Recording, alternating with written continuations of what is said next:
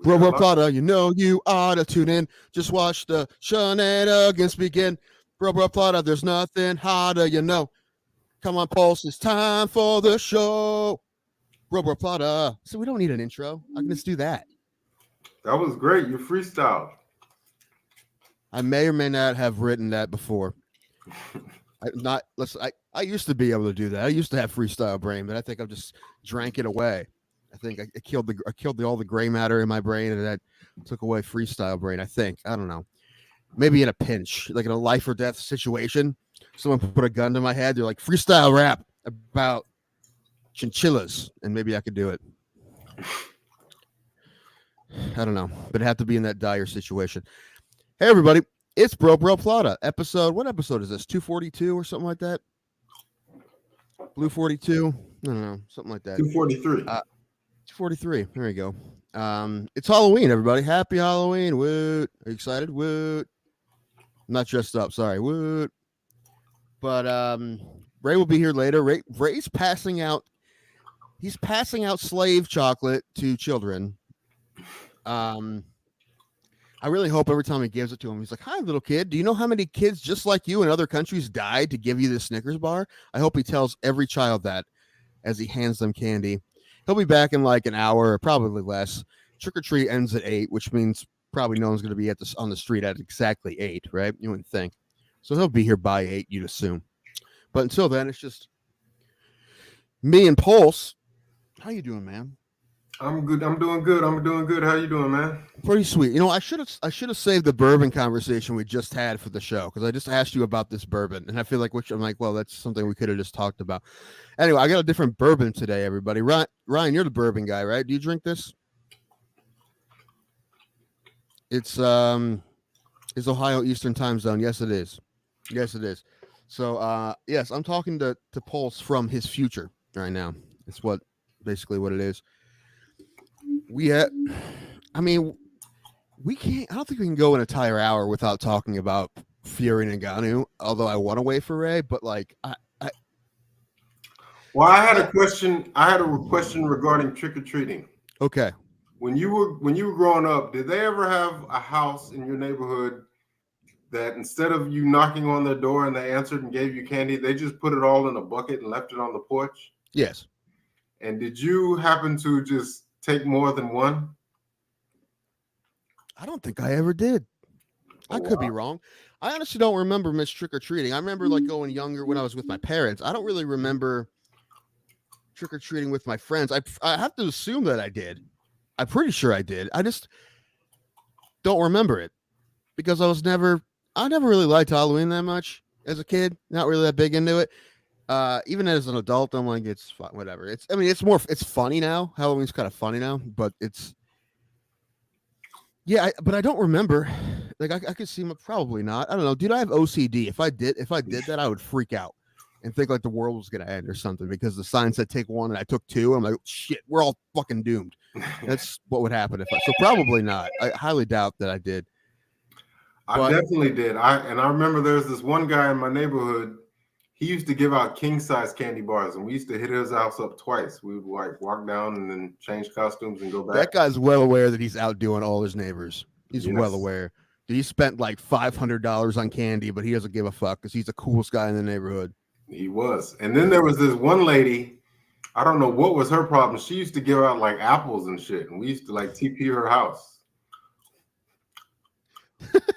I was like, what are you trying to be healthy on Halloween? What are apples and shit? Apples. I wouldn't trust produce from a stranger. At least Halloween candy's all sealed up and whatnot. Well, I remember there was this like PSA. There was this like thing that they showed where some degenerate, he was actually sticking like razor blades in the candy bars and sealing them back up. I don't know what was wrong with that guy, but yeah, they would like tell your parents to check your candy before you consume it. And I'm like, what kid is going to do that? This was one psycho, I think. It's the same thing when people are like, oh, dude, people are going to be handing out weed candies to little kids. I'm like, no one's giving up their weed. Exactly. No one's doing that. You know how much I paid for that? They're not giving that up. No one's doing that. Also, I wonder, is Halloween a thing in Europe? Do they celebrate that in the UK? Yeah, I think they do. I think it was originally a here thing, but it got over there eventually. Okay. Okay. Well, that answers that. Oh, sorry, I'm reading this comment. Ryan says he gets Weller on special every Wednesday. He goes out to the bar. Huh.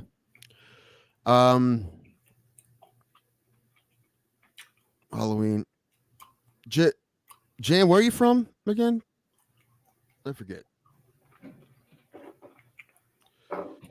Anyway, Halloween. Yeah. It used to be I think it used to be just a here. I don't know. What was I gonna say? I think we brought it over to Europe when the wars were happening. I think that's when that happened. I could be wrong, but I think when the world wars were happening, because we had people everywhere. That's when Halloween kind of spread. I could be wrong. I could be talking out of my ass, but I think that's right. I don't know. I don't remember hearing about it, but then again, I've never been to the UK, so yeah, me neither.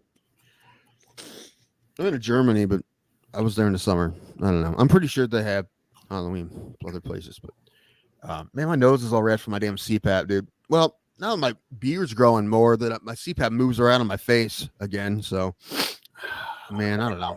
I don't want to shave it, but I don't know. Anyway, is that for sleep apnea? Yeah. Does it work really well? How many hours do you get a night? I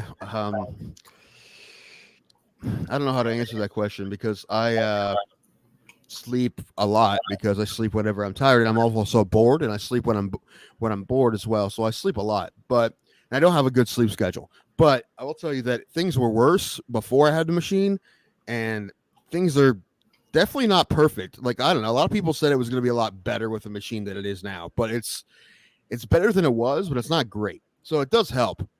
It does help, but I don't know. I was told it was going to help more. I don't know. I have a thing and have an app that tells me how long I slept and how well I used the machine. So what did I do yesterday? Well, here's the thing. Monday, and I think you're just counting Monday as the 24 hours of Monday. It says I slept 15 hours and 23 minutes. So wait, 15 hours in one day? I guess. I mean, wasn't in one sitting. I know that much. Still, bro, I get maybe 5 hours a night, if that. Really? I wish I got more. I wish. Yeah. See, they recommend you sleep 7-8 hours a night, and I'm like, I don't have that ability. My body doesn't work like that. Yeah, some days. I mean, it says for today. It said I've only done 5.5, but that's because I took a nap. That was I don't know. I don't know when the clock starts and when it stops. I don't know. It doesn't go it doesn't show me each time I used it. It just shows me how much in a 24-hour period. I'm not sure. Okay. I don't know. The thing yesterday, I was up most of the day because I slept a lot the day before. So yesterday I was up for a while. Then I went and did stuff. I don't know. I went and saw the new Scorsese movie yesterday. Oh yeah. Killers of the Flower Moon. Yeah. What was that? Did you see The Irishman? Yeah. That epic, that 4-hour. It was okay. I didn't mind. Listen, I was at home, so I didn't mind how long it was because I, watch TV that long all the time. So I didn't mind when I was at home. This movie was 3.5 hours, and I saw it in the theater. That's the longest I've been in a theater, I think. I was probably in there 4 hours. And what's it about? Is it a mobster? No, it's Killers of the Flower Moon. It's about in the early 1900s, the Osage people in Oklahoma, on their land, they hit oil, so they were all rich as fuck, super rich. They had white people driving around and shit. They were rich as fuck. They were the richest people per capita in the country. But the white man went down there and started marrying people and killing people. because fucking evil motherfuckers wanted their money. So they killed a lot of them. So that's what it's about. It's about these people coming in, marrying people and killing people. And it's kind of slow. It is, and it's not Scorsese's best movie, but it was pretty good. I liked it a lot. It's like a 3.5 hour movie that I sat through. But it was good. I liked it. So Ray, you have slave chocolate to give away to children. What are you doing here? Actually, they were Smarties. So, okay. Yeah, I was getting low on all them and what was it, Dum Dums, the suckers. Mm-hmm. So, interesting costumes this year. It very sound like a robot. Do I? Mm-hmm. God damn it! Tell me why, Tim. Why does this happen to my life? Tell me why. I'm gonna real quick talk, and stop. I don't know. Oh, he's trying to hear it himself. I'm not lying to you. You know. I feel like if I sit here, it sounds a little better. It's not as like if you back away from your microphone, you'd probably be fine. Yeah, Ish. probably. Better, at least. I mean, it's definitely better with the other setup. Yeah, but I just need a new laptop at this point. Like that's numero uno that I gotta fucking do. So, hi guys. You've been talking about that for 3 years. I know, but I still haven't had the money. The picture looks good though. And it was on here. Mm-hmm. Yeah, I know. I can finally be 720p and look somewhat HD and real on somebody's television. Well, it doesn't matter because I don't have I'm stroby today. I don't have my light. I haven't used my light in a long time, and Pulse is always looks like a shadow in a shadow. So that's. Pulse is looking like one of the Cosby kids right now. Who is it? Mushmouth? I think it was Mushmouth. Better than one of the Cosby women. Yeah. Yes. That said, dude, I can't I've seen the Thriller video pop up a lot recently because of Halloween, and I can't watch it anymore. Nope. I can't even listen to Michael Jackson anymore. I can't. Not really. Not the way I used to. Because every time I hear any of his songs, the first thing I think about is what he did to those poor kids. And I'm like, this is a good song, but I mean, sure, he touched a couple children, but it's Michael Jackson. It's Michael Jackson. Y'all guys believe the hype? You believe that documentary? 100%, dude. Yeah. Dude, the corroboration it would take and the evil from those people to make all that up it seems there's no fucking way. There's no way they made that up. Most of them, so it could be. The man was exonerated on 10 different counts. And that was before these new people. That was way long time ago before we cared about canceling people. Okay, that was a long time ago. And now when this new documentary came out in 2019, I was in LA when that came out. I remember because I watched it with Sean Lynch and Silky. It was funny. We're sitting there like, oh shit. Yeah, that's when I saw that. I'm like, nope, this is real. This is real. Because those people who in the documentary, they weren't part of that old lawsuit. Yeah, I don't know. That dude, you have the greatest lawyer on the planet, whoever that is. Well, I was also about to say, like, he did dangle a baby off of a balcony, so we know he's crazy. Capable of like horrifying things. Yeah, he was capable of horrible, and he was chemically castrated, and he was insanely famous his whole life. Look at Garth Brooks; he has testicles. Could you imagine if they took Garth Brooks' testicles? Even crazier. He would have been Chris Gaines the entire time. Right, just Chris Gaines murdering folks. Putting people in what do you call it? I lost it. Anyway. What? I broke my brain, Tim. I'm pretty sure I broke my brain yesterday. That's not new. Oh, yeah, it was I was pretty hammered this morning, or pretty hammered last night. Did you go by yourself? I did. You went and got hammered. You didn't have a spotter? No spot. No, you need a spotter. You need a spotter. I've met you. Did you say you left something? Did you leave something at the show? I left my $35 T-shirt. See, you need a spotter. Venue. You need a spot. I do. I'm like a goddamn child. You are. You are. You I gotta stood find. You by better the find someone to stage. marry you, or you're fucked. Like I you. know. Oh, before I forget, now You that have someone both to of you marry, here, Ray. could I have both of y'all's blessing? I asked Ray, and we spoke about it. But next week, is it all right if I invite a guest on? Pulse. I mean, he this did is our get a show. ceremony. You can't just fucking bring people on willy nilly. All right. I'm kidding. Who is it? Her name is Rachel Jackson. She's a comedian from Scotland. Okay. Yeah, I'm down. I'll send you her IG. You can check out her work. She's part of an improv group in LA called the Groundlings. And You didn't say improv. yeah. Well, she also does stand up. I'm kidding. And she has a special out called Almost Famous. And maybe you guys could check it out and react to it. Okay. What's her name? Rachel Jackson. Okay. Rachel Jackson. Yes.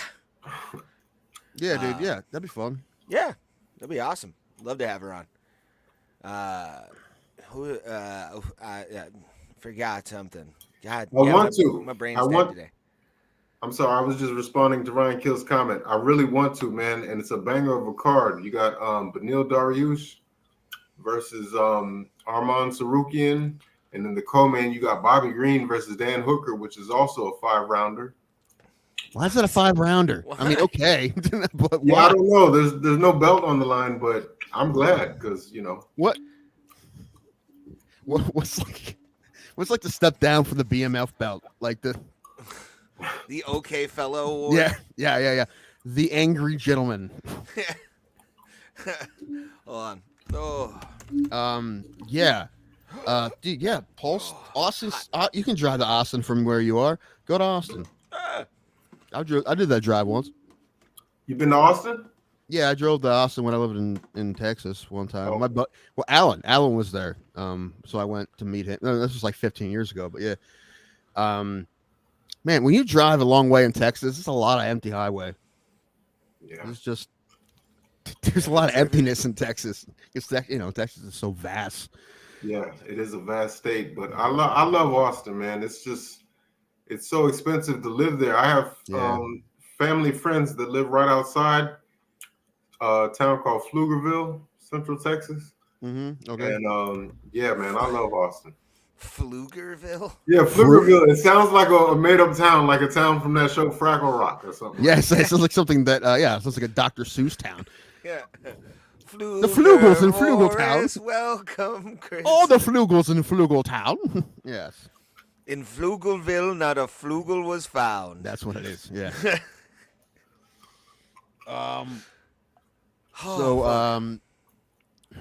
At first they said Frugalville. I'm like, that'd be a weird place to be expensive. Frugalville. Anyway. None of the restaurants actually give out food. They're all just like, you bring your own. Just bring your own. We're not paying for anything. We're just gonna let that one bomb. Just let them bathe in it. Let them bathe in it. I like it. Also, Kelvin Gastelum is coming back on that card. Okay. Yeah. No. That'd be cool. It's gonna be a good card. Yeah. Go to it. Also, get a press pass. We're sending Pulse. Man, how can I make this happen? I don't know. I don't know. Ask Moss. Moss will know how to do it. I don't know. And also, Misha Tate is coming back after a long is she? Yeah. That's cool. Yeah, that'd be fun. I mean, I really wish we had a card around here instead of 45 shows at the fucking Apex every year. Come to Cleveland. Come to Columbus. Come to Cincinnati. Come to Pittsburgh. Did come to Columbus last year. Last year, I won every year, Ray. There's no reason we shouldn't get one every year. Fucking spoiled brat, you. Just a spoiled brat. Ray, if they took those Apex fights and spread them out in other American cities, money. It would be no. It would not lose money. They would not lose. Would they make slightly less money? Maybe. Okay, yes. You know what? Just do what you always do and pay the fighters less. No big deal. Fine. It's fine. Exactly. Until Big they all start leaving, and and then making a name for themselves in boxing. Dude, I know. I'm so fucking happy for Francis.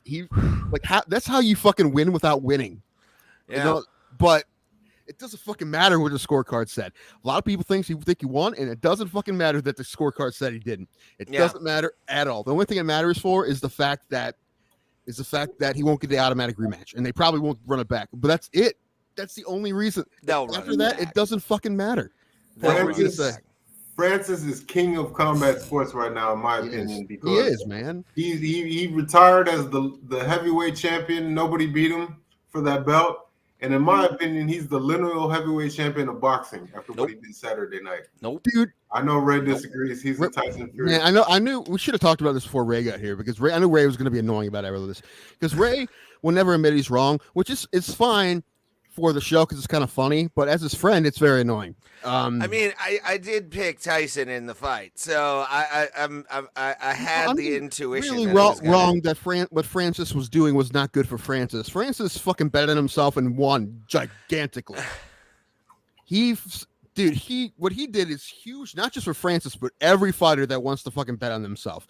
He did so much to just, dude. This guy really is a hero in combat sports. He really is. Let's not go that far yet. He's actually. I think once he gets into like the actual top 10 of boxing, then we can talk about it. He is. I know. I saw that, and it's hilarious. Yeah, the top 8 is gonna eat him alive. Really? Do you not see what he did against the best possible guy he could fight? Right. And I don't think Tyson took it seriously, though. I really don't, because even he was kind of getting winded. He never gets winded, like ever. And he was moving so fast to get away from Ngannou's power after the third. It was insane to watch him like outbox technically Francis Ngannou. But yeah, Francis even impressed me. I was like, holy shit, he actually he's doing it. I was just sitting there in the recliner I was in, just like, the fuck is this? I'll admit he did great. He did great for his first boxing. Put your fucking big business hat on if you're gonna be like this. Where's your hat? Put it on. I don't have it. It's somewhere in the house. You need that and a monocle, because sometimes it's funny, but also a lot of times it's frustrating, like right now. Fury came in at 278. He was 18 pounds away from 300 pounds. Yeah. I mean, that's 22 pounds away from. But anyway. Oh, my bad. Okay, I wasn't mathing right. Math is racist, Pulse. It's okay. Math is racist. Are these look like shades when I take? These are clear glasses. I don't. That's awesome. They do look like shades when you're sitting in the shadows. Right. What Pulse does in the shadows. Pulse, so you're a vampire? That makes sense. I was going for B Rabbit from 8 Mile. Oh. I like it. Even though I'm not a fan of the guy. Oh yeah. Bray doesn't like anything other people like. It's just that guy. He goes and sees bands with 4 other people. I've noticed that. You don't like Eminem? Nah, he's not for me, dog. Not for me. Too pitchy, dog. Too pitchy. But you recognize Rock and Roll Hall of Famer Eminem, not good enough for Ray. I was gonna say you recognize his lyrical ability, though, right? He's so not good. Really. Yeah, I'm in a very small minority of human being that's fine. Like You're allowed to be, but just don't annoy me with it. All right, that's all. I try not to. Really? Not to. Because you talk right now. You're talking about it. Also, you put it on Facebook all the time just to piss people off. Yeah. Which is listen. Now that I know you as well as I do, it's funny to me because I see people like making a terrible mistake. You're just like, Like people just making the terrible mistake of getting into an argument with you. Like I know. I say all the time. It's like trying to argue that you try to argue the sky isn't blue, and someone's like, it's right there. It's fucking blue, and they're pulling their hair out. It's like, turquoise. Nope. It's turquoise. Yeah. Okay. The whole time they're pulling their hair out. It's fucking right there. Like nope. Yeah, I'm like, he's doing it again.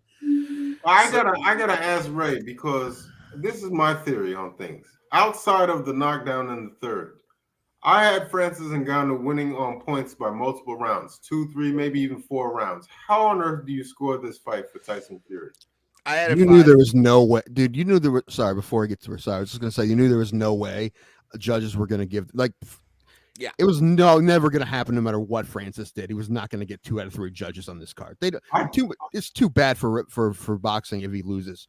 I thought it was going to come back unanimous. When it came back split, and then the second score came in by such a wide margin, then it dawned on me. I'm like, oh no, they're not about to rob Francis. And then sure enough.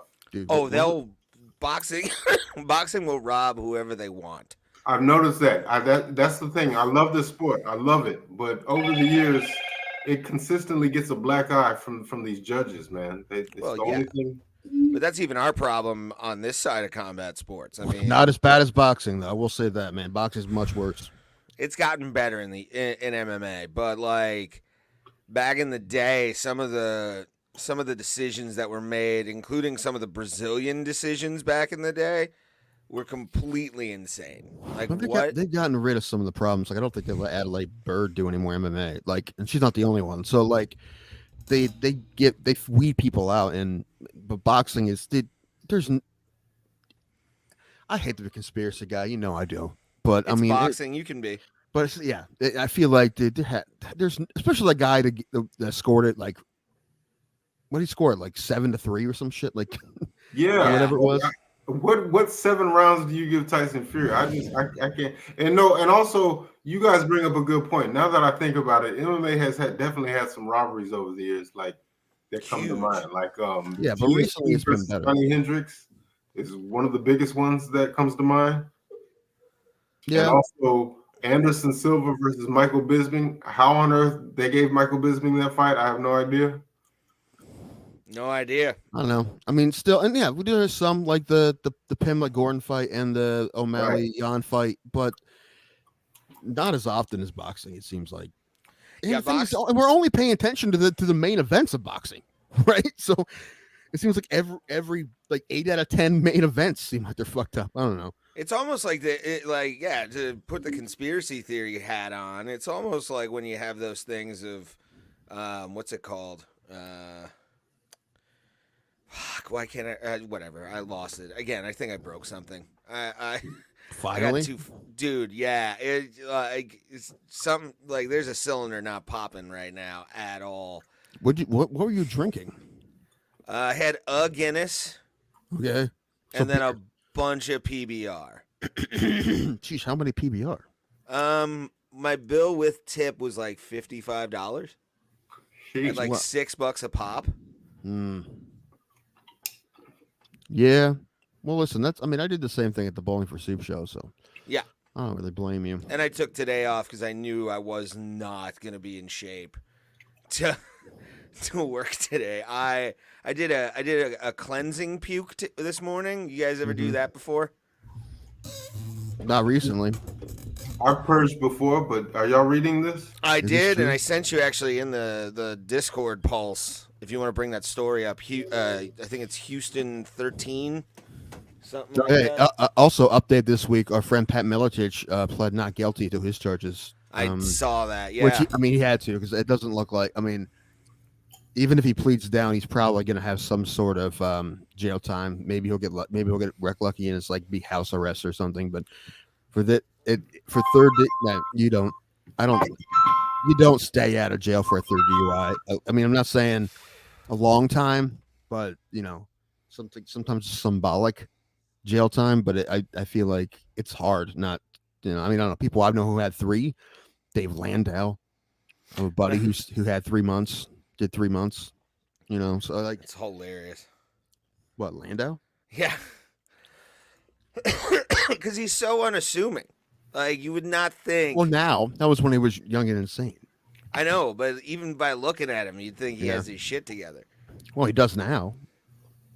Well, he's a comedian, so as much as a comedian can, but still. What's going on? You okay, Pauls?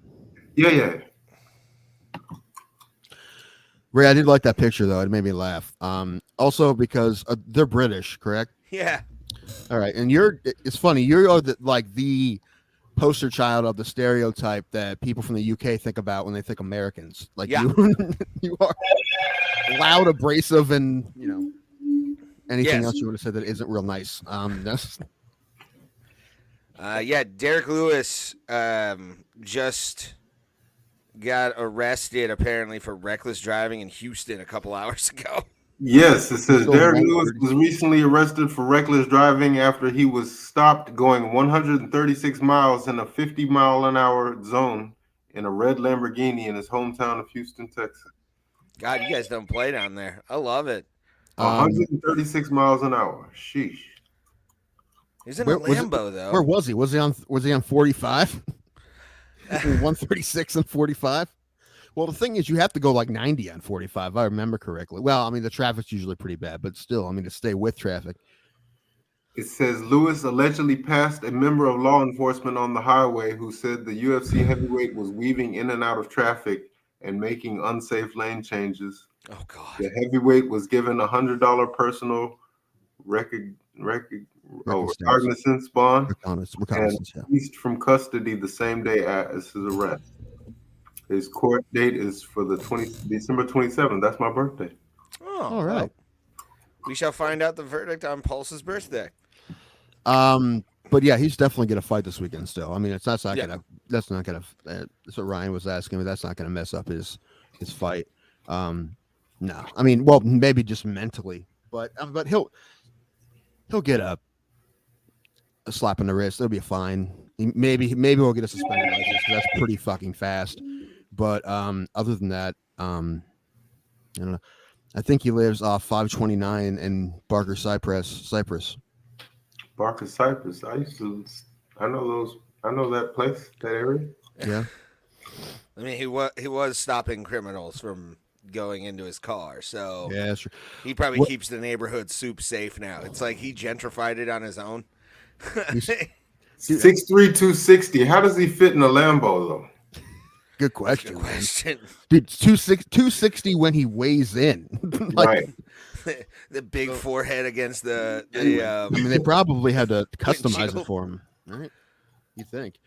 Do 136 and a 50. Just think of all the 50-mile-per-hour zones and think about going 136 through there. Oh Lord, that's I don't know how it is in Texas, but like if you go 136 and a 50 here, that's dangerous. And they said weaving in and out of traffic. Like, what the hell was he doing? I'm wondering where was he going? Like, yeah, I don't know.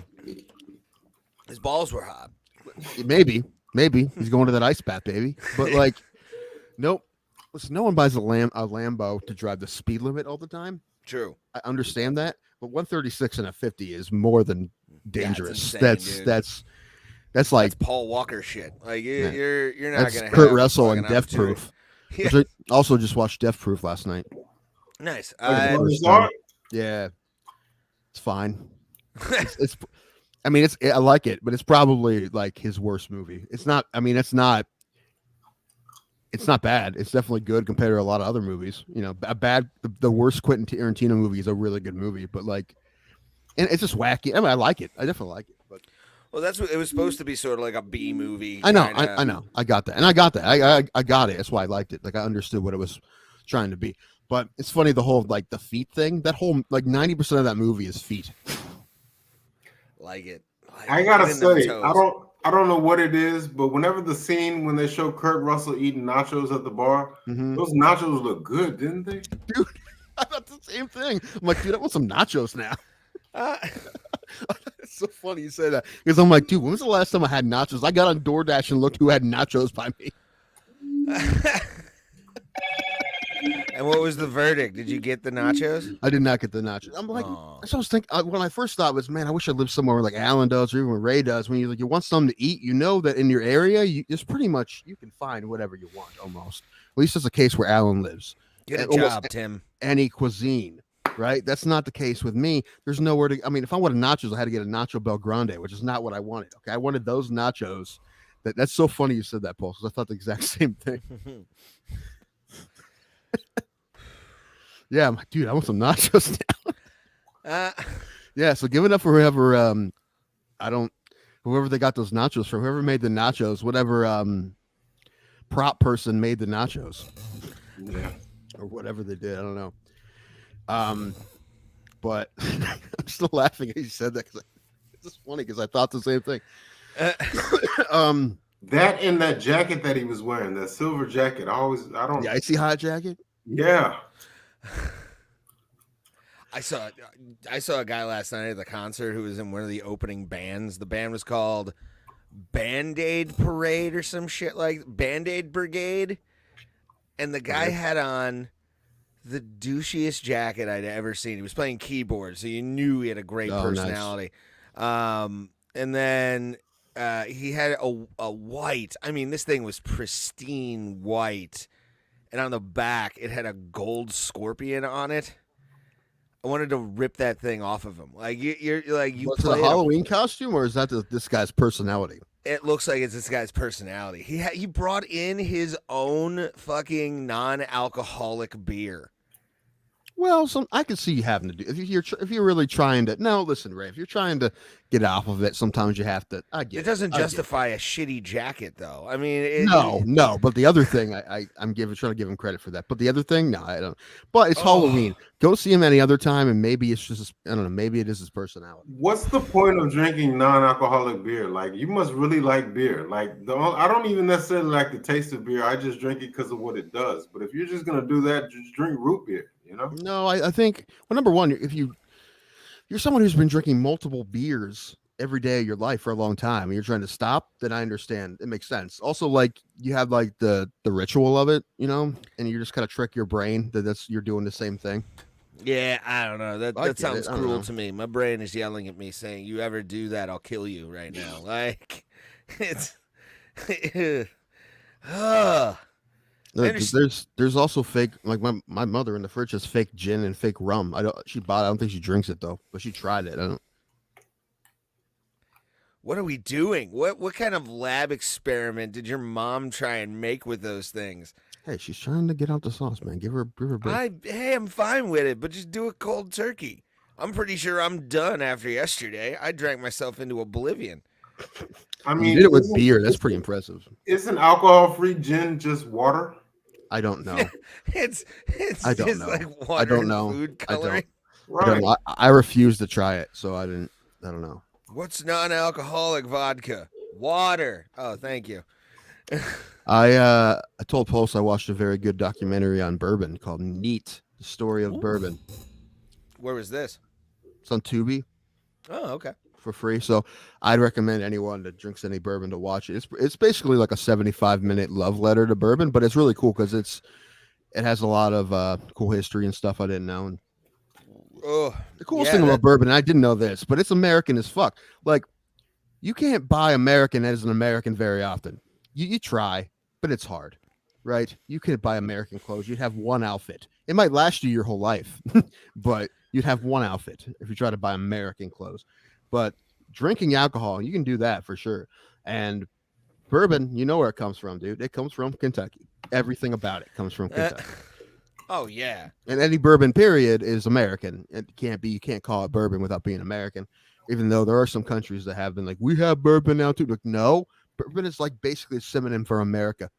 Like, bourbon is America. All right, you assholes. Oh, God. Patriotic Tim. Yeah. Are we getting Patriot Tim here? Yeah, when it comes to booze, yes.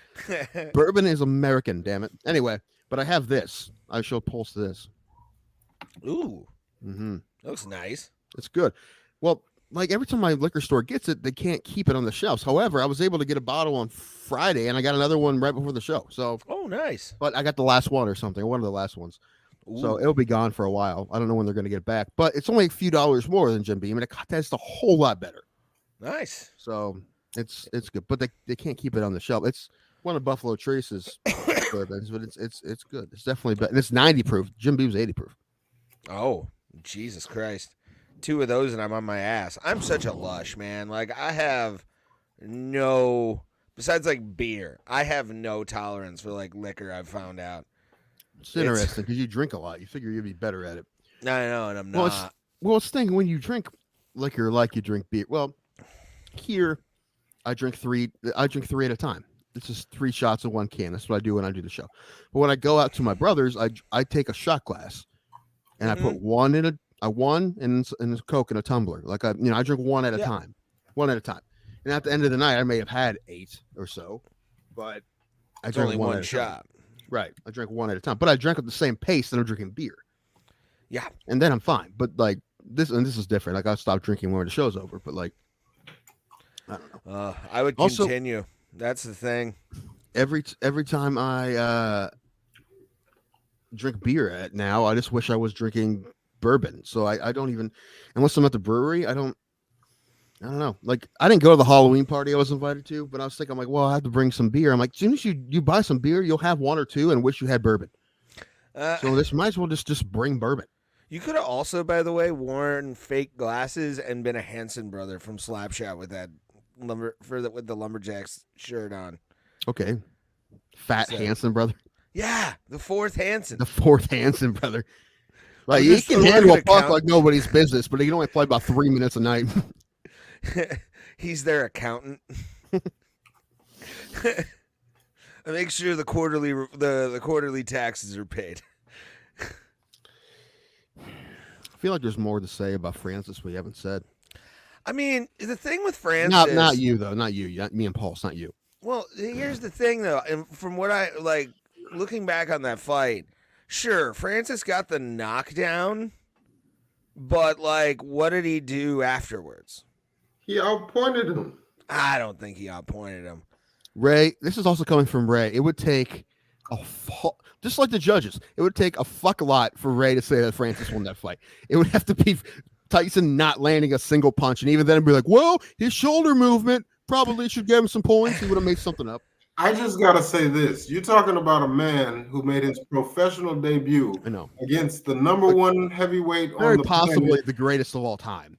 I mean, the most dominant, undefeated heavyweight against a guy making his professional debut. That wasn't even supposed to be close. That wouldn't. He was supposed to make Francis look like a fool. You know. Is this your dude? Granite. He said Fury won 6 rounds to 4. You know what? It doesn't even. But even if it did, again, it doesn't matter. None of that. That was how I had it. I thought it was 6-4. I did. It was. It doesn't matter. It shouldn't. He shouldn't have won 4 rounds. He shouldn't have knocked him down. He shouldn't have done anything. Right.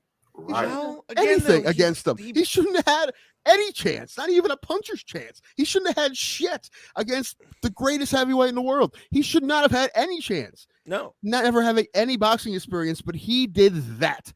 Holy shit. You realize when I don't think he should ever fight MMA again. Maybe he has that big contract with PFL, so like a 1 PFL fight, maybe.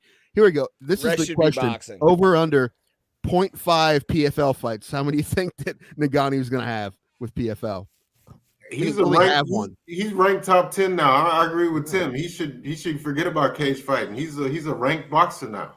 Yeah. He should and I mean, there's so many fights for him to make against Anthony Joshua, Wilder. Right, and he makes so much more money than he ever made in the UFC. So and this is a life lesson. Bet on yourself, people. You can do it. Bet on yourself. Don't listen to Tim. Don't let him give you false hope. You can't do it. Okay? Yes, Ray's saying shut up and listen to Daddy. Yes. Go make me a sandwich. Yeah. Shut up and listen to Daddy. Dana's always right. Shut up and listen to Daddy.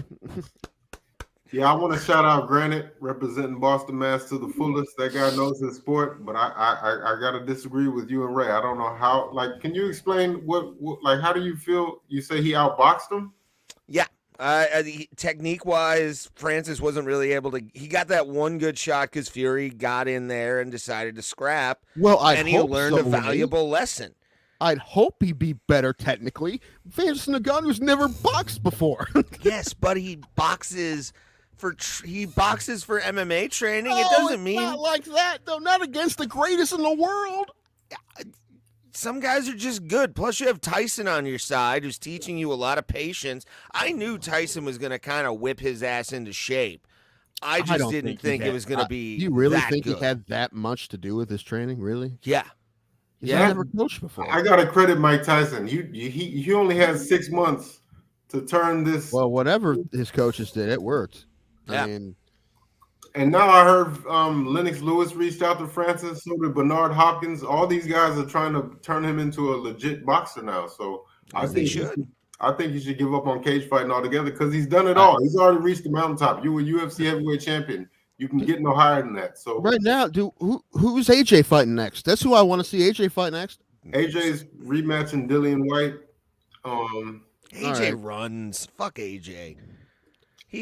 I'm just saying any of the names. I want Francis to fight the names, and he will. I feel AJ. I'm maybe drinking the Kool-Aid, but I feel AJ knocks. I feel Francis knocks AJ out. I think so too. Who's the fat Mexican American? What's his? Andy Ruiz. Andy Ruiz, yeah. Fight Andy Ruiz. I like Andy Ruiz, but I'd love to see that fight. Dude, Andy Ruiz. Wouldn't it be hilarious if he's the one Like he beat AJ for the belts, and now he's like gonna knock Francis out. I mean, I'm watching. I'm just saying. I don't think, dude. I don't think it's fluky. I think has. Real I'm not saying it's. And see, I'm not saying it's fluky. Again, I'm not if you're saying that Fury didn't take him seriously. You're saying it's fluky. No. I think honestly, like he didn't expect the power that Francis had. We all know this. We all know about the power. We've seen it in display many a time. I think Tyson thought he could take the best punch that Francis gave. He did, but it kind of threw his game plan completely out the window because he had to avoid the power of Francis Ngannou. I'm not dumb to that stuff. Even the punch he got him with, which like what was it, like a hook? Yeah, like, on the side of his head, and the guy who's much taller than you. So that's like, how do you get that much power in that punch like that? Yeah, I don't know. That's crazy. Yeah. Francis has they clocked his power in. They said it had the 32 psi or something like that, of like it's some high ass number where just you feel it. It's like a gunshot almost. It doesn't look like that kind of punch would have that much power. Like, dude, I don't know, me and Ray, not Pulse, but me and Ray, if we tried to throw like that against, we barely move a heavy bag. Like if you put the heavy bag up here and we try to go like that, a little bit. My point is, it's not a power punch because it's a hook with your left hand going upward. It's not your most powerful punch. We may have found what we need. We need to find sand mines in this country to really like teach our military how to like get jacked. I think Ray's saying we need to enslave our people is what he's saying. Yes. The best fighters. Total servitude. I got to be at least in the upper management. I can't be down anywhere. No, you got to start at the bottom. No. Yes. No. Even if you're part owner of the company, Ray, but you got to start at the bottom so you know what it's like. Undercover boss. Yeah, you got an undercover boss in the mines. In the sand. Listen. Mines. I thought I already knew what the apex of the Francis Ngannou movie was going to be, but right now it's looking like this. This is it. That's why they got a Rocky moment where you see him do great, but then they read his scorecards and you're like, oh, almost. It's going to be like Rocky. That's why they got to book Ngannou versus Wilder, the two heaviest hitters in combat sports. Yeah, dude, that'd be great. It's a guarantee. Anyway, you're right. Let's do that tomorrow. That's not going to see the judges' scorecard. Somebody's going to sleep. Oh yeah. I know Francis will do it, but because I will say this because he's coming from MMA, he's not going to duck anybody. You don't duck. You don't really duck people in MMA, and it's actually funny that people were saying that he was doing that. It's funny. Like, oh, he doesn't want to fight the best fights. He fought the greatest boxer in the world when he's never boxed before. Anyway, and my point is, Francis betted himself and won. Good for him. And also, do you think Wilder would take that fight? I was going to say, do you think Wilder would take Ngannou? Oh yeah. I mean, for the money, I think so for one reason, because there's controversy. A lot of people are saying Ngannou won, so it's like if Wilder goes in there and knocks out Ngannou, that totally erases all the losses he had to Fury. Somewhat, yeah. I think that's his redemption arc for Deontay Wilder, because he hasn't fought since then, has he? He fought once. Fought a guy named Robert Helenius, knocked him out in the first round. Oh, okay. Yeah, I haven't seen it. His fights really haven't. He kind of diminished after the Fury beatdown. Anyway, is he fighting still? He said he only fought once. Yeah, just once, but I think he's waiting for He was supposed to fight Andy Ruiz in Mexico, Mexico City, but what's Ruiz doing? Fizzled out. What's he doing?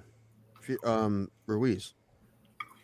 I don't know. It's like he became king of the world that night. He beat AJ, and then he got paid, and then he's just been chilling ever since. Yeah. Hey man, if you score the biggest win that any boxer's ever done, AJ versus Wilder soon is what Granite's saying. Yeah, I want to see Francis. I want to see Wilder versus Francis. I don't care about AJ. Also, because I want to see him make the money. So yeah, that's. Yeah, yes. I want it to happen, and I want it to be in Columbus. It'll probably be in. How do you guys think Dana White felt as soon as Fury hit the canvas? Like he's like shit. No, he'll tell you he wasn't watching. He was fucking watching. Oh yeah, he was watching. You know he was watching. I mean, once he knocked him down, and I think maybe Dana would have been like, "Fuck," just one little like, "God damn it." 1 minute. Then he got up though, and he looked wobbly, but luckily he was able to kind of move away and make sure he didn't get fucking clocked anymore. You know, so that would have been terrible, dog. Terrible for the sport of boxing. Yeah, it was bad enough, and he technically won. I know. That's what makes it good, in my opinion, sir. What if CM Punk knocked everybody out? Like that's, he's like never had an MMA fight, and he just came in off the street and started knocking out everybody. Like that's what. It was baffling. That doesn't even compute. Like I never thought he'd have a chance of winning anyway. But yeah, good on him for trying. But Francis, the thing is, Francis was working with pro boxers. He wasn't just. And then it was all up to him when he got in there, and he did a great job. I'm not saying that, he got lucky or anything. No, because we've seen multiple times how much power that guy generates. But I didn't think it was going to be, I didn't think he was going to knock him down. I thought he was going to hit him and kind of stumble him. But, I mean, wow. He almost did what all these other MMA fighters have tried to do. Conor McGregor fought Floyd. He got tuned up. Anderson Silva, Tyron Woodley got knocked out by Jake Paul. I honestly thought, to be honest with you, Francis was going to have the best showing out of all the MMA fighters because it is heavyweight boxing, and it takes a lot more technique and a lot more skill at the lower levels than heavyweight boxing. Heavyweight boxing is just two fat guys throwing at each other, and you look at Francis and you're like, oh no, the beast has been unleashed. You're like, shit. And he looked, what's sad? The entrance that he had, I thought like he was shitting his pants. I really did. For some reason, he just looked off in the walkout, and I'm like, fuck. You know what, man? I agree. He did kind of, I'm not going to say nervous, but he didn't look confident. I will agree with that. When he's walking out with Adesanya and Usman, I was like, I think it's getting to him. Well, how long did it take him to, well, who are you talking about? Ngannou? Yeah. How long do you think it'd take him to be like, I can do this? Probably not long. Probably a couple rounds. At least by the third round, obviously. Yeah. He got more confident as the fight went on, which is a good sign of any high level pro boxer. But he did look tentative. Like he looked really like, oh God, what am I getting myself into? And then when he tapped Fury and got him to be a little bit more tentative, that's when you could tell it was the Francis Ngannou fight. And I mean, I had Fury needing the last 2 rounds of the fight to go his way, to even have a shot after that knockdown. But he did what he had to do, and he luckily outpointed Francis in the judge's eyes, and Bob's your uncle. We have a new star in boxing in Francis Ngannou. I was pretty sure Fury was going to have to knock him out to win. It didn't look like it was that what's the word? Extreme to me. It was more like, okay, he's got to just do well the next couple rounds, and I think he has them. But yeah, Francis changed the world on Saturday. Like completely changed the world. I was shocked. Like I loved it. I saw the video of the knockdown because it was online right after it happened. Mm-hmm. Like I think Kawani put it on his Twitter. Like I'm surprised it didn't get pulled out. Like it was right away. I saw it. So that was sweet. And then I saw the decision. I saw people's reaction to it. I'm like, this is pretty sweet. This has been the worst 53 minutes about the Fury Ngannou fight. Thank you, TJ. Nice. You're amazing. What's in there? Pulse Malone, speak. He makes more sense.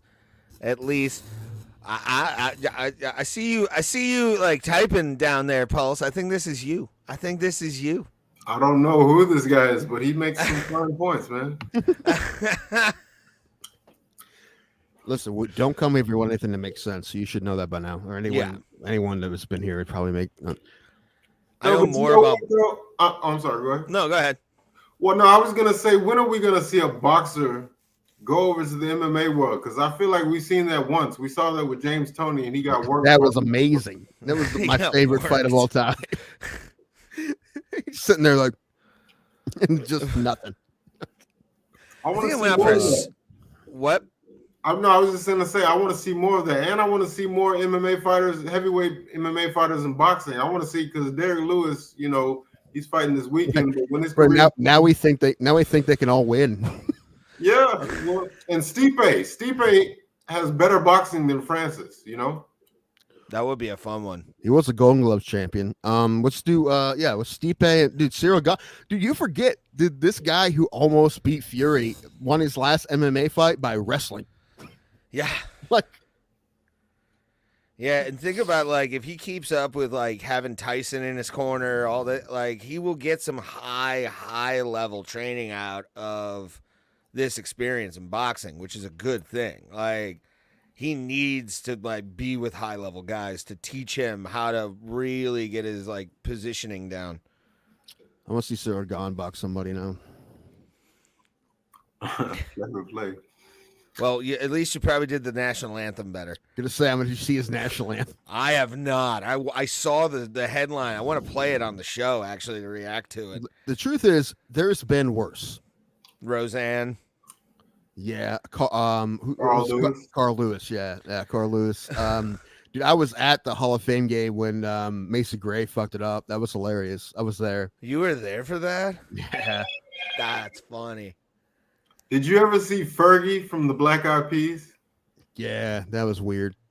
I don't know what she was trying to do. She just tried too hard. If she's just singing normal, it would have been fine. And then she peed a little bit. Well, that was a different thing, wasn't it? Who did it the best? Whitney. Who did Whitney or Chris Stapleton. Dude, Chris Stapleton at the Super Bowl fucking slayed. He was so good. No one alive should do it other than Chris Stapleton, I think now. He fucking crushed it. Who else? Oh, dude. Christina Aguilera, when she did it at a Penguins game in 91 was pretty good. It was for a Stanley Cup fight. She was 12, I think. Dude, I'm going to submit to sing a national anthem at the Rubber Ducks game next year. What do you think? Do it. Dude, the thing is, if I do it, they'll probably pick me, because I think that I've heard some of the people sing the national anthem there, and I think they'll probably pick me to do it. Whitney that Houston. Would be funny. Best song is I Want to Bathe with Somebody. I like this person, whoever this is. I want to bathe with somebody. I want to do some H with somebody. Hey. Yeah, that's good. With somebody named Bobby. Oh, you know what? It wasn't the national anthem, but Ray Charles' rendition of God Bless America at one of the All-Star games, baseball All-Star games. That was really good too. And WrestleMania. He did one for, I think it was WrestleMania in Detroit. Did he? Did you know where he was? They told him probably. How did they get him to do WrestleMania? I feel like they lied to him. It's actually SummerSlam. What? Which, speaking of SummerSlam, Tim, I have an idea for your first professional wrestling match. No. SummerSlam 2024. I'm not paying. Cleveland, Ohio, at Cleveland Browns Stadium. Uh-oh. Hold on, it is? There's a lot of rumor and innuendo going around the wrestling world that Cleveland will be the host of SummerSlam 2024, and they do it in the stadium. They actually they've moved SummerSlam from the arenas to the stadiums now. What if it rains? You should do it, man. I bet you if you saw it live, that would change your mind on the business. Fine, but I'm not paying for it. You guys have to crowdsource me tickets. Venmo link down below, motherfuckers. Let's go to SummerSlam. I'd get the cheapest ones. Probably gonna be like $250, $500 for like decent bad seats. Lord. Yeah, then what I said stands. I'll go if someone buys my ticket. Where's B-Man? B-Man hasn't been around in a while. We need to What? Roberto, So, make it happen. No, listen, let's stop talking about stupid boxing. It's something more important that happened. Creed announced their American tour. Yeah, I know. Dude, I looked just now. Because tickets went on sale today. Well, pre-sales today, but I had the pre-sale code because of course I do. I do too. It's somewhere of 99 if anybody wants it. Anyway, the first three sections, the closest three sections are already sold out for Pittsburgh. Okay. Well, it's Pittsburgh. Of course they're going to sell out Pittsburgh. But they're still. But the thing is, this is not a good time for me to buy tickets for something that is so much. But I want to go so bad. Like if this happens and I don't get to go to one of these shows, I'm going to be so pissed. I understand that, but you have to do one thing, and that's called lawn seats. Dude, I had lawn seats for Shania Twain, and they fucking sucked. Okay, I don't want lawn seats for Creed. This is Creed. I want a chair for Creed, and there's so many bands. I'm gonna need a seat. Well, here's the thing: they have all markings next to them. That's where that's who's gonna be with them on each show. All right. Well, then who's? Yeah, you have to look at the markings to see who's gonna be at the Burgettstown one. Dude, that's closer to me. That's just about as far for me as Blossom is. Okay. So yeah. Wait, did you say this venue is outdoors? Yeah. Yeah. It's a pavilion. Yeah, it's like a pavilion type of thing. Pulse, you know where they're also coming? Cynthia Woods. Actually, Pulse, if I come to Houston, you want to go see Creed with me at Cynthia Woods Pavilion?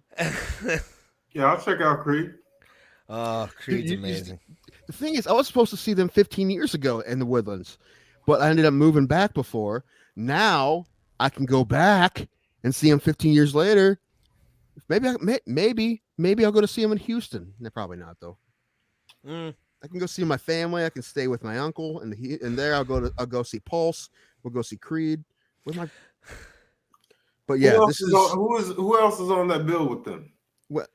Well, hold on. Let's see.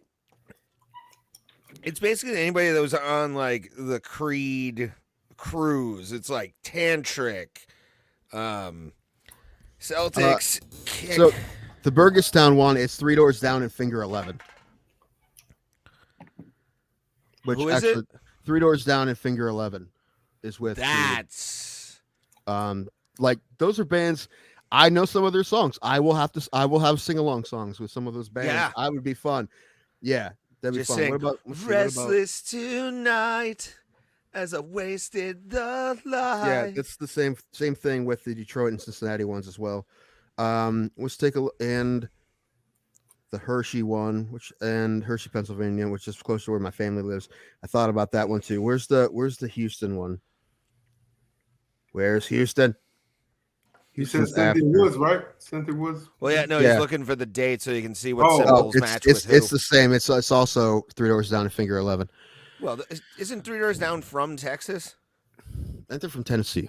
Oh. Or Florida. They're from Florida as well. Oh, they are? I think, yeah, them and Creed are from Florida. I don't know about Finger 11.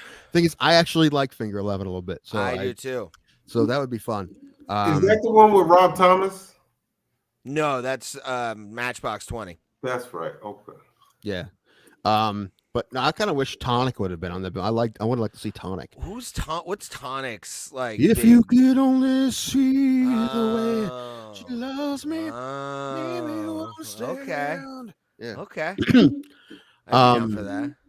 But we got here. It's called Sacrifice. Donate blood to get paper route to pay for tickets. I might have to.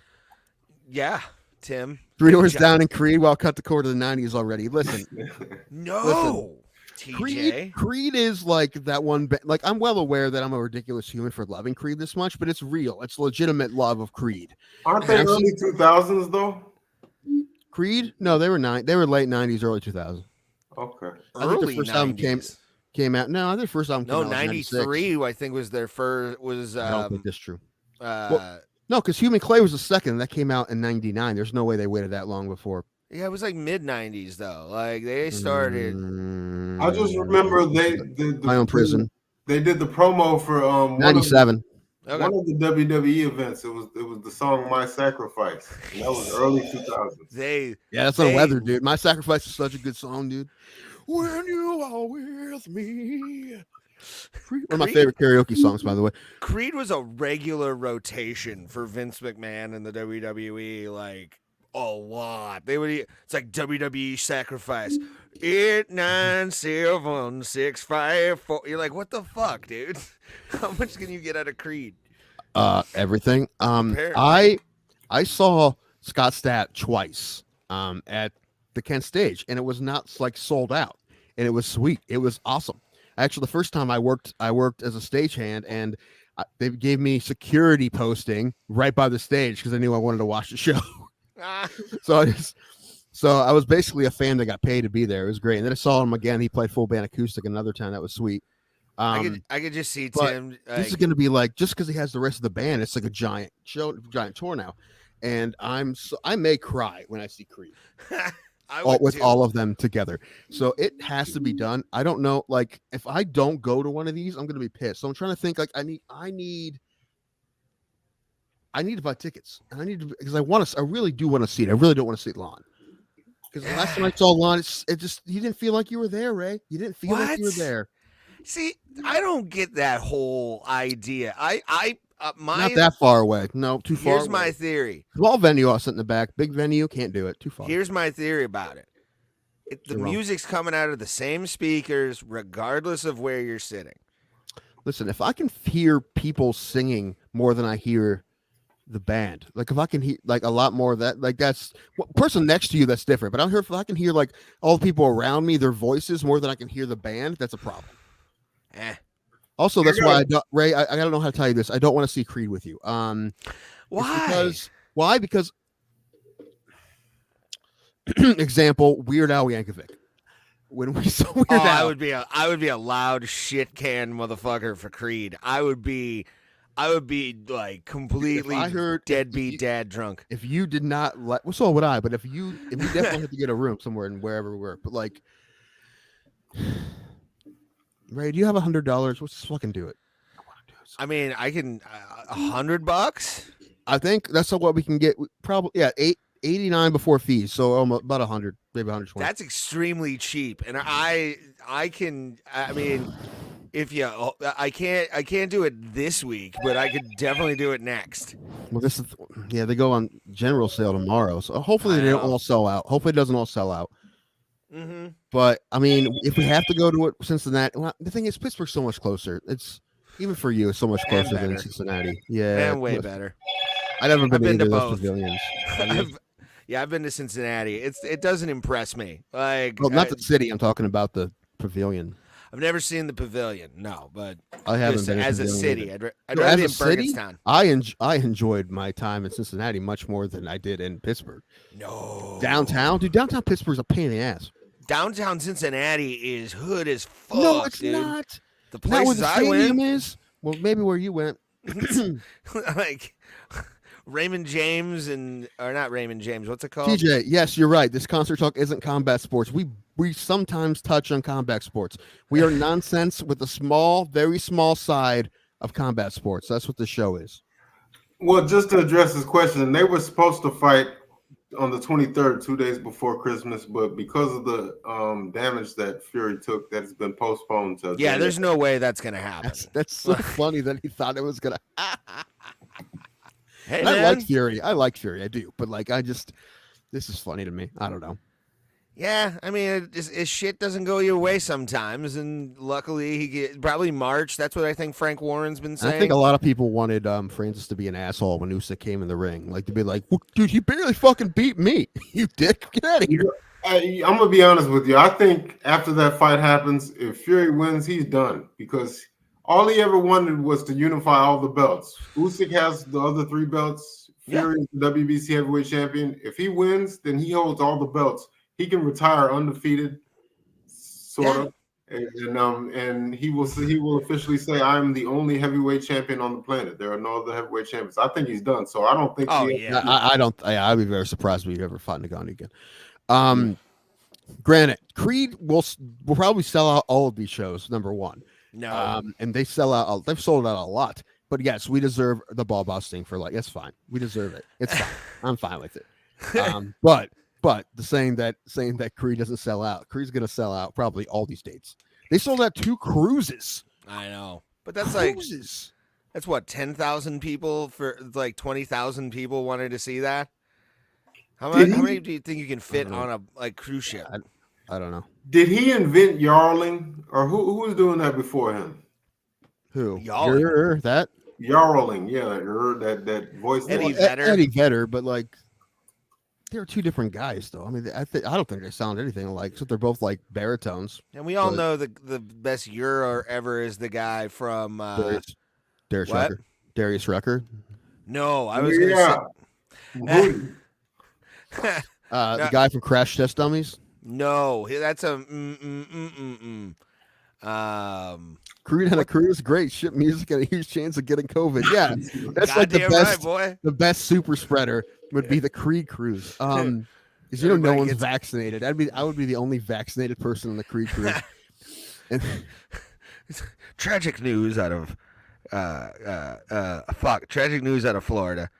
All Creed cruise members, including the bands involved, have died, but one man, Timothy Danko, is on scene. Just one fat guy at the buffet by himself. We're like, What? I don't know, man. I feel fine. Have either of y'all ever been on a cruise? No. Yes. No. It does not sound appealing to me in the slightest. And I want to preface it with this.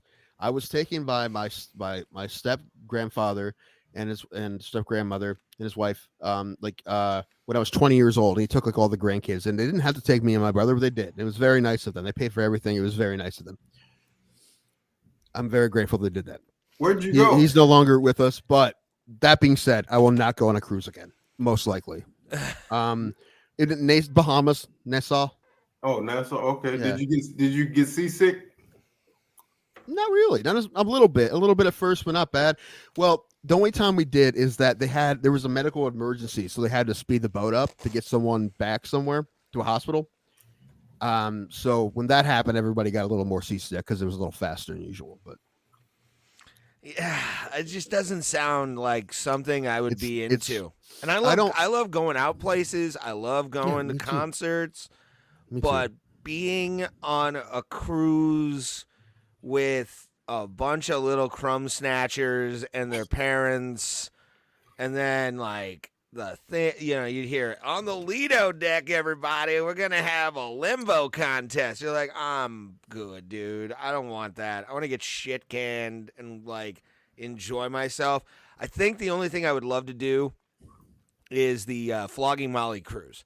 That would be the one that I would go on just because there's a St. Patrick's Day concert. I feel like getting drunk is all there is to do on a boat like that. What kind of? I went when I was 20 years old, so I was too old to do the kid shit and too young to do the adult shit. So I had fucking nothing to do. It's international waters, though. Right now, but they won't let you. They won't let you drink unless you're 21. Boo. But it's.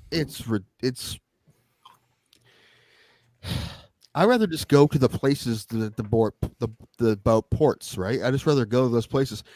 I don't understand the appeal really, and of just being on a boat and there's this buffets and there's some bars and there's the same guy playing Margaritaville 8 times a day. I heard Margaritaville so many times. I wanted to ask you about the buffet. How was the food? Good. Food was good. Food was good, and you could order. There was a kitchen that was always open, and it was technically free. I mean, you tip them, but you just order whatever you want whenever, and you just call them. You just order whatever. What do you want? There was no menu. You just told them what you wanted to eat, and they made it for you. That's how much food is in the boat. And what about the amenities? What do they have? Is there shuffleboard? What do you do for fun? Shuffleboard. They had a basketball court. When the one I went on, they had several bars and there was a theater because they had comedy shows. They had everything. I don't know, everything. Any bar game, they had all those. Or there's a lot of stuff. There was a lot of stuff to do, but it's just I rather just go to a city Yeah. and find all that place. I don't get it. I don't get the appeal of the boat thing. Plus it's just all people. Look, if there's one asshole on the boat, he ruins it for everybody because he's just there. It's like a miniature, like a week-long high school. Do you really want that? Kind of weird. Once y'all docked in the Bahamas, did you like go snorkeling or something? Like no, we just kind of like went around Nassau or whatever. Carnival Cruise had its own island, which was kind of neat. That was just like one day we just went to the island. There wasn't a whole lot there. It's just like we're just hanging out on this beach. It's Carnival's own private island. I know, isn't that weird? It's Yeah. fucking. Tim Dillon had a thing about like being on cruises, and I guess they set up like fake cities for things for people to buy on like certain plots of land in like Mexico and stuff. Like so weird. Like it's frightening. And how many times did Jeffrey Epstein visit those islands? Is my question to try and buy one. Got to buy one, maybe. Yeah, we had to outbid Jeffrey Epstein. Yeah. When did Epstein guy, the cruise lines pick that island up? Oh no, the Jeff Epstein Museum. Listen, TJ's on the same page to the same thing. Carnival Cruise bought Epstein's island and fixed it up. Got rid of all the lube and oils. Well, don't get rid of all of them. Just there's a slide going around that weird temple that he had. Goes into the water. That's a good question. What did they do with that place now that he's dead? What are they condemned? I don't know. I was about to say, hopefully burn it. Like I heard Johnny Depp actually owns his own island. I think so. Well, I would say if you had that kind of money, wouldn't you want to have an island? But I'm like, do you need an island? Really? I don't think I need I'd rather have a ranch than an island, personally. That's just me. But we talked about this before. Not a beach guy. So I'd rather have like a ranch in Texas than an island somewhere. That's just me personally. Nice. Living next to I would actually buy any land next to the bushes. If like in Texas, I would go like try and buy something close to the Bush Ranch. What does it say? Houston 5th Ward. It is gentrified. They put a fresh coat of paint on it. It's not like how it used to be in the 90s. It was called the Bloody Nickel back then, but they kind of cleaned it up a little bit now. Now it's the silver nickel. God damn it! Why didn't I grow up why wasn't I like older back when we lived in Houston? God damn it! That's fucking lame. Well, I lived there when I was of age. I wasn't. I was like 5. Yeah, dude. That's why I went to cool places like Fitzgerald's. I know. I don't remember any of the places that except for like the Astrodome. Did you ever go to either of y'all ever go to the Galleria? I don't think so. Did you ever go to? I don't know if I asked you before. Did you ever go to NASA? Yeah. You asked before. Yeah, I did go once when my family visited there a while ago. But we didn't take the tour for some reason, so we just went to like the gift shop. It was weird. Oh, anyway, yeah, I think we just kind of didn't realize there was a tour, or I don't know. We screwed up. Anyway, what was I going to say? Oh, I don't know. I've been to Reliance Stadium or Energy, whatever it's called now. Dude, that's where the national championship for football is going to be. So, Paul, I'm coming to Houston when the Buckeyes play in the national championship. What are they ranked right now?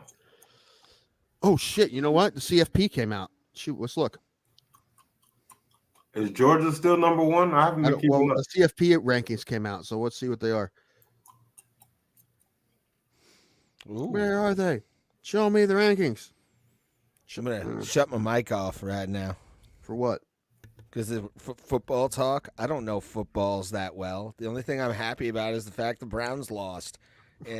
Ray, you know what's funny? You don't know anything that well, and you still act like you do. So why don't you? But I have a microphone in front of my face, Tim, so I can say whatever I want and sound like I'm right. I'm not gonna lie. I haven't even been keeping up with the World Series. It might be on right now. I don't even. It is on right now. It is. Mm-hmm. Yeah, I stopped watching baseball after the All-Star break when the Pirates are like 75 games out of first place. So, okay, this is the first ranking. CFP number 1. Your Ohio State Buckeyes. Ooh. Have they lost yet this year? No, sir. Good. Number 2, Georgia. Number 3, Michigan. Number 4, Florida State. Number 5, Washington, and then the rest are teams that have losses. Oh, what happened with Michigan? What about that controversy? It's still going on. I mean, they haven't done their investigation all the way yet, so I don't know. What if Harbaugh, I have a feeling Harbaugh's gone. What? I was gonna say, what if they end up playing Ohio State? That's like their main rival. They're gonna play Ohio State. Yeah, no, I mean for like the national championship. Well, they're gonna play them in a couple weeks. Okay, are they both undefeated? Yes. One of those teams cheats and one team doesn't. Are they playing in the one of those teams is the Houston Astros of college football? The other one is not. I'm not gonna lie. I saw this 13-year-old, like maybe a little younger, in like a uniform, and it had stripes going down the side. Immediate thought is, am I gonna have to insult a 12-year-old over wearing Astros stuff? Like, am I really gonna have to do it? Luckily, it was some like off-brand ATL stuff. It looked like he was cosplaying what's it, Malibu's Most Wanted. Brandon, thank you very much for respecting this state. This is a good state. We have a bunch of cities. We have 3 cities. Yes. Cleveland, 4 Columbus, if you count Toledo. We don't. Well, we don't. That's the thing. I know. We don't. No one counts Toledo or Youngstown. Toledo's just like Michigan or Detroit South. Like, that's all it really is. Yeah. Isn't it crazy that they had a fucking war for that thing? Hey, should have let them have it. We won. I know. Good job. You guys win. Toledo. Ooh, Youngstown. Youngstown is where Ray Boom Boom Mancini's from. Yeah, but that place has taken a dive in the fucking last 30 years, 40 years. Youngstown's coming back. And Kelly Pavlik, too. Yeah, Kelly Pavlik. And believe it or not, Mike Tyson. Yes. Yeah. Yeah. Ed O'Neill. Ed O'Neill. Al Bundy's from there? Yeah, he's from Youngstown. Is he from Youngstown? I know he played at Youngstown State, but I think he's from Youngstown, Ohio. Hmm. Let me take a look. All the smart gangsters still live in Ohio. Yeah, dude, Steubenville. That's where they used to live, dude. Yeah, you know what? I gotta say, when Ray put me onto that movie, I had no idea how big of a mafia city Cleveland was back in the day. Oh yeah, son. Yeah, I'll send you a couple. I don't think I did, but I'll send you some couple after the show of videos from this British thing called Crime Inc., where it was like actually interviewing narcs and stuff. And there's 2 episodes that involve Cleveland. 2. Like, we used to be a goddamn cesspool of fucking Italian gangsters, dude. Like Youngstown too. Yeah, I mean, it arguably rivaled Chicago and New York. Like Cleveland did. Yeah. For a while, until that pesky FBI decided to get involved. Like, what? Why are you ruining the fun here, kid?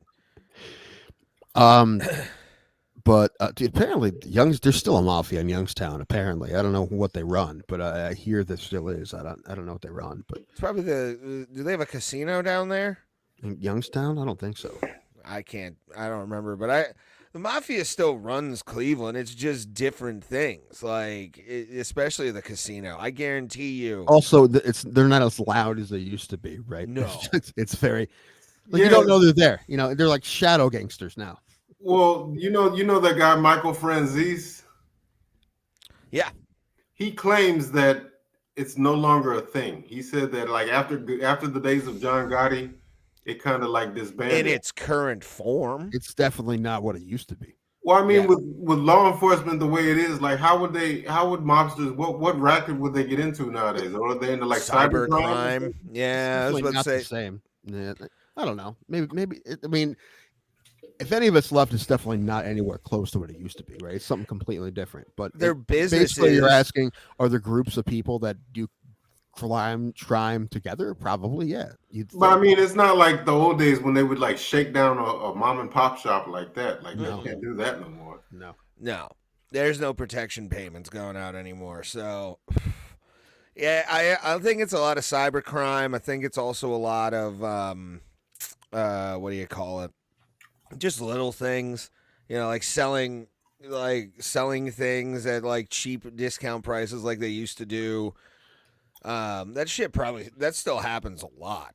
So we gotta get Grannon on here to talk about the Irish mob in Boston. He was telling me about that guy, Whitey Bulger. yeah, it's the reason Whitey Bulger's men are the reason Dana White has Meniere's disease. That's what I heard. I heard he got to Dana White back in the day. I can see that guy, Dana White, owing mobsters money. Of course he did. Yeah, he was gambling. What the fuck do you think he was doing? That guy's always had a gambling problem, hasn't he? That's probably why he still works. You think he doesn't need to work, and he probably doesn't, but he has such a gambling problem Oh yeah. But that story of Dana White actually helped me on a date with Shauna, believe it or not, because she has it, like a version of it. And one of my heroes has Meniere's. That's kind of how it was. I'm like, I know what that is because Dana White has it. One of my heroes who can do no wrong ever. That's how Ray is with his heroes, by the way. None of them can ever do any wrong either. His like Dana White with the Francis Ngannou thing.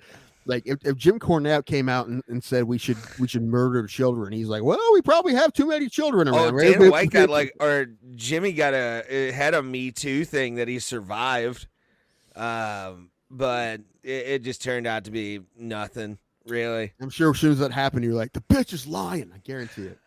No, it was like male wrestlers saying that they had to like bang his wife, I think was the thing. I heard Jim Cornette say he's just trying to live long enough so that he can outlive Vince Russo so that he can piss on his grave.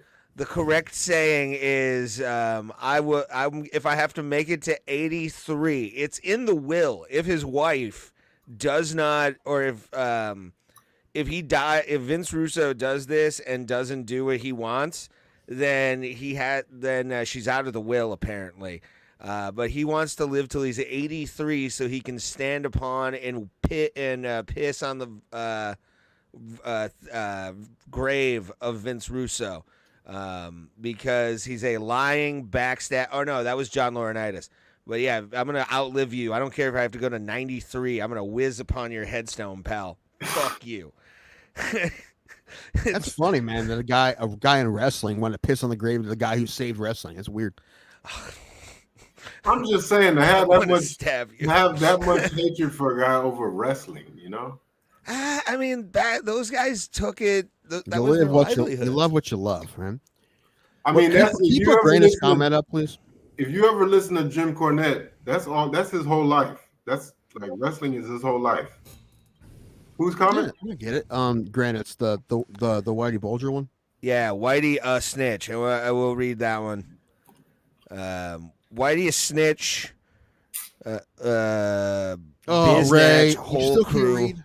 No, well, it's small. I had to. Whitey is a snitch, biz ash, whole crew. My mentor pulled an AR-15 on 3 of them. I had a 45. True story. I believe you. Bro, that's what I'm saying. We got to get Granite on. He's got a million stories. Yeah, sure. Are you going to remember to go live this time? No, he won't. He'll forget. What was I gonna say? Shit. What was I gonna say? Oh, Ray, you gotta listen. As Nate Bergancy said on SNL Saturday, reading is the key to smart. So you gotta. It's small text, man. Did you see any of Bergancy's SNL? No, but I want to. Dude, I laughed a lot. It was good. Good. It was good. Yeah. Nate's a funny guy. I like him a lot. Bergancy. I never seen him act in anything, and he wasn't like, it's not like he's doing any crazy characters or anything, but he was pretty good. He did good. I like it. There's one that's a chef show, which I thought was hilarious.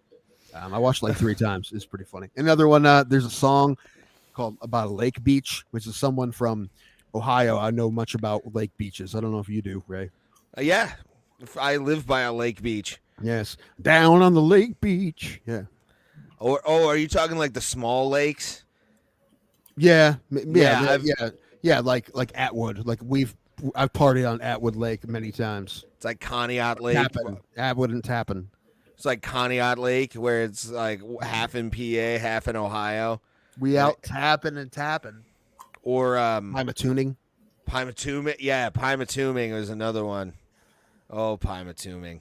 Dude, Oneida. I had a fun night with my cousin Mike. I know Oneida one time. It was fun. It wasn't Oneida?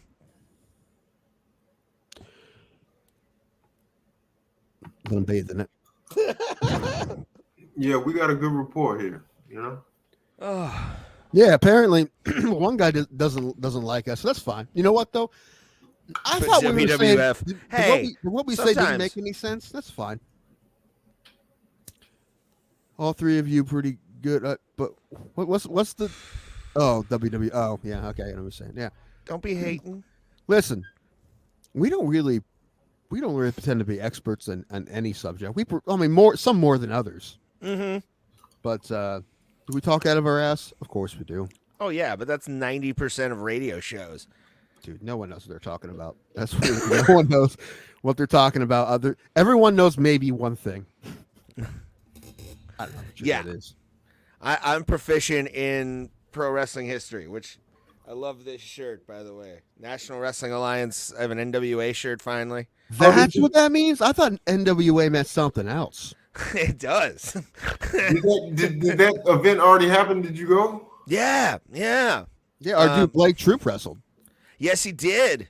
He lost. He got choked out by Jax Dane, who I got a photo with. Did you talk to Blake? No, I did not. I didn't see him. Was Billy Corgan there? The world is a vampire. We need to talk about this. We need to talk about this right now. Because yes, he did, and he cut a wrestling promo. That guy's just weird, period. I'm sure it would be. It was one of the most overdramatic wrestling promos I've ever seen in my life. Is it available on YouTube? I want to see it. Let me see if it's on the NWA's thing. Paul, so I tried to make you a video yesterday, and I almost crashed doing it. I should send it to you, actually. Oh, that's funny. Yeah, he was wearing like a Zero hoodie, and he was like getting really into it. He was almost like if Quentin Tarantino acted in more movies. Like he is the Quentin Tarantino of professional wrestling, in my opinion, because he does weird shit. Like people were doing cocaine on his show, on his pay-per-view. What? For real? Like real coke? It was probably powder, but it was, you know, they had like lines set up because the Sinister Minister from ECW was hosting the pay-per-view. And all in all, it was a great show. It was very well done. A lot of wackadoo bullshit, like Violent J got in the ring a few times from the Insane Clown Posse. Hey, you guys want to start the banana ball of professional wrestling? I don't really know what that would be, but I just It's called that just sounds like a AEW. good idea. It's gonna be crazier than that. There's gonna be guys. I want wrestlers who can sing and dance. Damn it, I can't find the promo. Fuck. Pulse, will you play that video I just sent you? Yeah. I tried to make this video for Pulse and I almost died. Oh, the hockey player? What? No, it's a different video, but we need to show that because I think I found Francis Ngannou's next boxing opponent on Facebook, and it's rough. But yeah, like being You at guys listen to lame music. You know what? Granted, I like probably Flogging deserve Molly. all the That should shit be a that I good get one. for Creed, but it's mainly also because I've never got to see Creed by them, the whole band, and I every time I hear a Creed song, I legitimately get pumped. As Alex Edelman says in one of his bits, you can't help what gives you goosebumps. So, yeah, Creed's up there. Also, my other favorite band that I try to see every time they come to town now is Bowling for Soup, and I love them. And every time I see them, I just leave with a smile on my face. They are so fun. I thought you were about to say Nickelback. No, get out. Creed is so much better than Nickelback. They're not even close. They're Hey, completely different bands. They are. yeah, They really one are. is great, the other one's Creed. I understand that. Whatever. Ray likes Nickelback because he can understand the lyrics. Like, I know what this song's about. It's about sex. I get that. Looking like another Bob Marley day. I mean, it's marijuana. Oh, I saw the trailer for the new Bob Marley movie too. Who's it? Who's playing This Bob video Marley? for Pulse or anyone else who wants to see it. I'm going to the movies, and I'm driving through Canton, and I'm about to pass the Hall of Fame. So I'm going to show it to you. You almost You died can for see this? on the left, maybe if it's blurry. Yeah, there's that's a goalpost. It's power lines. The power lines are goalposts, and there's Camp McKinley High School, and there's a Nobody bunch of cares, stuff Tim. that we just Get passed. to But the I'm going to point. show. I'm going to Drive do this. Here's the goalpost. Oh, there's the high school, You're and doxing there's the so many stadium. children there. There's a stadium. There it is, and there's the Hall of Fame. Oh shit! I wasn't very good. I fucked it up. There, you can see the top of it. Fuck. Maybe I'll try it on the way back. Fuck. And I didn't on the way back because there's traffic, and I could have saw it better from the other side. That's what I fucked up. I should have did it the other way. Anyway, I tried to give you a good view of the Hall of Fame there, Paul. But God, It's what I imagine it is. It's just a museum on the side of the highway. yeah, it is. very much so. And I do like those. What do you calls it? The power lines as football goalposts. Yeah, those are neat. Those are neat. Like, think about the engineering and wiring that had to go into that. Right. Like, And what I didn't show you is the whole new Hall of Fame village, which I haven't been over there yet. There's restaurants and stuff, shops there now. They're building a water park. yeah, I saw that. That's Yeah, Do you think? Do they turn it into a ski resort during the fucking wintertime? That would Dude, be kind of fun. a lot of people think it's gonna fall on its face. A lot of people think a lot of it doesn't make sense. Like they don't think the water none of it, park any of it doesn't. will get enough business. Hey, that You Quaker could steak's have still went open. there for Pulse. You know what? Yeah, I mean, I can go to the Hall of Fame and just take a bunch of videos for Pulse. Paul, send me a list of buses you want me to take a picture of for you. Oh man, I don't know if I'll ever go to it, but I want to see all of it. I want to see that. Yeah. I want to see the Baseball Hall of Fame. Baseball Hall of Fame is sweet. The Football Hall of Fame is probably, I guarantee it's more interactive. It's probably more fun overall for people who are like casual fans. I think a casual baseball fan would be bored as fuck at the baseball museum, but it's pretty sweet if you're a hardcore fan, and I think it's great. I haven't been to the Hall of Fame in a while. It's like $40. I keep thinking about it. Maybe I'll go next month. I keep thinking about going. Oh, I want to go to the Rock and Roll Hall of Fame too. It's yeah, okay. most people do that in the same trip. You come to Cleveland, you see the Rock and Roll Hall of Fame, you go down to Canton, rent a car, go to Canton. Yeah, the Straight Rock down and the Roll Hall of highway. Fame, I was kind of underwhelmed with when I went. Like, the only cool thing I thought was kind of awesome was Warren Zevon's song that he wrote on a napkin. And he claims he was under the influence of marijuana, is what it says on the plaque. One thing I remember from the Hall of Fame, it's been a long time since I've been there, but they had one of John Bon Jovi's report cards. I'm like, why does this? It is like C's. Hey, just goes to show that's a C average student. We are the greatest people on planet Earth, right here. Well, I know that LL Cool J just got inducted, and that's the thing. It's like rappers, hip hop artists, because we don't have a hip hop Hall of Fame. So Right. whenever they get inducted into the Rock and Roll Hall of Fame. So Yeah, it's okay. I think they belong there. Yeah, just call it the Music Hall of Fame now. Just like it's That completely... basically rock and roll is more of an idea, Ray. No, it's a genre, and it's shitty now. There's not that many great rock bands anymore that can be inducted. Like it's just. Well, I'm trying to think of the one like some of the ones that we grew up with that are about to be eligible. Like Linkin Park, I think is a shoo-in. Yeah. They're gonna get in. Can I? I'm gonna break the internet right now. Creed should be in. oh no, They're eligible now. Ray doesn't like Eminem. Now he's gonna say something bad about Linkin Park. Linkin Park. You think they're overrated? Dude, he doesn't want anyone who ever rapped to get in the Hall of Fame unless they're called ICP. I think yes, ICP has to go into the Rock and Roll Hall of Fame to legitimize it as them and Warren Zevon. Warren Zevon deserves to be in there because he also wrote amazing music for other people. So did Jim Steinman. The fact Jim Steinman's not in Yeah. is ridiculous. But I don't. I'm not saying that I don't like Linkin Park.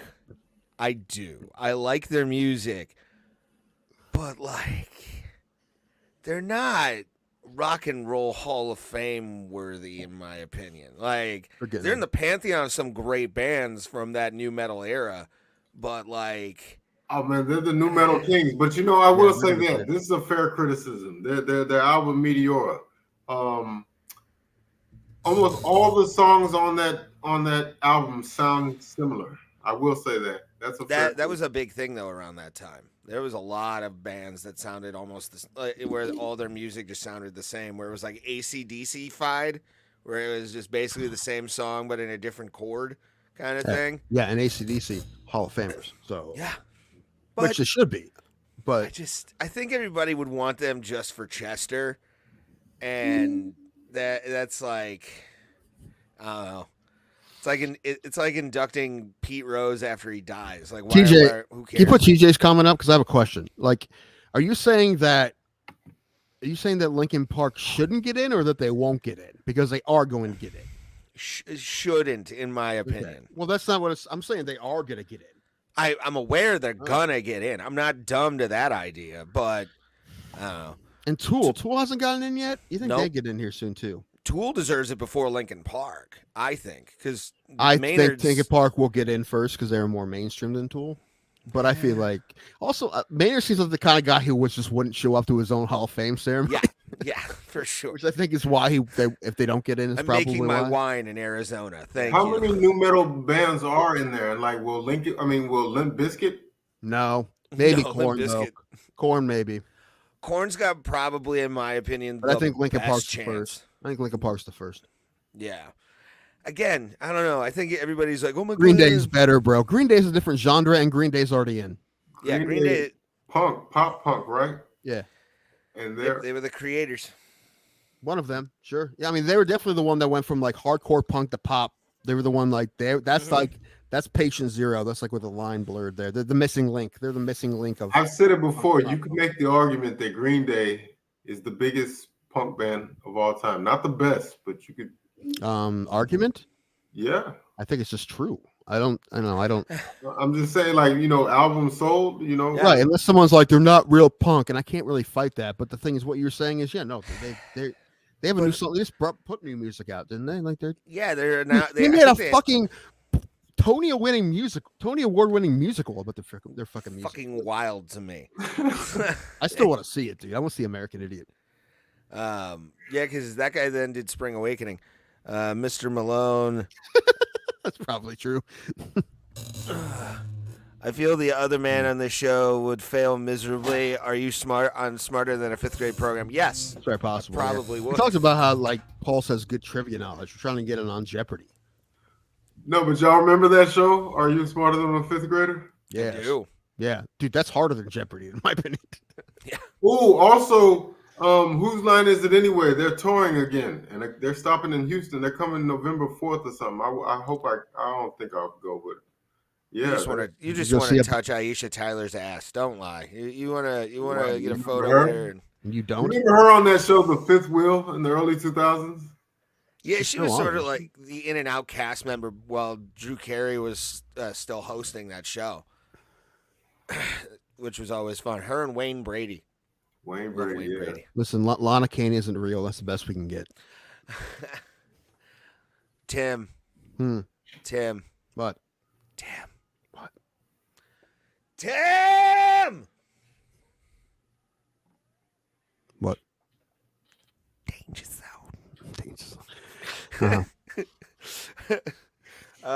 Original Slayer. Seen him 3 times in the 80s. That would actually Slayer in the 80s. Now that's what is that what you classify as speed metal?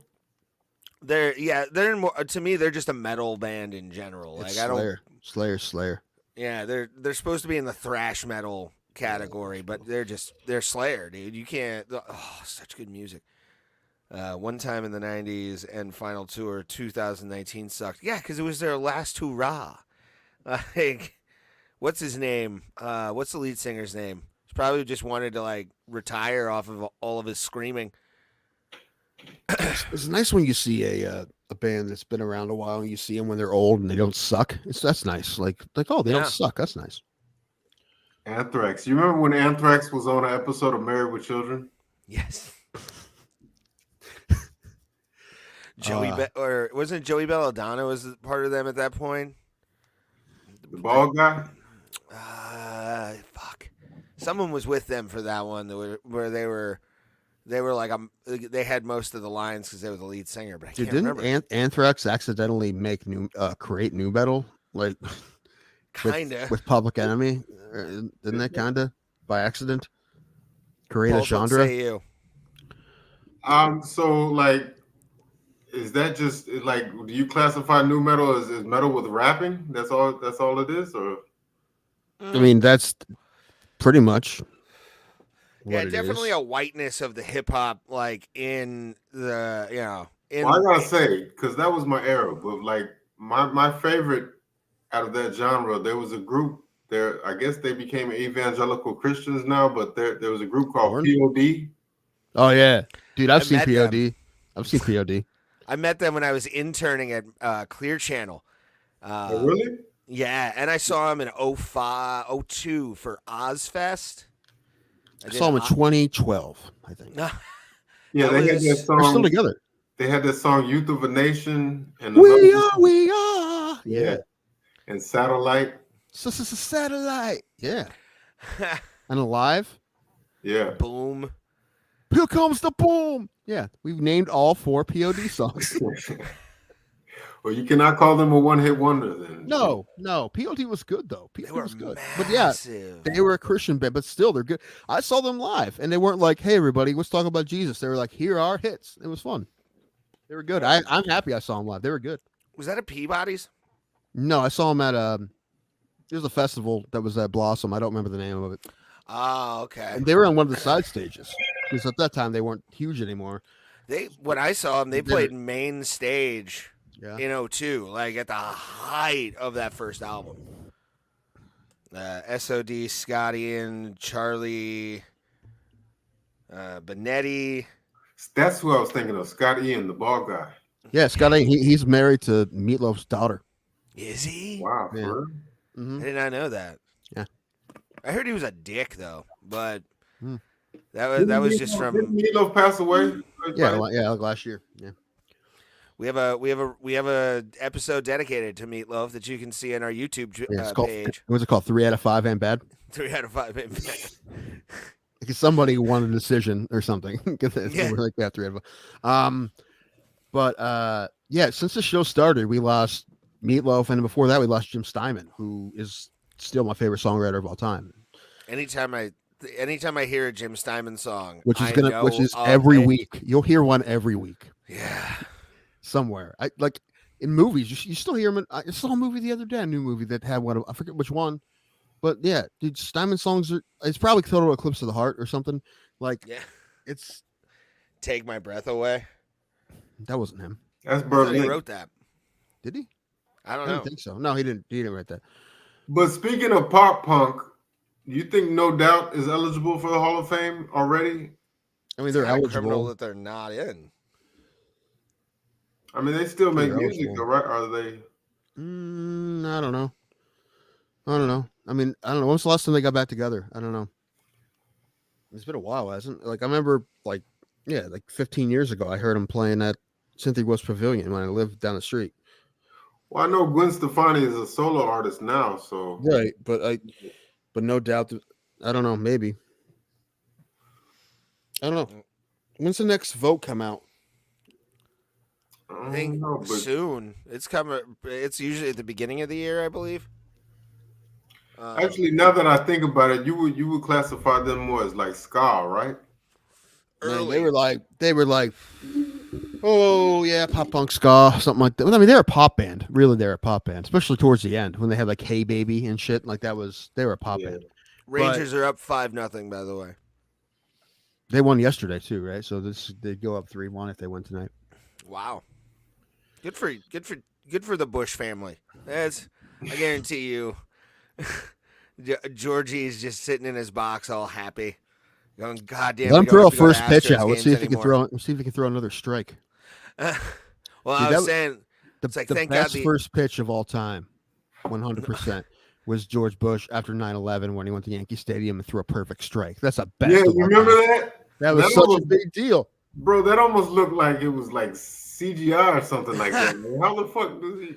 Dude, I saw him at the Little League World Series. Like, it was 2 weeks before 9/11. He threw out the first pitch there. And it was crazy because like there was like no security and then crazy security all of a sudden because the president was there. But he threw a strike there too. He was the first president that had played Little League. I mean, like And who probably knows? the Like, other one. George Bush Jr. could actually throw. Like you see all these celebrities throw out first, but like you ever seen 50 Cent? Dude, His he shit played veered off to the college left. ball. He played college ball at Yale. Yeah, that's true. Yeah. Yeah. So yeah, of course he can throw a little bit. He was also a cheerleader. Fun fact. For real? Yeah, he was. You know who else was a cheerleader? Mystical, believe it or not. I could see it. You got moves. Hey, dude, listen. You a male cheerleader in college, it means a couple things. Number one, you're strong AF, and you get to touch a lot of booties. Who was? So, and I think most of them are straight. So, I mean, geez, that doesn't. Really? That's I like, always assumed that most of them are gay. I they don't did, know. but didn't you think they're the smartest dudes you know? Like they throw and catch girls all day, and they're with them all the time. I'm sure most of them date each other. What cheerleader movie was it where they had the guy who, by today's standards, would be rapey, who would like thumb chicks in the vagina? That was like, Bring it on. yeah, yeah. Oops. Ow! Yeah, that scene would not make it today. No, it would have to be a lesbian, like for it to be okay. I won championships in Little League baseball, then became a drug dealer. Well, you should have played Pony League. That's what that means. You should have kept playing ball. The money was better than pony ball. All right. You don't make any money. Dude, you don't even make much money umpiring Pony League. Actually, that's not true. If you do it by yourself, they give you $70 a game here. So I need to get back into it. I need to lose about 40 pounds. All right. Well, start walking the street, and then we move to staying inside. How about that? It's too cold. We gotta go. We gotta call Pat. Go walk around the airport behind your house. Okay. I Just can't do walk the anything tarmac. with my diet until I get food stamps. All right, I'm too broke. Is it snowing in Ohio already? No, but they're saying it might. give it 9 or 10 days. What's the temperature? That's probably in the 30s 50? right now. Right now? Well, right now it's Yeah. nighttime. 41 here. Let me see. I'm on the lake, so it's a lot colder. Yeah, that's true. I I got 41 here. I'm not getting a temperature readout. Which That it won't even. sucks. Pulse is looking at like, dude, it never gets 41 here. And like, Yeah, dude. It dropped to 50 the other night, and that's cold for South Texas. Like people, Fuck yeah, that is. For South Texas, yeah, you guys are like a tropical environment down there. It's weird. dude, it was funny when like it would be like 60 and I see people wearing like heavy coats and I'd be in shorts, and anyone else I see in shorts would be like, where are you from originally? Right. And they're always from the north, Yeah, it's about 41 up here. Hire me to train you. I'll get you shredded. I can vouch for that. 2 meals a day or 1 a day. Tim, you're gonna have to like get them maybe down to 7 meals a day. I think we'll do that first. Yeah. I usually am constantly snacking. The only time I don't eat is when I'm doing this show. Any other time I'm just like doing this with Funyuns all day. I'm telling you, man, DDP yoga, or either that, or take up Brazilian jiu-jitsu, man. He doesn't want to do physical things with other men. He wants to be alone. That's what he does. We'll get him a heart monitor and some DDPY, and it'll be all good. He'll lose. I guarantee you. I heard Willie Nelson is doing BJJ, so if he can do it, he's got to be what, 90? Just getting 90? stoned the Dude, I'll tell entire you what. time. Brazilian jiu-jitsu is the Scientology of martial arts. Kind of is, dude. It is, really. Fucking Russell Brand, like, is a fucking black belt, isn't he? Like, dude, like it's just fucking, Yes. Ed it O'Neill is has the a black belt, Scientology of dude. martial arts. What? Speaking of Ed Jonah O'Neill, Hill? who is Yeah. from who was born in Which Youngstown. Ed LA. O'Neill was an athlete, so I think it's a little more credit than like Jonah Okay, Hill. but, like, if Jonah Hill is taking up BJJ, then you definitely could do it. 'Cause Yeah. he's, no, listen, I did judo for a while, and judo's like jiu-jitsu with balls. I said it. Son of a bitch. I said it. You ever get fucking thrown? Well, dude, half of judo practice is just being a human dummy for other people to throw, and that's what sucks about it. Because then, like, your back's all fucked up, and then. But BJJ, you have to have at least a pressure fetish to enjoy. I mean, That's why I like it. I don't know. I enjoy the physicality of rolling more than I do like, oh, I'm gonna hip toss, you know. Granted, I know me. I know myself, and I have to ease into it. If I decide, like, one day I'm this, and the next day I'm super disciplined and do all the good workouts and eat well all the time, it will not work for me. I will quit in a week. I have to ease myself into it. I've done it before. Like I said, I have done it before. I have lost over 100 pounds before. We need to ease you off that onto that treadmill is what we need. So I need to. I gotta say, Andrew Tate, he says that Brazilian Jiu-Jitsu does not work in real street fights. That's not true. Most 80% of fights go to the ground anyway. So to have the ability to land on somebody the proper way, I'll take that over throwing punches. Should also be learning how to wrestle too. I mean, those two together. Yeah. Oh yeah. Yeah. I feel like judo is more effective. If you can throw somebody, you can sure. You know? Sure. Yeah. Dude, I've seen my friends in street fights. It's kind of hilarious. I saw my buddy get bull rush by this drunk dude, and he just like threw him, and this fucking farm boy choked him. And his friend's like, "Let him go." He's like, "You guys gonna calm down? Let him go. You gonna calm down?" And he let him go, and they left, and they never saw him again. So it was kind of that's funny. That's how you do it. Hell yeah, man! You need that. Like it's if you can have something like I love those street fights, and Pulse has probably seen these. The people watching have probably seen the street fights where like guys know how to kick, and you just see a guy who against somebody who has no idea what they're doing, and one shot to the leg, just that shin on shin, man. Same guy did that to somebody too. He kicked somebody real hard, and the guy just like ran away. Yeah. Well, he attempted to run away. It didn't work out very well. You just dead-legging it out, man. You have to start slow. I have you throwing 1,000 punches with heavy hands and 10 quadruple sets in 30 to 60 days. Oof. I need to text Pat. Ray, you need to send me Patrick's number. Okay. Yes, aren't you supposed to take him up on his offer? Didn't he say he's going to train you? Well, the man's in court right now too, so he's at home right now. You know, he probably has time.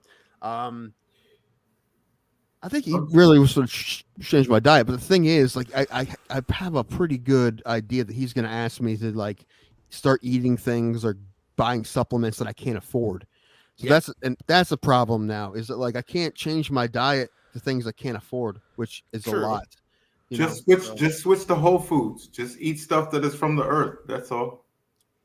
He doesn't like carrots. Things from the earth are expensive, Pauls. He's afraid of like potatoes, probably. I mean, no, not potatoes. Potatoes are my friend, dude. There's a guy. He's one of the parents of my niece's softball team. He quit his job and opened a food truck. I need to go there. Maybe tomorrow I'll go. It's potatoes. It's just potatoes. Does he here? Shit on him, but it starts with just like potatoes. I want to try his what's it called, twice baked potatoes. You have to try those if he has. The only thing he has right now is just like there's like a meat on them, like nothing crazy. I'm like, I think you need to get a little more creative with your recipes. Yeah. Especially this. He's Puerto Rican, so I'm like, dude, there's no spice or anything on him. It's just like he just has like two. He just started, so I feel like he's gonna have more stuff going on. But I'm like, I want a Puerto Rican style, you know, a Latino recipe potato. You know, I want some jalapenos, dude. I want some. He makes a good point. You see all these prisoners getting jacked off of top ramen. That's all they eating there. Here's the thing.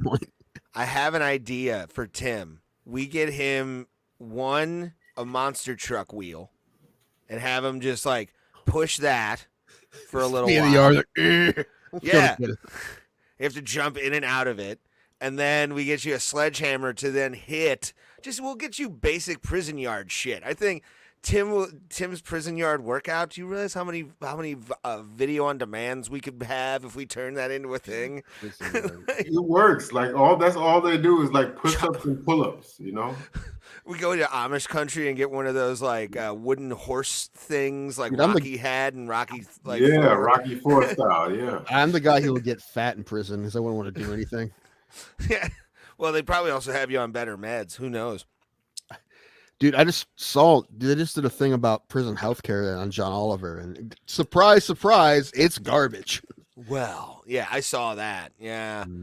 And they just did one last week about chocolate, which I mean, you know what? I will admit, like I never heard about the problems with chocolate farming, but it wasn't surprising. I just never. It's weird. Yeah. Like I should know that though. That's something like you should just know, right?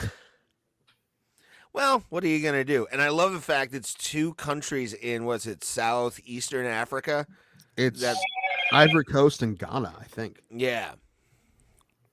80% of muscle is water. Should I be drinking more water? Yes. That's a true statement. Really not Mike water. Minson talks about that. He said, if you look at, this is why he said it's important. Everybody talks about eating protein for muscle building, but you need carbs too, because Yeah. the suffix word of carbohydrate is hydrate. So This is very important because you guys talking about me like getting jacked. I have no interest in getting jacked. I just want it for the look of the show. It would be hilarious one day. I just want to be healthier. I don't really care. I honestly don't give a shit about aesthetics. Really, not really. I mean, look at me now. I don't really give a fuck about aesthetics. I just don't want to die. That's all. That's the most important thing. I don't really care about getting jacked. I just don't want to die. Maybe if I lose some weight, maybe that will change. But it never really, like when I lost weight before, I never really cared about getting jacked. I just wanted the gym to do basic stuff to stay not dead. I wish the gentleman would have died in the first Rocky. You know, you brought up Rocky 4. Adrian. Isn't Rocky 4 the greatest Rocky though? Yes, because it's the most goofy one. Like it's, to me, I love that they're in. I'll pull up the hood here. I love how they're just injecting it's steroids. Shredded. In that I chair. don't care about being shredded either. I just want to. That was the best part. Like just to see the difference in how they train. You see Drago, he's got like the state of the art equipment for 1984, and then Rocky, he's up in a barn in Moscow, just training grassroots. You know, it's awesome. And then also, I like the fact that he avenged Apollo Creed. You know, they killed Apollo Creed in the first 15 minutes of the movie. If he dies, he dies. Right. And like, you know, all the Russians are on his side at the end. Yeah.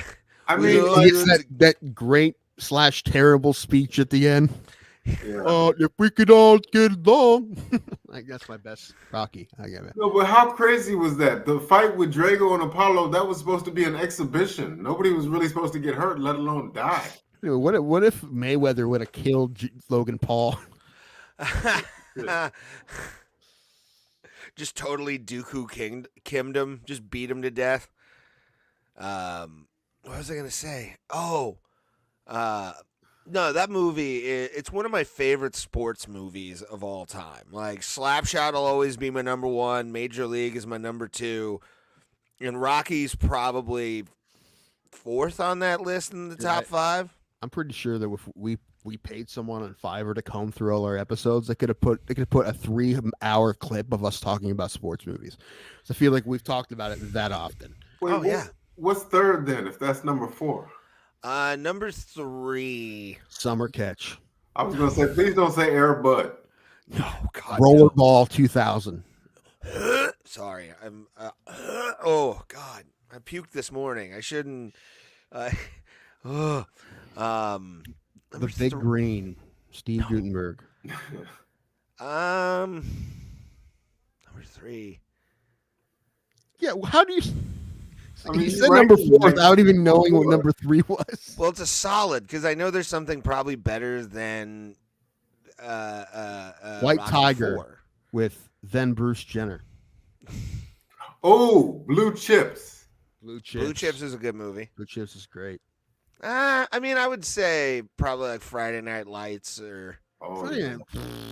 Well, you know what? Rudy. The TV show ruined the movie, which isn't fair to the movie. Or no, not Friday Night Lights. Varsity Blues. Varsity Blues. Yeah, Varsity Varsity. That one makes me care about football for some reason. I was gonna say you didn't like Varsity Blues. No, I do. Yeah, that would probably be my 3rd. Oh, wait! I know Hilarious. the remake, Longest Yard remake. That has to be. That's up there. Top 5, right? Yeah, I'd say that's probably number 5. Would be the Longest Yard, but I put the original over the D3 Mighty remake. Ducks. D3. I hate that series. Hate it. I hate that series with a passion, and I played hockey. I despise that movie. Bend it like Especially Beckham. D2, The Mighty Ducks Are Back. D2 should never have been made. It's borderline racist because of like the black kids and how they're portrayed. I've never met a like hood black kid like that loves to play hockey. I'm sorry. It's usually like an upper middle class fucking black kid that plays hockey in this part of the country at least. But no, that was retarded how they like, oh, Kenan Thompson knows the knuckle puck. Ugh. Right. Didn't they have him from like South Central or something like that? Yeah. Again. Yeah. It was, yeah. Okay, well, what about you, Tim? What's your top 3 if you had to make one? Major League, Bull Durham, and then I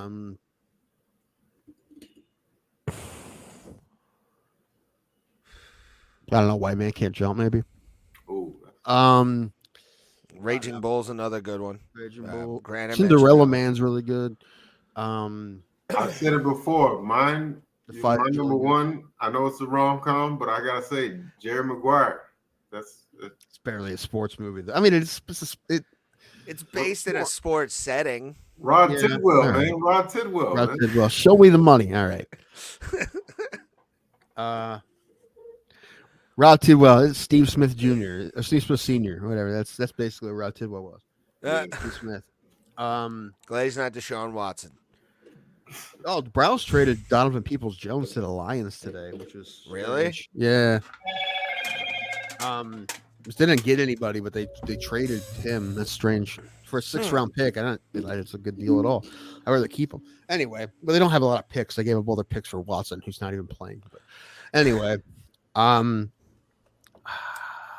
you know what's funny? The other day, I'm like, oh, dude, that's an underrated sports movie, and I can't remember what it was, and it's pissing me off. What was it? The Shit. Replacements?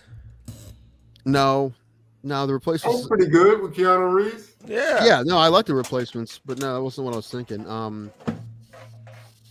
Yeah. Good old movie about scabs. Fucking scabs. Yeah. How dare they? How Yeah. dare they make a living, Tim? How are The you not Fish going to let That Saved capitalism Pittsburgh. work? The Fish That Saved Pittsburgh. That is a fucking outrageous movie. That's an acid trip, bro. Paul, have you seen that one?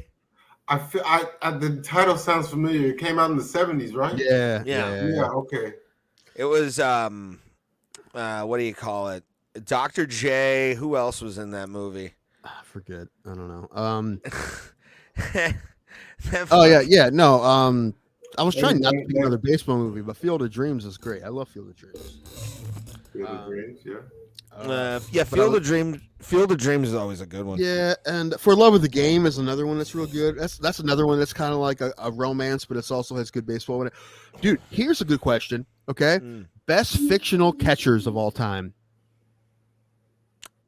I mean, you got to go with Jake number 1. Yeah, I think so because he was an all-star in Boston, wasn't he? Yeah, he was. He was an all-star. So you feel like he had to be the best. He was an MLB All-Star at one point in his career. He had a good later in life career with Cleveland. Okay, so Jake Taylor, Tom Berenger, number 1. Number 2, listen, number 3, I'm going to go with Crash Davis because Crash Davis was only in the league for a couple days, right?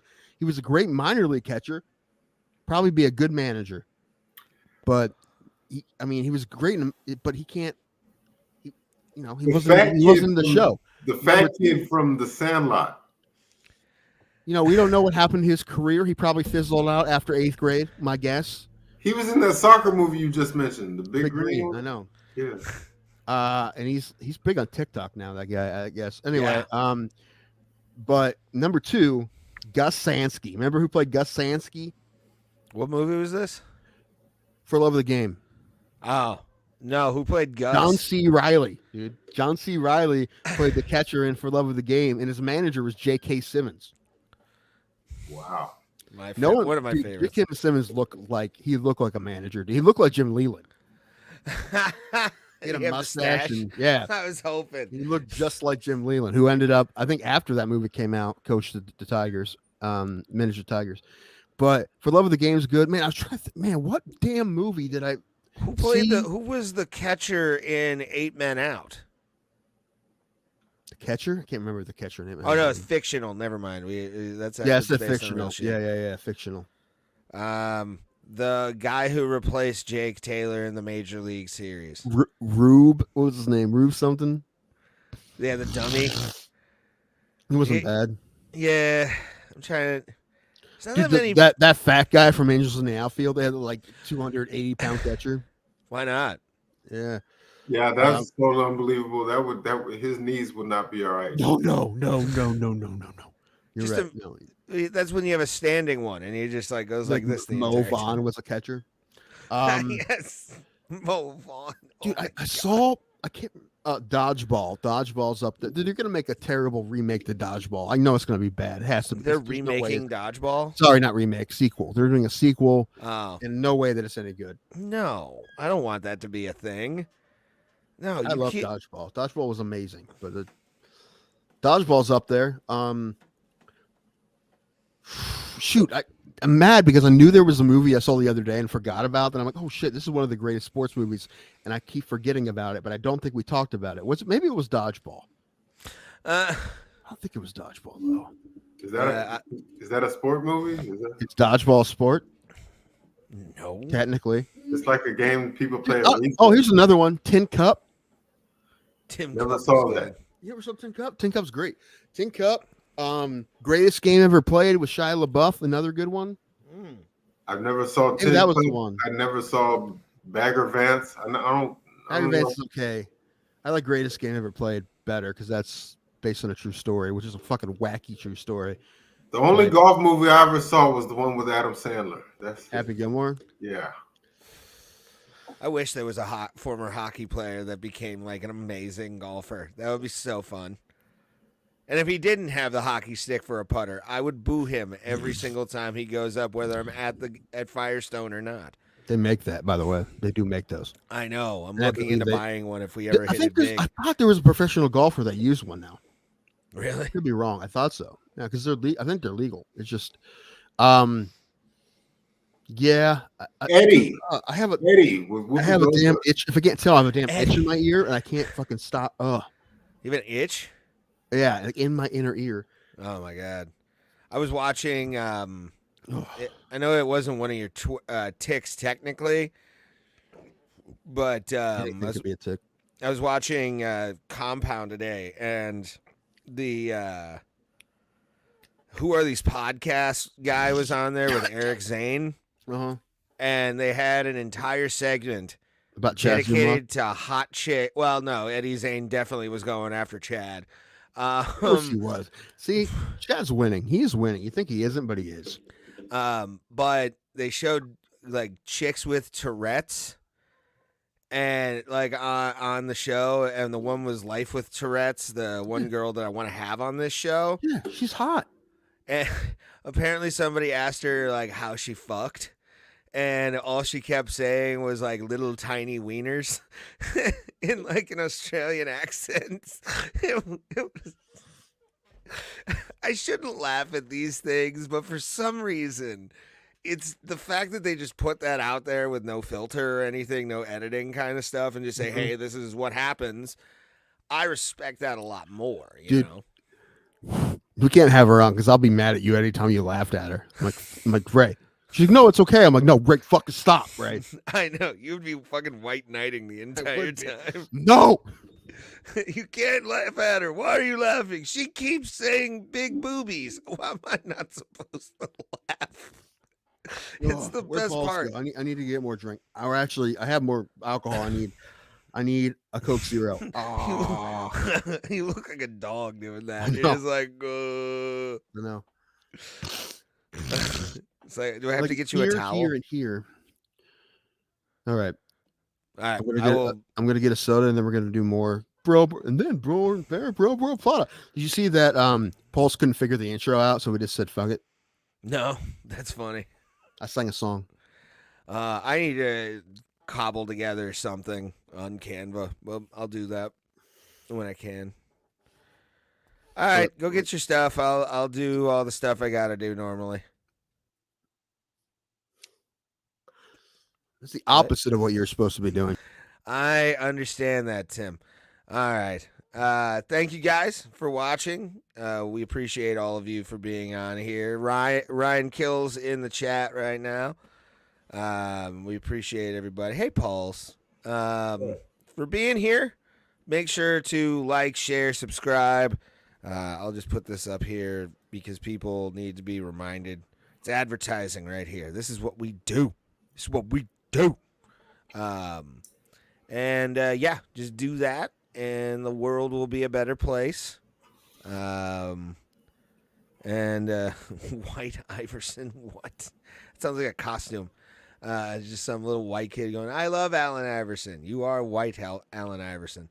No, I think it's because I got my screen name as Post Malone. And that's, I didn't see that. Hold on. Let me take this banner off. Oh, nice. Pulse Malone. That dude, I shouldn't like that guy for like all the stuff that I listen to, but I love Post Malone. I think he's a cool guy. Like, yeah, you look at that dude and you think, fucking scuzzy white boy. Like, I don't want to be near that. And you're just like, ugh. But then you hear him talk, and he's got amazing ideas, out there ideas that I believe in. I was watching him and Rogan talk about like money decentralization, and that was kind of interesting. But man, he's like really smart, you know. Mm-hmm. Very intelligent. Usually musicians are just airheads sometimes. A lot of them are smart as fuck. But you do meet some airhead ass musicians in your life where you're like, how'd you graduate elementary school? Like, were you making beats back then? Like, please tell me that's why you're so good now. So weird. But you like my cutesy background right here, my cutesy background for 2 with cutesy boxing. Yeah, I see that. Who did that? I did. Where'd you find those? Canva. Oh, okay. It's the best $12 that comes out of my bank account every month. It's so good for making this shit. I have a couple more that I'm working on, just so we can get like different backgrounds for the show.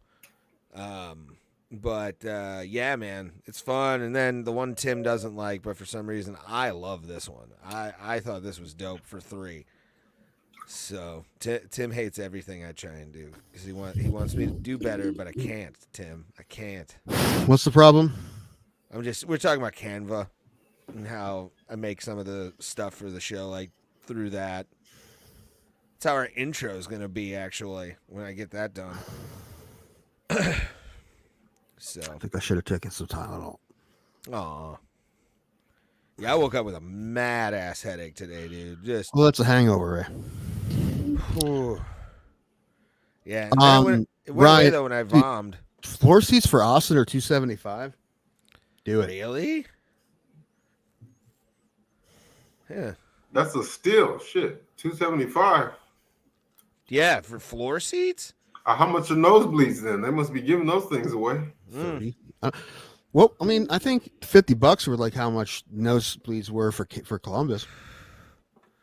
Yeah, some places they can go super cheap. So. What did we pay? We pay $100. What did we pay? Yeah, I think it was like $100 a person. It averaged out to after fees and everything. Unlike Vegas, where we played 400. 400. And where were your seats again? They were like the middle of the arena. No, we were in like the second row of the upper deck. Yeah, we were like off to the right above a UFC sign. Like we were 2 things from like I know exactly where we would be because anytime I see that UFC logo in the corner, I'm like, oh, those were my seats for UFC for $285. Like I can tell which side of the arena. So if those were $400, then floor seats for that grand. card. At a zero, at least. Yeah. Yeah, maybe about 10 grand to sit on the floor, probably. Crazy, those celebrities, like the fuck you money people pay that much money for those seats and show up like 3 fights till the end. Yeah, I don't get that, man. Me neither. It's plus. But then again, I'm also not that rich, so I don't know how. I like it over the cage view. I don't like close up. We talked about this. You just So you're telling me if you had fuck you money, you're still sitting there, you wouldn't. Like, Oh no, I'm not saying if I had fuck you money would I not buy those seats because it's a nice little way to spend my money. But like, I don't know, for my budget, I like it the way it is. again, Ray has this weird thing. His brain makes him think that what he prefers is what he can afford, and it's kind of magical. It really is. Yeah, pretty much. If it's $400 to be there, I'm in. Like, if that's the only route we have, screw it. I'm gonna do it. But Oh, I'm gonna go take Tylenol. I'll be right back. all right, buddy. Hope you feel better.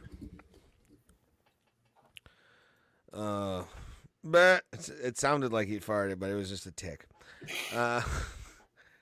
In his beard. But nah, man. Yeah, I don't know. Are you like that, Pulse? Where you're like, I just want to be there, kind of thing? Well, I mean, remind me again, when y'all went to Vegas, the seats y'all had, were y'all actually watching the action in the cage or were you watching the big screen? It was a little bit of both, but we had a good angle to kind of like, we were over a crossbar, so we were able to actually like kind of look downward into the cage and everything. I think did they look like ants or was it like? Yeah, it wasn't like ants, but they were. You could definitely. We were far away. I mean, we were past the retaining wall. So, yeah, man, it was. But I was like that though for Cleveland. When Cleveland had theirs, I was in the middle of the arena and I could actually look down into over the blue corner or the red. I think it was the red corner of the queue. We were like up and above the red corner. So. We got to see like fighters. The only real sucky part was if they went up against the cage behind where we were sitting, because then the cage obstructed it. Cages fuck the MMA sometimes because it's just you get that cagey view. You don't get like a really good straight on view as you would down on the thing. If they went to the ground, usually I'd go to the thing, the big screen, but. The Rachmanov fight with Jeff Neal, I was able to watch every punch Rachmanov was throwing clearly. Like you knew exactly where he was going in the cage, and you could see that. It got dicey if they clinched against the cage or were like on our side on the ground because it kind of obstructed the view. But all in all, it was great seats and great view for what was an amazing night of fights. And watching Tim lose a lot of money. That was also the nice part. Like, that Grasso win really fucked his card up big time. And he was on a streak. And you guys got to see a movie being made. That was worth it. Oh, yes. The Roadhouse remake? Hell yeah. So good. We're talking about the view we had for Vegas. We talked about that before. Yeah. It was fine. Well, if I ever go, because I've never been to an MMA event, but if I ever go, if I have seats like that, like up there, I think I'd probably rather just stay home. Because if I'm going to watch it on TV, I might as well stay home in the comfort of my house, It's you got to, especially because you haven't been to one, you got to be in the building, man. It's different. Fucking hits different, man. I want to be so close that I can see like the sweat fly off their face when they get hit, Dude, the only time I've ever been that close is when I saw Andrew fight. When I saw our buddy fight, when we had cage side at. Dude, I could spit on him. That's how close we were. I'm like, that's how you watch a fight, bro. That's how you watch a fight, dude. Looking right there. Hell yeah, basically man. In the cage. That was awesome.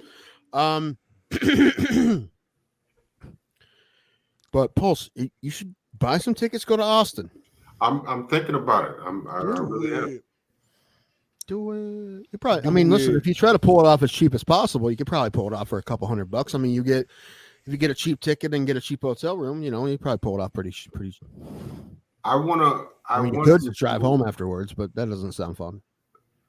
No, it'd be worth the drive, but I really want to see if I can apply to get press creds, man. I want to. Oh. Well, look it up, and definitely you can definitely use our name, but I don't know how it works. So just look it up. It's probably not that difficult.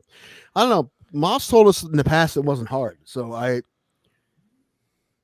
It might be now that, Ariel Helwani fucked it up for everybody, after before UFC 100 or 200, I mean.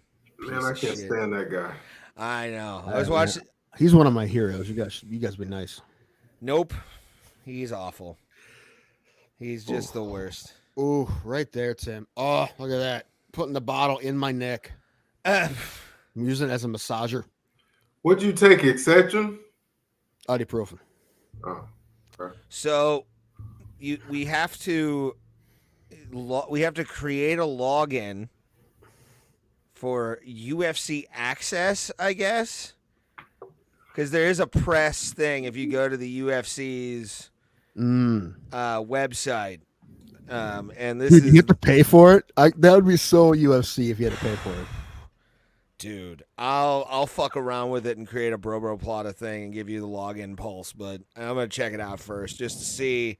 Because Tim, why do you put those like terrible thoughts in my head that we may have to pay the UFC? Because that's how they. You have to pay money for it? Who knows? It's expensive to be a UFC fan, dude. It's probably even more expensive to be a UFC journalist. Well, you have to play by the rules. Dana tells you when and where to go, and you do it. All right. Yeah. No, I am excited to hear a question in a scrum that says Pulse's government name, Bro Plata. Chuck Finley, Bro Plata. Yeah, I want you. I'll fuck around with it and see if we can get for Austin what we can get for you for Austin. And Dude, I might wear a suit. Dude, do it. Make sure you film everything too. And I am. Get a microphone or whatever. Oh, dude, you can get one of those ones for your phone. They're cheaper than you think they are. Yeah, they're like $10. Yeah. You can get them at Best Buy for like $10. Little microphones you plug into your thing and be like blah blah blah. Dude, I got nervous. I thought the old Best Buy in Canton was a Spirit Halloween store. I saw like a big Spirit Halloween. I'm like, oh shit, is it the old Best Buy? Then I saw the Best Buy next to it. I'm like, oh shit. I'm like, well, then what's the Spirit Halloween store? It was the Barnes and Noble, which makes sense. Yeah, didn't those close down? What, Spirit Halloween? No, Barnes and Nobles. Did Yeah, they? I think so. Yeah, so Or Borders? well, there's not many of them. Didn't Party City close down? Oh, No, there's Party City still around. Yeah, I do work by one of them near me. It's like 20 minutes from my house. Well, I heard that like after the pandemic, people weren't going out as much, so like a bunch of the stores and I also heard a bunch of Best Buys are closing. They're closing, and here's the other thing that scares me. I was watching Not Sam earlier before the show, and they're gonna actually do away with like physical media, so like video games, DVDs, Blu-rays, all that by happen eventually. That sucks though, man. I like March, probably March or April. No, I heard like almost all GameStop locations are closing down because now all gaming is available online. Like the new PS5s, they don't even have like physical copies of games that are coming out anymore. You have to get the online, which is weird. Because, like, I do like. I always like a nice copy. physical backup. Yeah, man. I'm a physical media guy. When I heard that, because I have a copy of GTA 6 or 5 that, like, if Xbox immediately lost something with Rockstar, and I would lose that if I downloaded it. So it's like, I want to be able to play. You know what I'm saying? Like, I mean, I just lost all my free downloads from PlayStation that I had for the Player Pass, whatever it's called. Yeah. I just lost all those games because I don't have it anymore. So they just take all the games away from me. I didn't know. I mean, I probably should have assumed, but yeah. Game Pass does that. I paid, and I barely use anything on Game Pass, but sometimes cool shit comes out. Like I played the new Forza Horizon game, or not Forza Horizon, Forza Motorsport, because it's on the cloud, which, by the way, Xbox cloud gaming is okay. It's not great, but it's okay. And the new Forza game is badass. Like Forza Motorsport is. I actually calloused my finger the other day from like hitting the brake a lot. But I believe you. I need a new game because I've played enough the show, and I'm kind of done with it. So Oh, Yeah, dude. check out Riders Republic. I think you'll like that one. Ooh, think- that's the think action I like sports that game. one. What is it? Riders Republic. What is it? It's an action sports game, isn't it? Yes, it's like Yeah. 'Cause I only play sports games for the most part. I've tried other games and I just never got into them. The only ones I played recently was the South Park game. I had the second South Park game, but I haven't played it yet. Yeah, play Fractured Butthole. It's a I will. I have it, but maybe I feel like I should just pick my stuff up and take it upstairs because I don't feel like sitting in this chair in the basement to play that game. That's a game I play like, half-assed. Anyway, hey B-Man, happy Halloween. Happy Halloween, buddy. Yay. The one game that I tried to get into, but it's too much like Dark Souls, was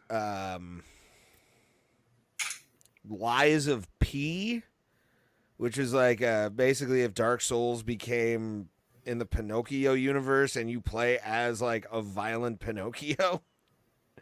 It's stunningly beautiful, but it's hard as fuck, dude. It is way harder than I expected. And I gotta get into that more into that I'm game. gonna start getting into old Kingdom Hearts games. You. What is that movie that came out that got panned critically that just came out? The Five Nights at Freddy's? Yeah, did either of y'all see that? I have not seen No, it. it's on I want to. Peacock. It's on Peacock and it's still in the theaters. Yeah. So when I went to the movies yesterday, it's in like the big IMAX-ish theater at that place. Really? But it's Yeah, a the video XP game though, right? Yeah, have you I never don't know. played? Are you guys familiar with Five Nights at Freddy's at all? No, I didn't know it was a game. Yeah, it's it was basically like a survival game where you're a night security guard at like a Chuck E. Cheese where all the animatronics will come to life and try and stuff you into an animatronic suit. And the only way to stop them is to see them on cameras, and it'll stop them because they know they're being watched. Like that's the whole thing. Is you're supposed to like survive a week, and that became a gigantic For 5 streaming days. thing, man. That's funny. I But I yeah, saw on TikTok like the movie was apparently so bad that it caused fights in theaters. People were, I don't know how that translated into a fight, but I guess like people, they're so mad they wanted their money back, so they started throwing bows. yeah. Ray, did I tell you what movie I went and saw yesterday? No. Killers of the Flower Moon. Ooh, the new Scorsese joint. Mm-hmm. Okay. I want to talk more about Five Nights at Freddy's though, but you can No, do I Killers of the liked Flower Moon. it. I liked it. It's not Scorsese's best movie, but I liked it. But dude, it's the longest movie I've seen in a theater. I was probably in that theater 4 hours. I mean, it was 3.5 hours long. Fuck you, dude. I can't. And it kind of crawls, but it's good. But it's long. Hateful Eight was what 3.5 hours, wasn't it? I don't know the version. They have the version on Netflix that's like 6 or something. I don't know or something. I don't know. Well, The Irishman was like 4 hours. I remember when I watched it. Yeah, but that was on Netflix though. You know, But I'm saying I theater. had to divide it into 2 different days because I was falling asleep during the middle of it. So Yeah, well, I watched it all the way through, but I watch 5 hours of TV on my ass at home all the time. But this is in a theater. This is the longest movie I've seen in a theater for sure. So, I mean, I definitely saw it wasn't the longest by a lot because I saw Endgame, which was like 3 hours, right? So this was like 3:26, but it wasn't an action-packed movie. It kind of crawled along, but it was good. I liked it though. Ray, sing the song. I don't know the Freddy Fazbear song. I don't. I'm not like a massive player of the game. I've seen it played a lot, but like I know the backstory. And Is it an indie game? yeah, it started off Okay. as like an indie title. Right. I think on Steam. Like it started off on like PCs. I gotta fucking get rid of these goddamn fruit flies. It's amazing. I'm a pest guy, but fucking I got the same problem, bro. low depression doesn't allow me to throw shit away. Of course, it's your fault. It's absolutely my fault. Mm. But we do need to take calls because I would love to hear Ryan Kills sing the Freddy Fazbear song. That would be fun. I'm telling you, man. That's all the show is missing, man. That's what I know. I got to figure out if I need like a stream deck so we can hook up the Discord and answer calls that way. That might be how we do this. Is I'll find a thing. Dude, those stream decks are gnarly. I know. I want one. I want sound effects and shit. Goddamn Well, it! we don't need that, but the calls. I do. Dude, You I give will people- quit if you start doing sound effects a lot. I'll quit. I wouldn't do it a lot. You kill the bit at that point. You can't have that. Like, I love a good, dead horse beating as much as the next guy, but you can't do that with sound effects all the time. Plus, we don't. I wish we could do it like the Shuli Network, but we can't because we don't have the viewers of the Shuli Network. Because we're not 70-year-old comedians. Hey, they're funny and fuck stuttering John. How about that? Fucking Dude, weirdo. you remember Bob Levy's, like, his closer used to be eating a Eating woman's blue- ass. Yeah, eating blue cheese out of a woman's asshole. That was Yeah. like, instead of a joke, which why dare you write a joke when you could eat blue cheese out of a woman's asshole on stage. Hey, sometimes you got to have fun when you're up there, especially if you're bombing and that's the closer. That's, it's the Gallagher smashing a watermelon. Craziest part is, like, there was usually a woman that let him do it, which is fucked up. I want to know what the sweatiest smelling butt crack he's ever eaten blue cheese out of was. Dude, he'll come on the show. He'll do anything. I bet. Oh, yeah. But I want Shuli on here, too, to talk, like, old wrestling and then, like, living in Vegas when, like, I think he was living in Vegas when, like, the UFC was starting to get big out here or out there. So that would be kind Talk of to Bob fun. Levy about Pete. Yeah. Oh, did I tell you I'm trying to get Mark Curry on here? Yes. Yes. And I want him, Pulse. You bug Mark Curry until the end of days, until World War III breaks out and we're all drafted. We need to get that shit going. All right. TJ, were we supposed to be guessing? Was it supposed to be a game we didn't know we were playing? TJ Payton. I'm all disappointed. You're Mark Curry? Is that who you are? That'd be wild, bro. If he was... Mark Curry's a closet fan, has to make a second account for us. Oh, two joints? Is that Jay? Probably. That sounds about right. Yeah, if that's two joints, that's hilarious. Yeah. Oh, TJ could be two joints. That's what I don't know. That's funny. I'm glad he's on Facebook. That makes me. He can pass around the conspiracy memes like I do. Dude, did you get banned from YouTube finally? For what? Huh? No, two joints. Oh. Yeah, he's apparently I don't know if that's joints or not, but apparently he had something to say about I'm blocked on YouTube, so it is two joints. That's funny. He had something to say about what's his name from Opie and Anthony. Oh, hey, B-Man, thank you very much, man. Thank you. Did you like the game we played? I think that's something we're gonna start doing with Yeah, match game has got to be a thing. We're just ripping off old game shows. What's that guy's name? That bald guy from O&A? Jim Norton. Jim Norton, yeah. Apparently he married a T-girl in real life. Yes, he did. A what girl?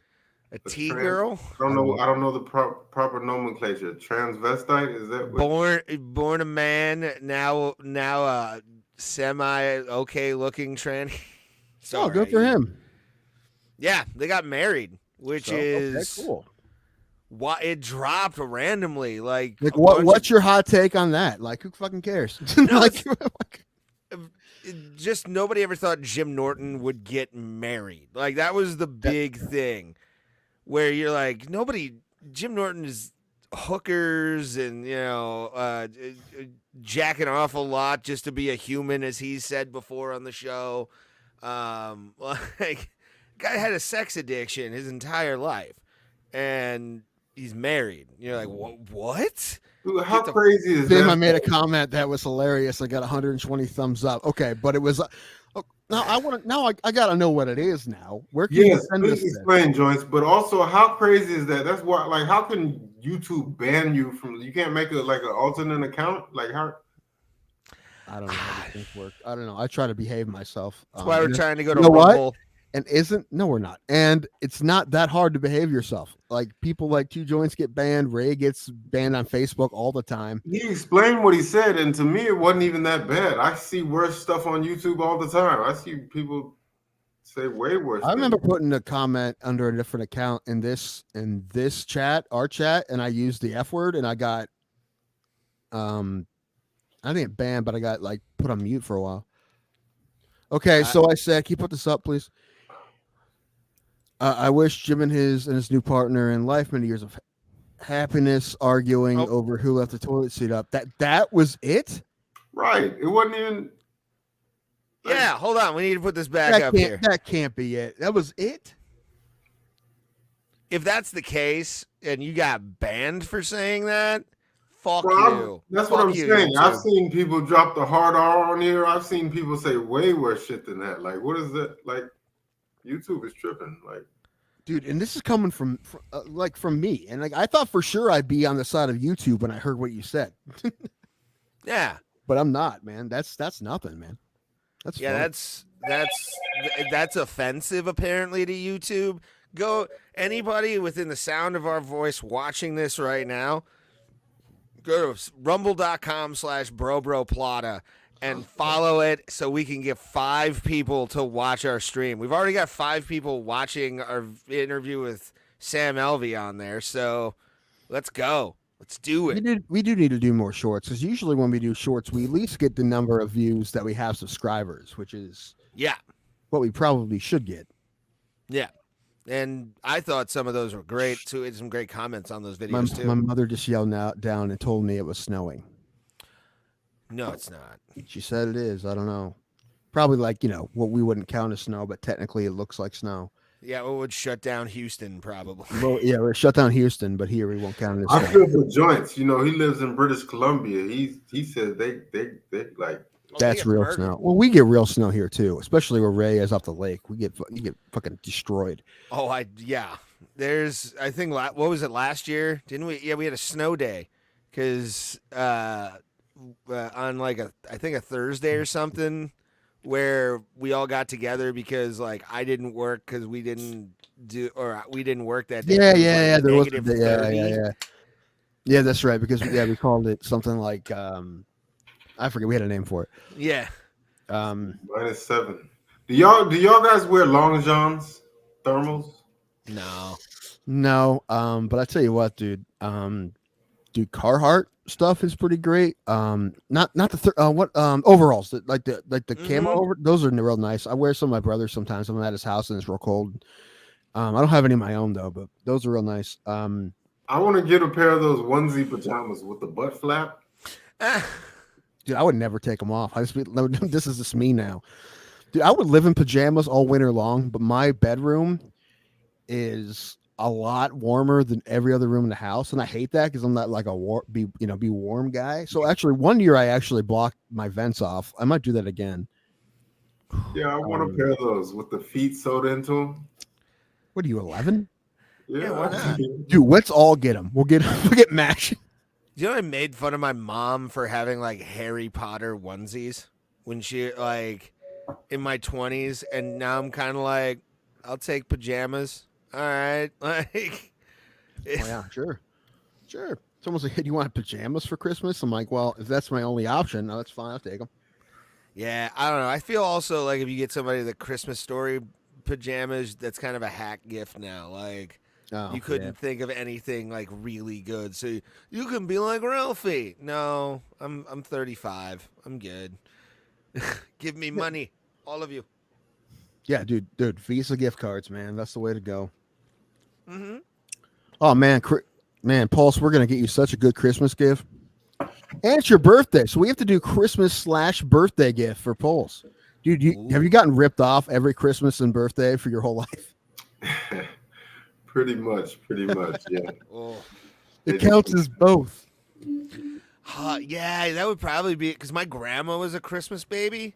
Yeah, my grandma too. Oh, really? Yeah, she's 29th. Oh, well, mine was like little baby Jesus, 25th. like Okay. 25th, 27th. dude. This is the 27th. It's close to Christmas. What I'm saying. I We shared gotta the figure that same out. birthday with Cole Hamels, former big league pitcher. Cole Hamels was good for a long Um, time. He just Bill retired. Bill Goldberg and the Goldberg. late Joni Laura. Wait, isn't? Oh no, you know what? No, the 29th. My mother, because my grandmother shares a birthday with LeBron. LeBron's the 29th. Yeah, I was gonna say LeBron's the 29th. Yeah. I believe Denzel Washington is the 28th. Mm. See, I just have like Great Kurt grandfather's Warner son. and Earthquake from the WWF. Like those are the only Dude. notable ones. Hillary Duff was born on the exact same day I was.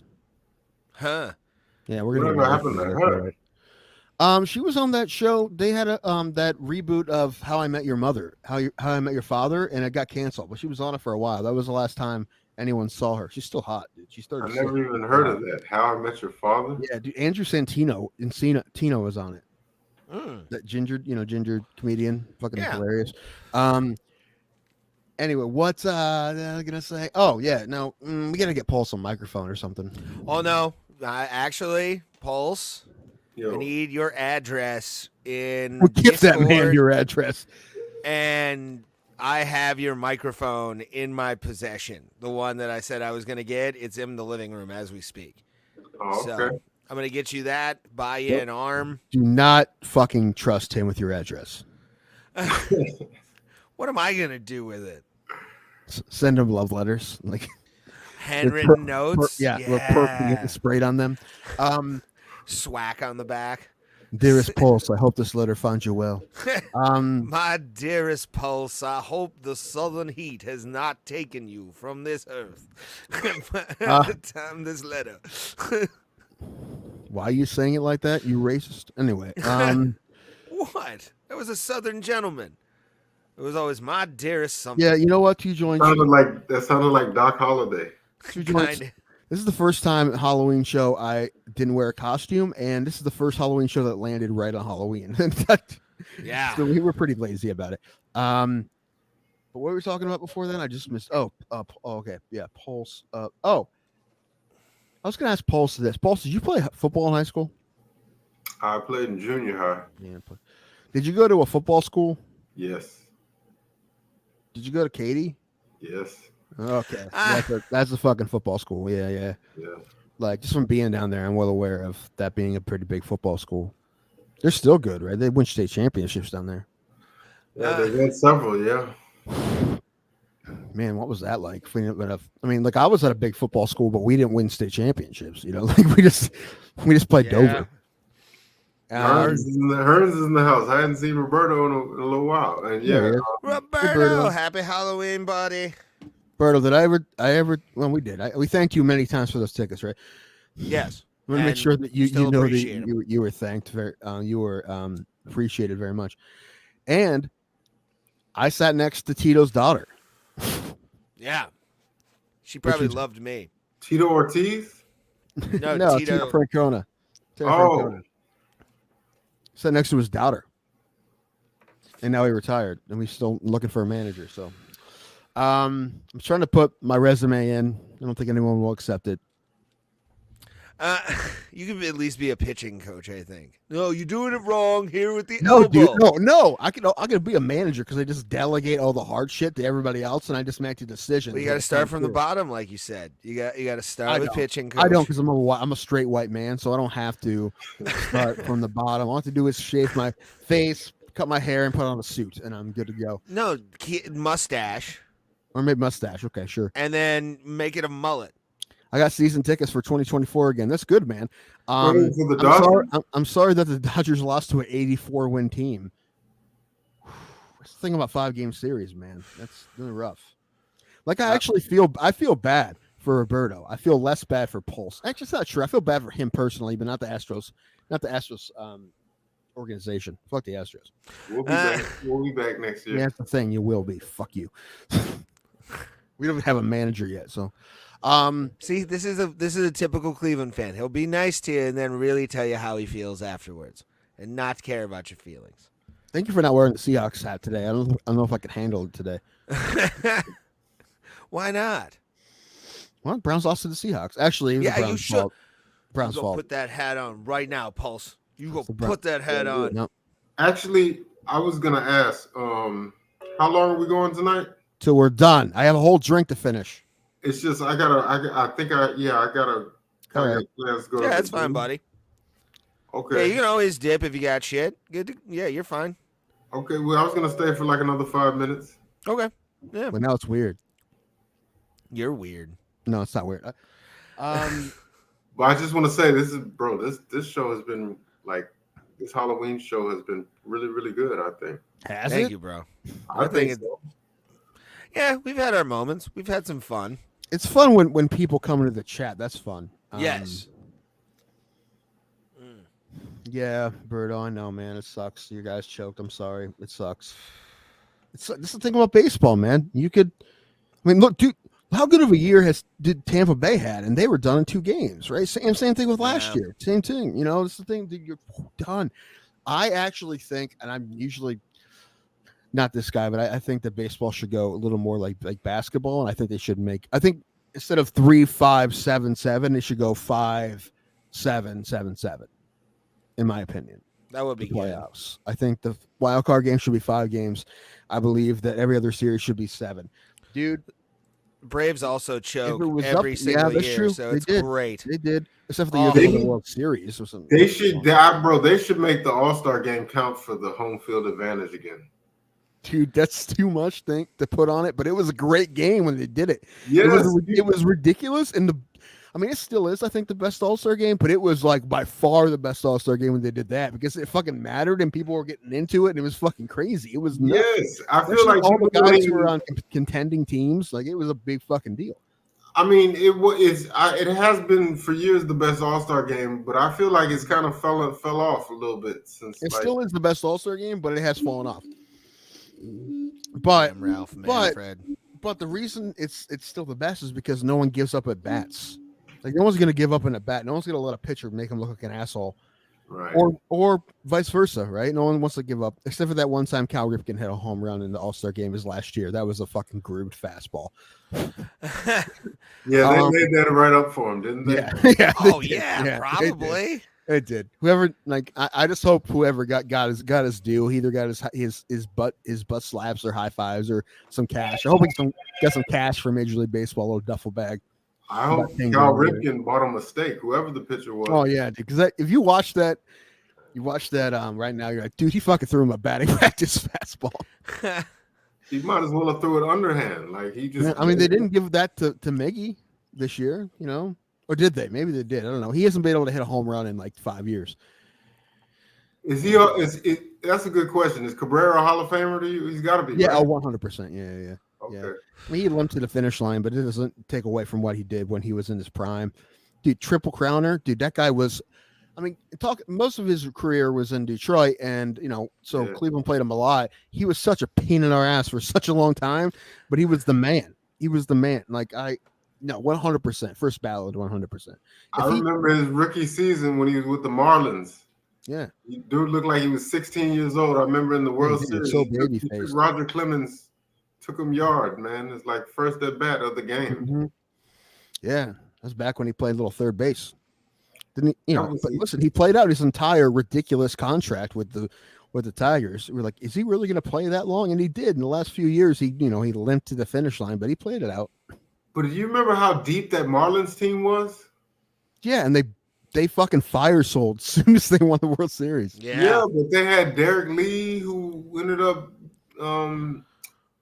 becoming a MVP candidate in Chicago. They had Wasn't Craig Counsell on that Greg team? Counsell. Was he on that team? Or he's on the 97 team? 97.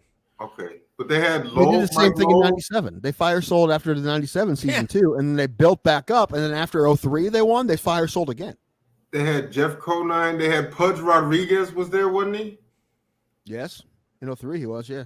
And then the pitching staff, they had Beckett and Beckett. Dontrell Willis. They were a good squad, man. Didn't Andrew wasn't Andrew Miller on that team? Maybe not. I forget. But I remember Willis.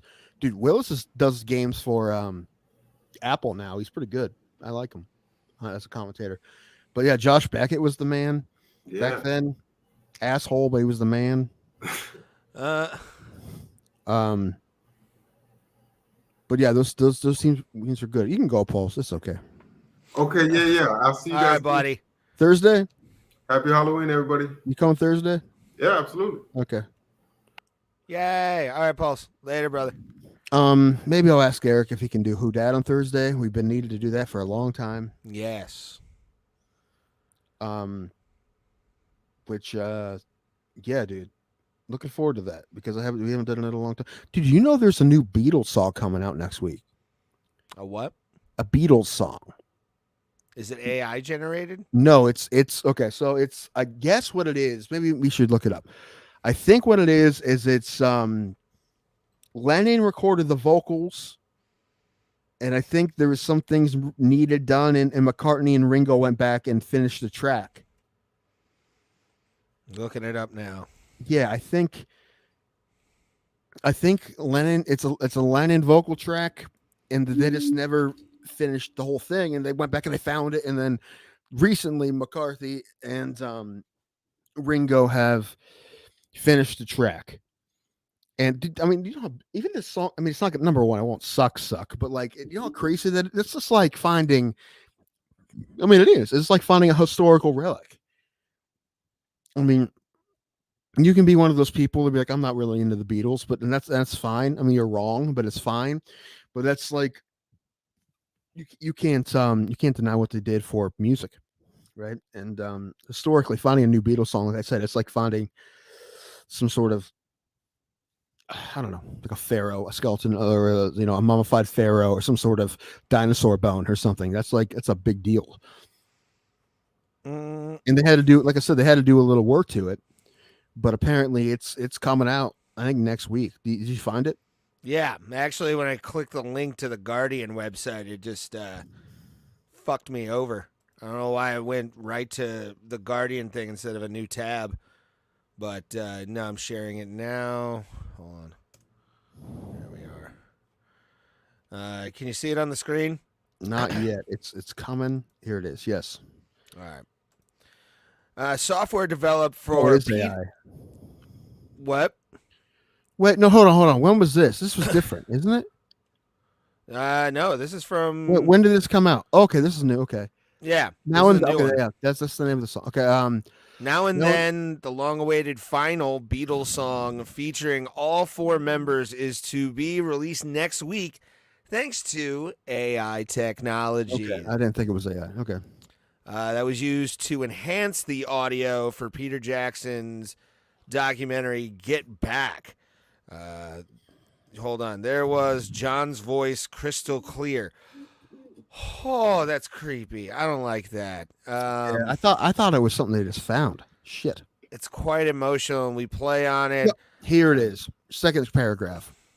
Now and Then was written and sung by John Lennon in the late 70s at his home in the Dakota building in New York City. Lennon's widow, Yoko Ono, gave the demo to Paul McCartney on a cassette labeled For Paul that also included Lennon's demo for Free as a Bird and Real Love. While the latter songs were completed by McCartney and Ringo Starr and George Harrison and released as singles as part of the Beatles Anthology Project, technological limits meant that Lennon's vocals and piano Now and Then couldn't be separated to work alongside. Oh, so basically they used AI technology to kind of be able to put them into multi-track. Okay. Yeah. That's kind of cool. That's kind of cool. So it's not one of those like, okay, hey, we give you a sample of John's voice, so here's John singing Freebird or something like that. This is a recording that he made. Yeah. And they use technology to separate it, but then they actually finish the track, and it's going to be it's a real song. That's good.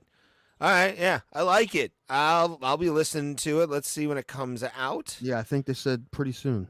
Yeah, within a week. So November 3rd. Okay. It will be released as a double-sided single, Beatles 62 single Love Me Do. Love Me Do. That's but yeah. Who said Ruska? Wednesday, November 1st, and unveiled full on Wasn't Love Me Do their first single? Yeah, I think. Debut single, yeah, right there, yeah. All right, that's How do actually you feel kind of. about the Beatles?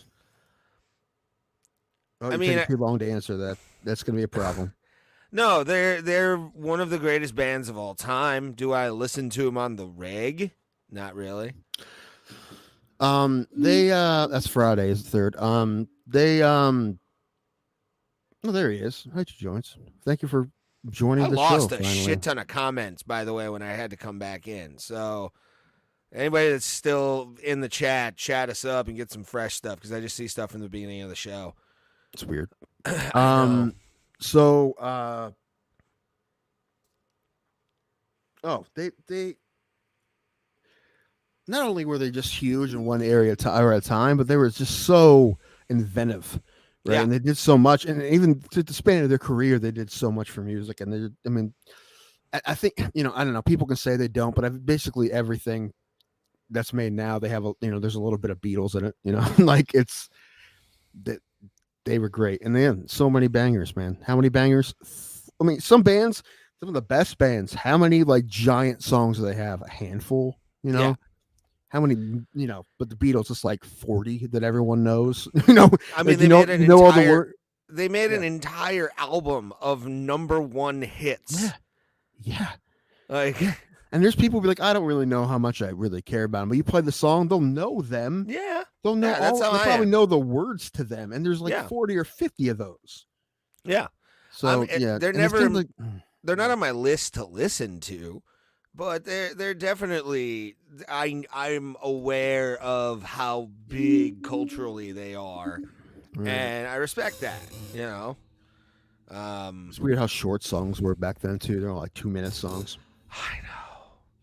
So funny. Even I think one of the longest ones even was, and it's like 3 minutes, is House of the Rising Sun. Like that wasn't them though, was it?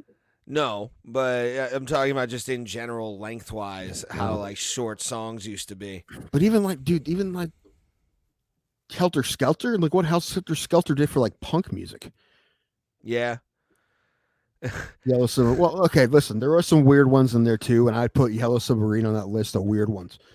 What was the? Because they did a lot of drugs too, so they got some weird stuff in there. What was the name of the one that Ringo Starr did? That wasn't Yellow. I Am the Walrus. No, he did another one. Q. Hold on, trying to think. Ringo Starr Beatles songs, because he sang on a few of them. I know that. On the Walrus is the one I'm thinking of.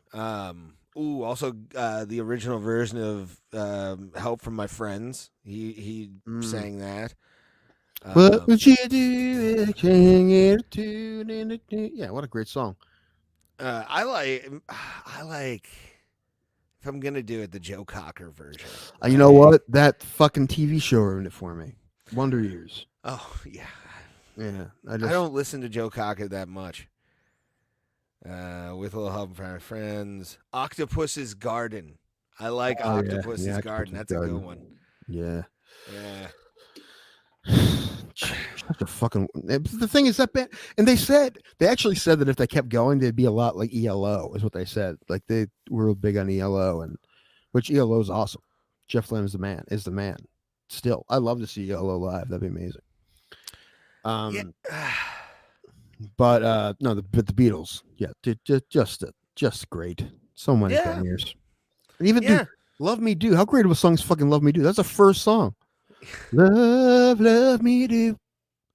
Yeah, it's kind of funny to like when certain bands have certain eras, and like it's kind of amazing to watch the Beatles go from like prim and proper to like wearing psychedelic.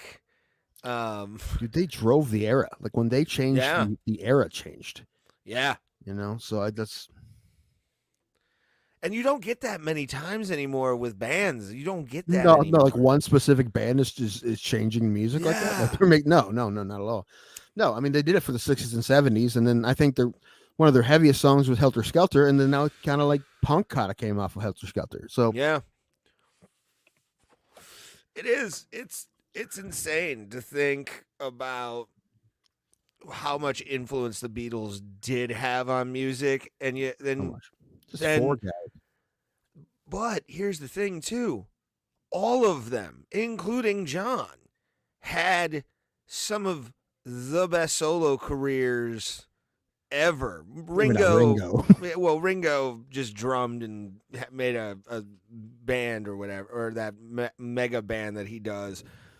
But in general, bro, like all of them. Who was the one that had the pudding in his head? He had the brain tumor. George Harrison. Yeah, George Harrison. He had a couple Nice way to bangers. say it. He had a couple bangers of his own. Paul McCartney. I mean, he had Wings. Granted, have you ever heard the audio of his wife trying to sing Wings songs? Have you ever heard this audio? No, but dude, the best is like when they did that super group thing with like Chuck Berry. You see that? Oh, where fucking Like Yoko's Yoko's having there, an dude. orgasm on stage? Yeah. Chuck just like, what the Like, f-" John's just like, I'm sorry. I'm sorry. Like, yeah, dude. she's still with us, man. Yoko's still with us. Which is wild, because you think she would have, like, been somebody that, because she was such an annoyance to that band, like, towards the end anyways. And she's awful. She's awful as an artist. Like, her shit. Have you ever seen, like, Yoko Ono's art? Oh, I think you meant her music. No. Her music's trash. Like, but her art's even worse. Like, she's not a creative woman. No Spider-Man tonight. Oh, so everyone should come over here and hang out with Robo Plata is what they should do. That's why we have more than usual right now at fucking 10 our time. No Spider-Man. Although Maz has been playing the shit out of that, and it looks good, dude. Yeah. It looks really good. Like, I like watching the gameplays, like the Let's Plays for those. What's the deal with this AI, this fucking Unreal Engine shit? What is that? What is Unreal Engine? Yeah. Because Sean Lynch did a bunch of voices for a new Unreal Engine game. It's coming out soon. Unreal Engine is the actual, like, operating system of a game. It gives you the graphics. It gives you items that you can place. There are certain licenses for developers to buy for Unreal Engine, so you can download the exact stuff for, like, AAA games will have. And the physics, Tim, is what it's about with the Unreal Engine. And also, like, 5.0, like, okay, I'll show this because it's quick. This was made with Unreal Engine. I'll show you this. Rick Sanchez, Unreal Engine. Yeah, there we are. Unreal Engine 5. I can pull this video up. Hold on. It's working. But no, dude, the graphics and the fidelity in a lot of these are just absolutely wild. And it has an AI voice. Oh, pardon how bad the actual AI voice is. Oh, would you hold on? Hold on. Started playing again. I didn't want it to. All right. Come here, fucko. But dude, Unreal 5 right now is killing the game, and I can't wait though for the new Chaos engine that's gonna be with GTA 6 whenever that comes out. Hopefully before the bombs drop. I'd like that game before we get that shit going. But watch this actual, like, this was made in Unreal Engine. It's Rick Sanchez from Rick and Morty going through universes, and look at how awesome the graphics are in this. Can you see it? Hold on. Hold on. Give me a minute here. Sorry. Oh, you're fine. But yeah, dude, Unreal Engine is insane with what they do with backgrounds and environments. The shaky cam on a lot of these Unreal games are fantastic. Like, you feel like you're walking, you have depth to it. Halo was done in Unreal Engine, I think. And it was actually pretty good, dude. Like, the graphics and how you moved, it felt real. And also, have you played UFC 5 yet? No. Is it out? Yeah, Oh, I played it. Played it Friday or Saturday, the day of Tyson Fury. I got to my boys early, and we played UFC 5 for a little bit. And I'll give a review after I show you this because I think UFC used a similar engine to Unreal 5 for it. I think it was the Frost engine. And I have some critiques. I have some critiques for it. So I need a new game, but I don't really know if I want to get it. I don't know. I got the last one. I played it for a while. It was fun. That I got bored of it pretty quick. yeah, some of the environments are a little bit better. I like boobies. We all do, Johnny Smith. Okay, show me this, whatever this is. Okay, so this is Rick Sanchez from Rick and Morty going through like a universe in universes in Unreal Engine. Stop! Quill, stop! I'll catch you like a fucking Pokemon. Oh, come on. What? Why? You had time to load. Demon! Let's get out of here! Like What? by losers! So, welcome to Rick's prison. Yeah. This is where I push the socially dangerous bastards I caught in the multiverse. Make yourself at home. Nobody in the universe can escape from here. Fuck you, Rick. Pudding will find me. Shut up! Be terrified of me, Rick Sanchez. Oh, I was so scared. As soon as I get out of Resident here, Evil Big you're Tit going Lady. to suffer, Rick. You bastard. There's even a troll from Middle-earth.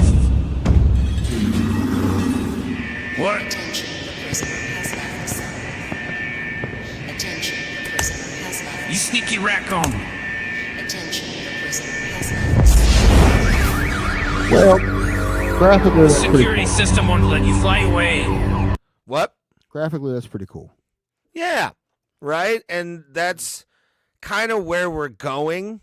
We still haven't reached an uncanny valley yet, which is like you have to do in certain things. And UFC is a great example of that. Not impressed with the fighter graphics, but I'm impressed with the actual like presentation. It's kind of cool what they do. They start every fight in the tunnel. Like the guy's standing there that's waiting cool. to come out. That's cool. Yeah, and then it kind of muffled the music, and then as he walks out, you can hear the music get louder and louder. And Anik will say something, about the fighter or whoever it is.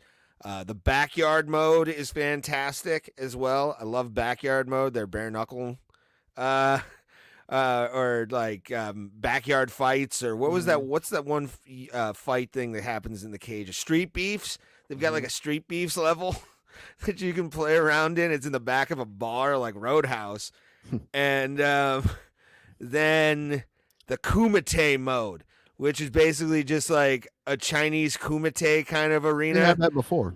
Yeah, but the updated graphics on it look outrageously fun. Like it's a great time to just lose your mind, but skin still eludes us in video games as being like super realistic. Like to me, because you can tell it's a video game like sprite. You can't see if it's real unless it's in like a cutscene. And even then the lighting can be a little off. Like who was it that I played with? I played with somebody. The character was it Matt Brown? Like Matt Brown looked smooth.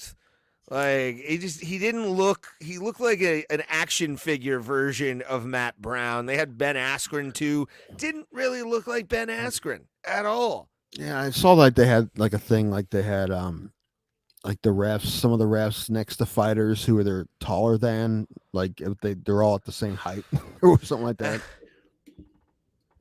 Is it gonna rain right now? I just saw a lightning flash. Snow. It's not snow lightning, you fuck. No. You're not allowed. Snow Lightning. That's the name of my new metal band.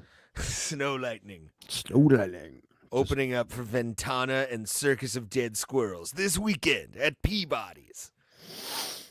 Circus of Dead Squirrels is a band. That's fantastic. Oh yeah, they had a song called "Elmo's Last Laugh." It was conspiro metal. That's something that you would go see, but I have no interest in. Like that's They all wore what do you call it? Animal masks and dressed like carnies, and the lead singer was a ringleader. How many people were at the Listerine show last night? It's Skinny Lister, you bastard. Did I not say it right? But there's probably like, I think Grog Shop maybe holds 150, 150 maybe 200 if we're packed out kind of thing. Yeah,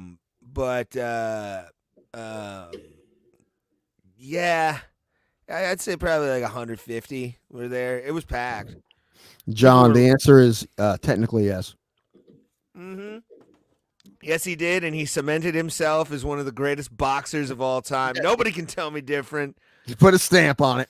He did. He put that stamp. If you didn't think so before, you know now. He is the king of the world. So fucking stupid. When I heard split decision, I knew it went to fucking Fury. I knew it was gonna go to Fury. Dude, I'd be surprised if the judge who gave it for Ngannou made it out of Saudi Arabia alive. Which really shouldn't something you should joke about because Saudi Arabia murders people. Well, I was going to say Bob Arum probably has some bodies on his hands being a fucking promoter. That guy's been promoting fighting since the 80s. You know he had to fucking shoot some people in the 80s. Well, that's what, if you got to do business in the 80s, you got to shoot a couple people. That's just, dude, fucking mechanics shot people in the 80s. What are you talking about? Yeah, and that was over like just a bad brake job. Like, think about what Arum had to deal with. Like, right. Contracts and shit. Fuck you, dude. But no, yeah, I was, like I said earlier on in the show, and you can go back and watch that as well. But I'll just say, since we got a lot more people coming in, that the Fury and Ngannou fight, it was surprising on many levels. But in the end, the right guy won, in my opinion. Well, I didn't see the whole fight, so I can't say much. So that wouldn't have stopped Ray, but it's going to stop me. I will. However, I will say that a lot of people think that I see a lot more people believe that Ngannou won than the other way around. Who's this old guy you're taking a picture with? Man, did you try to hide your neck in this picture? I did, with my beard. It's just, hey, just no neck. That's Ricky Morton. He's a legendary professional wrestler. He looks like an old man to me. He is an old man now, but he's still good at talking. So he manages. That's something that his son wrestled on Saturday when I went to the NWA show where Blake Troop was. This is Ray getting choked out by a woman. Can I tell you something? I can't believe she touched you. That's fucking weird. Dude, when she wrapped her arms around my beard and I felt it, I'm like, look, dude, your beard looks straight gray in this picture. You look like you're 55 years old. I look 55, kid. But when Lorna put her arms like this around me, I was like, because her husband is, I'll give you who her husband is. It's one of those guys. I get it. It is. It doesn't matter. Hold on. It's the guy on the right next to Lorna in that photo is her husband. And I'm like, oh my God, her husband's like right next to me. Hopefully he's cool with this. Hopefully, because I don't want to come off as like a creep or something like that. I already do that regularly. So why not in front of my heroes? When they go back home to the UK, they're going to be talking about the most American person that they met. This guy, you can't believe what he was wearing, mate. Like, you can't believe it. Australian. Oh well, I don't know. It's the thing, man. When it's easy to get Australian and British confused. Very. You're trying to do accents. 150 Skinny People. Now that's a band. That's a great band name. It actually is. It's just 4 fat guys. 150 skinny people. We're 150 skinny people and we love to eat. equals 5 fat dudes. We are world hunger. Dude. That's funny. Man, Lord Thoven didn't come out this Halloween. I know. I'm sad. The Bro Plata Nation, Bro Clan, whatever the hell we call our fans. Who's knocking on my door? Is that Thoven? Oh my God, is it? No, it's not. No, you can't. No, go home. Go home. No, go home. Oh my God, no, you can't come on the show. No, is he drunk again? Show. What's Dude, he holding? Drunk. Yeah, but what's he holding in his hand? He always got a bottle in the hand. What's he got? He's got a pimp cup. He got a chalice. What's in the chalice? It's not. This is baby elven blood. It's not baby elven blood. What is it? This is an old fashioned. Ooh, with a little elven blood. There's no elven blood. You can't afford that anymore. It's my wizard friend. Sorry, tell him to get on. No, put your pants on. Number one. But no, you're not allowed on the careful show. Careful for the tequila piss jars, man. Careful for them. Don't step over them and break your shin. Get them on here. Berto, this is a great idea, but I just can't. You can't afford it. Yeah, my DWE fucked me, so I'm not doing much traveling right now. Plus, if we're trying to, trying to get us on the Napa Comedy Festival. Right, I want to do that, but that's going to be expensive to get up there too, you know? I know. And also, I don't know where we're going to, Sean can't have every comic stay on this couch. No, but I'll sleep on the floor. I don't care. Well, he can't have every comic stay in his house. I know, but we're special. We're his friends. Are you? Dude, I was up on the list, but then Bob McClure surpassed me. That's okay. Bob's fucking awesome. I love Bob. Friendship knows no dip in loyalty. I don't know. That he still likes me. He thinks Bob's funnier than I am, which because Bob is funnier than I am. I was about to say, even I'll say that's the truth. But it is the truth. I just want to host shows for him, man. And like if I don't know if earlier when I was texting, I was messaging Sean. Oh, nice. Because I'm like, I want to host shows for you because I think if I host shows for him, maybe I'll get paid a little bit and that will offset the cost of me being out there. I don't really care about making money. I just care about being able to get out there. Yeah.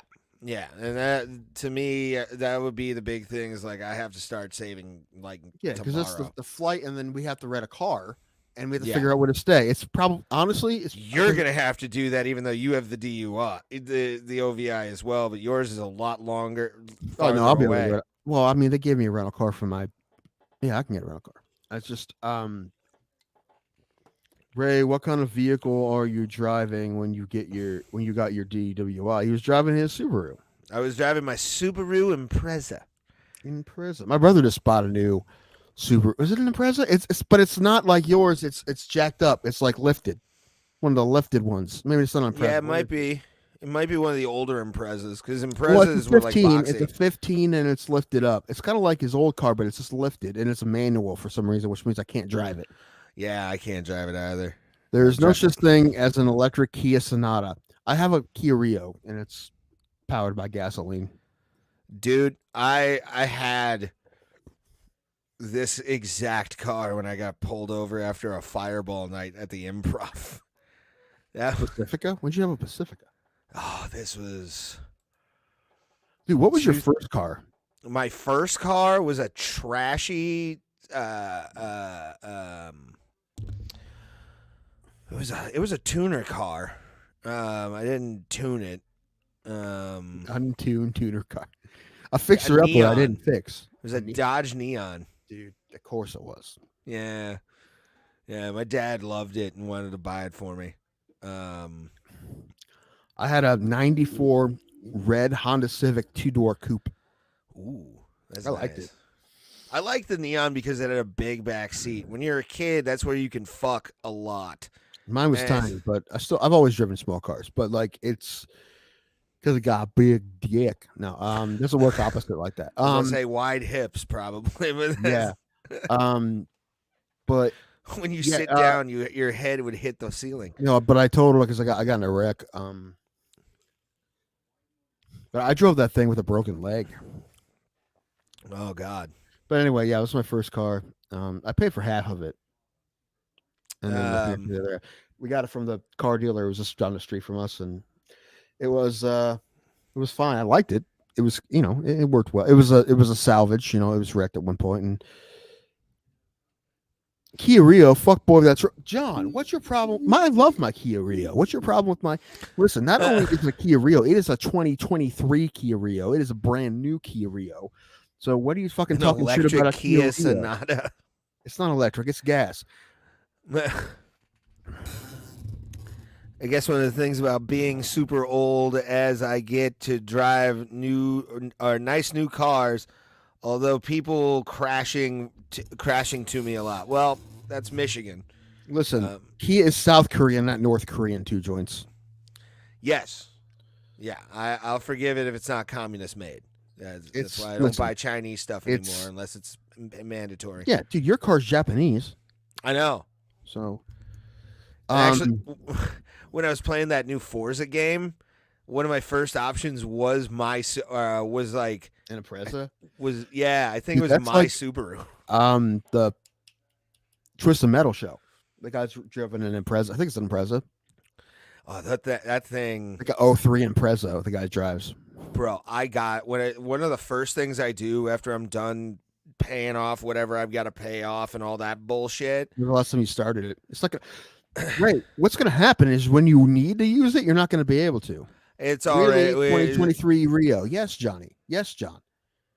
Yeah, a 2023 Kia Rio. Yes, I've had it. Dad bought it for him. He bought 60% of it. Okay, yeah, that's called buying it. I paid $9,000 of that. He paid the rest. Yeah, but hey, you needed it, bro. Yeah, and I didn't know what. And the thing is, he was just out here. I didn't ask him to do that. I didn't ask him for help. He just, when I told him my car, he's like, "I'm gonna help you." I'm like, "Okay, Dad." Yeah. You say so, because he was feeling guilty because he helped my brother more with stuff and didn't really help me with much. I never asked him to. And over the years, some people thought that he favored my brother when it came to that kind of stuff, and I've never complained, but other people complained for me, and my dad noticed. So he felt bad. And he said when I got in a wreck, he's like, "I actually been waiting for this to happen." I'm like, me getting in a wreck. I'm like, did you wish for a deer to hit me? Anyway, I didn't know they made those things in the last 10 years, but I'm sure it's very nice if it's new. No, I love it, dude. I love it. I mean, it's, and yeah, it has some cheaper parts, especially on the inside, but the engine's solid. And my plan, it has 5,600 miles on it now. I hope to get about 200,000 out of it, so that's what I'm hoping for my Subaru. Like once I start driving that again, because I got to get a new battery, because that died already. And it was one of the cheapest, not the cheapest, one of the cheapest brand new cars you can buy. And one of my father's things was like, "I'll help you, but I'm not helping you buy a used car because you never know, you might get ripped off, might get a lemon." He's like, "I'm not doing it. You have to get a new car." He's like, "But I only have this much money." He's like, "This is how much I can help. This is a one count or something. His other money's tied up or whatever." He's like, "So it's this much." And with that much plus what I got for my car, which I paid for my other car, my Mazda, in cash, so I got the cash for it. I had like 22 grand, and there was like 2 options. It was Kia Rio and it was Nissan Sentra. And I drove the Sentra, and I liked the Sentra, but it was so fucking small. Yeah, I was not just. I mean, Ray couldn't fit in it either. Like my dad couldn't fit in it. Like normal sized men can't fit in that thing. Because it's not my stomach that's a problem. It's my legs. My legs can't fit in it. So a dude, even the guy who was the car dealer said to my dad, because I talked to my dad. He's like, "I can't fit in it either," because I liked it. But then I told my dad, I'm like, "Dude, I like this car, Dad, but I can't fit in it." Because I was gonna get it, but then I went to the Rio dealer or the Kia dealer. I got in the Rio, and I'm like, "Oh, thank God." I was thinking maybe maybe no cars now are big enough. Like maybe they're all tiny. But the Rio had less room in the back seat and more room in the driver's side. So the Rio I like the Rio. So yeah. Anyway, every you guys car aren't normal size men. Yes, you're right. I'm talking about, let's say, a 5'10" man, 5'10" man would be. That's too small for a guy who's 5'10" or taller. Yeah, I'm like 5'9" usually if I'm slouching, 10'9" or 5'10" in fucking Vans. So sounds like your dad is pretty smart. You know what? He said, I just saw him a couple weeks ago. He's like, I'm dumb, but I make good decisions. Something like that. So people say you're not dumb. He's like, no, I'm dumb, but I don't know. I wouldn't call him that either. Well, the thing is, he makes sense, and he's done some smart things with his money, and he's retired now. And he just bought a fucking Enduro. He's buying toys now. He's retired. He's buying toys. He's 62. He bought an Enduro. What's an Enduro? It's like it's a street legal dirt bike. It's like half dirt bike, half street bike. Yeah. He's 65. 62. 62. My God, man! Like, why buy more guns? Prepare for World War III, kid. Like, he has 130 guns. He told me so. He has guns. Well, if we can get past the barricades and the robber barons during the whole thing, let's go to your old man's place. Right. If shit goes down, you go to my dad's. If I can have a tank of gas to get to my father's. Well, I was about to say that would be the thing. I'd gas up and be like, text me or send me the address, and I'll use a Rand McNally. I do 50 miles per gallon on the highway in a gas car in my Kia Rio. Wow. So my brother just changed the oil for me. It was funny. My dad was like, this whole thing was me getting my oil changed when he was out here. He's like, you had 5,000, get a change. He's like, I will go with you tomorrow. We'll go get a change. I'll pay for it. I'm like, all right, if you're going to pay for it, Dad, I'm not going to say no to you. But what if this is finally when he turns your life around? Maybe. This is his mitzvah. It was busy. We were busy that day. But he gave my brother money to do it the next weekend. So I asked my brother. He's like, I'm going to do it next weekend. I'm like, okay. I'm like, do you need money? He's like, Dad gave me money. I'm like, okay. He had to go get a new picture. Apparently, it was a pain in the ass because it has a weird filter that he had to go to 3 different stores to find. Really? Yeah. He wasn't real happy. It's funny. Oh, man. Enduro 500 in the 90s. Yeah, dude. My dad has a Enduro, and is it a hybrid? I doubt it because my father bought it. I doubt he'd buy anything that run on electricity, but I don't know. Man, my dad's an interesting cat. Still want to get him on the show. I don't know what we talk about, but yeah, I'll just back away from that one. That'll be my night off. It's just you and your dad on Bro Plata. Cousin Mike. I don't know what's been going on with cousin Mike. I don't know if he's been around hopefully or not. He's okay. Well, he's been busy because he's moving into his dad's old house, which is a big deal. That's good. Next time I go out there, he's in there. He's in there now. So nice. That's good because he used to live in a different town than everyone else in the family. Now he lives right next to my grandmother, which is good because grandma's 86 and now there's someone's right next to her. That's nice. That makes you feel better. She's still driving this. Bought her a new car. Well, she bought a new car, like a Subaru. Subaru. She doesn't like that it doesn't have a CD player. Yeah, she's 86. I love my Subaru. The only thing that I have to change about it when I start driving it again is the fucking muffler, dude. That fucking thing is embarrassing when it turns on. Was it like that when you bought it? Yeah. Well, then you should have had to fix it. Well, it's just a fart pipe muffler. Like, I gotta figure out a way to like. Do you have a guy? Are you the guy? I'm gonna have to find a guy. I know that, but I'm gonna try and get. You want to come to Philly?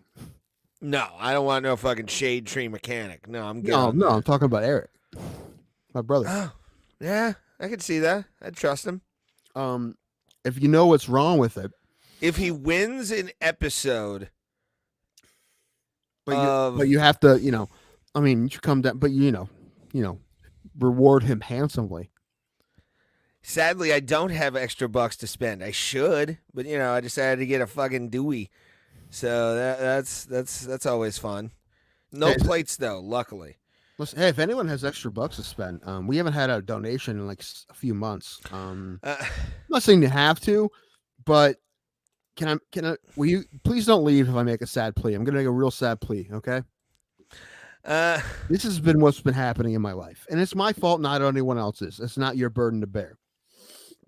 But Ray and I both, in a situation in our lives currently, we're very broken because of that. We haven't been able to buy all the pay-per-views, and that sucks because we can't watch pay-per-views. We can't do a proper show.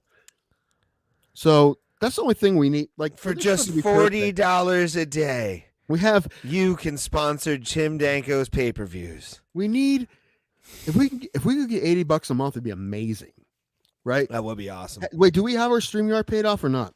No, yeah, we have it until like I think it's sometime next year because I took it off. All right. Streamlabs and came back to this fucking place. That's the only problem is like so over is the UNICEF commercial kinda, yeah. Like listen, we're not trying to obviously at this point of the show we're not trying to be rich. We're just trying to keep doing the show. And one of the reasons to keep doing the show is StreamYard, but we have to pay for it right now, which is good. But also we need to be able to watch pay-per-views. And I'm actually unfortunately at a point where I have had to skip several pay-per-views because I don't have any money to pay the pay-per-views. So it's a bummer. And I don't want that to happen, right? Dude, it costs like $1,200 or more. It costs like $1,400 a year to be a UFC fan. Yeah. Just Roberto just donated. You're the man. Thanks, man. I really appreciate it. Let's see how much the homie gave. Doesn't matter. Dude, appreciate you. Oh, dude, this was fucking dude. That's a fucking pay-per-view almost. Nice. $75 from Roberto, dude. Roberto, thank you, sir. I almost feel bad saying it. Dude, that was fucking dude, thank you so much. I don't know. I mean, are we doing enough to thank you? Because we're trying our best. Because we're just like, dude, you've been so fucking awesome to us. Dude, every one of you that comes and hangs out with us and puts out with our nonsense, we fucking love you to death. But the guys that can help us out financially do, and I fucking love you guys for it. And it's I don't know why, but we love you. It's great. I don't know why you do it, but thank you so much. Good. Now we're getting a pay-per-view. We're gonna get yeah, 294. Is that what it is? Yeah. Yeah, 294. Which I gotta say, like, sure, a great fight was added. Dude, thank you, man, so much. I don't know what else to say. I thank you. Ray, I think I'm gonna get another drink. I'm gonna be like that tonight. All right, yeah. I got my first stops at 8 locally, so like close-ish to my house. Let's do it. So I'm just I haven't ate either, so it's gonna get weird here. Yeah, I need to eat probably before bed, but afterwards. Mama made hamburger helper. Ooh, dude, did you see Big Chevy's Halloween costume? $295. You see Big Chevy's Halloween costume? No, he was Forrest Gump. It wasn't Bubba. No, it's better that he was Forrest Gump. Number one, he has a limp, so that's perfect. But also, anyway, if you guys don't know who Chevy Terrell is, I'd say look him up. He was on. He has a great episode of Kill Tony that was a couple years ago. He is hilarious, and I need to have him down on one of my shows. Yeah, Chevy is the man. Anytime I get to see Chevy, I know I'm going to have a good time. That guy is fucking Chevy's awesome. Fucking hilarious, dude. Pat Miletich wouldn't authorize Mexican hamburger helper. Probably not. Well, you're right. Probably not. He probably told me to stop eating. Yeah. Stop eating, you fat ass. Vanilla Ice rocks. What? What? I was doing. Whose song is that they use Ice Ice Baby? What is that song? Have you heard it? No, not recently. I forget who. Queen? I don't know. No, not Under Pressure. It's a new song. Oh, I don't know. I'll have to check it out. Oh, dude, I can't get that fucking Doja Cat song out of my head. Which one? Bitch, I say what I said. I'd rather be famous than dead. So bad. She devil, she bad little bitch, she a rebel. That thing is everywhere, even in like non. And also another song I'm tired of is that American Horror Show song. I don't know.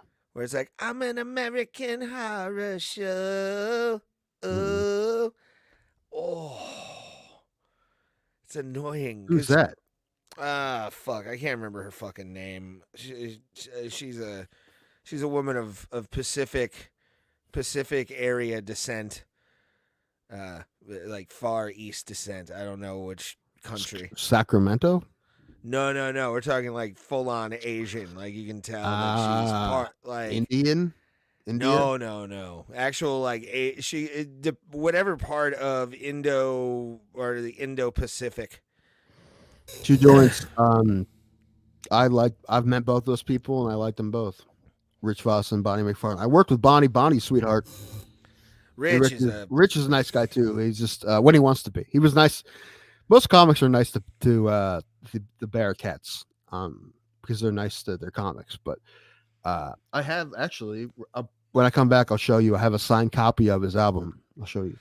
Yeah, and I don't want to go upstairs and get it, but I do have an autographed Rich Voss ticket from a show that was like my first comedy show that he was a part of. Love Rich Voss. They're one of my him and Bonnie are two of my favorite people. It was 3 years before Bourdain died. I've seen Rich and Bonnie and on an old Anthony Bourdain show. Anthony was in Jersey. They went out. Yeah, that's. What was the name of that show? I can't remember. But yeah, Rich is awesome. I broke something, guys. I don't know what happened. I have no idea what happened. I drank so much last night that I'm sitting here broken. I don't know how to form words. It's been a day, guys. I handed out candy for a little while, like a psychopath. Actually, I did a good deed today, guys. What's going on with me? Something's broke. Like I woke up today, man. You guys are drinkers, I assume. Well, yeah, a lot of you guys who probably watch us are big drinkers, but man, I don't know. I woke up this morning like tasting colors. Like that was my goal, was to get that hammered. I just wanted to do it. I took today off because I knew I'd be just completely wasted. Yeah, it was wild, bro. Last night went to a concert for the band Skinny Lister, one of my favorites. They did a great job, and then we talked earlier, by the way, about if you want to go back in the episode after the live stream's over. We talked about Fury and Ngannou and how Ngannou just didn't do enough, in my opinion, to win that fight after the knockdown. He kind of started just throwing haymakers and trying to do that while Fury was, ducking and dodging as best as he could. But we all agreed that Ngannou should stay in boxing now because that's his best avenue to become a world champion. And he's going to be in the top 10 of the WBC. So Fury's going to have to see him maybe a couple times or retire. Who knows what's going to happen. But definitely going to be a fun time to watching in boxing. So, hi, Tim. You okay? See, we need to get you walking. You can't be breathing like a pug.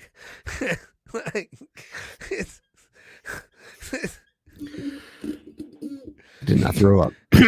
What? It's bro plata. If you think you should watch, you oughta. Okay. We need to make that a song now. I'll put it on Anchor. I don't care. We'll go to Spotify and just, bitch, Ray said what he said. We rather just talk nonsense instead. We'd rather talk nonsense instead. Oh, man. What do we call that? Bro Devil? Do we call that Bro Devil? No, because the song's called Paint the Town Red. Paint the Town Red, bro. Paint the Town, bro. Paint the Town, bro. Paint the Town, plata.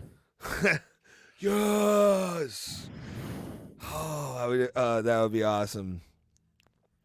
Let's do another hour. Yeah, I don't know if I can. We'll see. Let's not put a time limit on it. Let's just have fun and let's see where it goes. Ryan Kills. I don't know what this count you're talking about is. Like we say every time we're about to have sex. Let's not put a time limit. Let's not fucking time it. Let's just have a good time while we're doing it. There's gonna be breaks. We need to understand that my back is not what it used to be.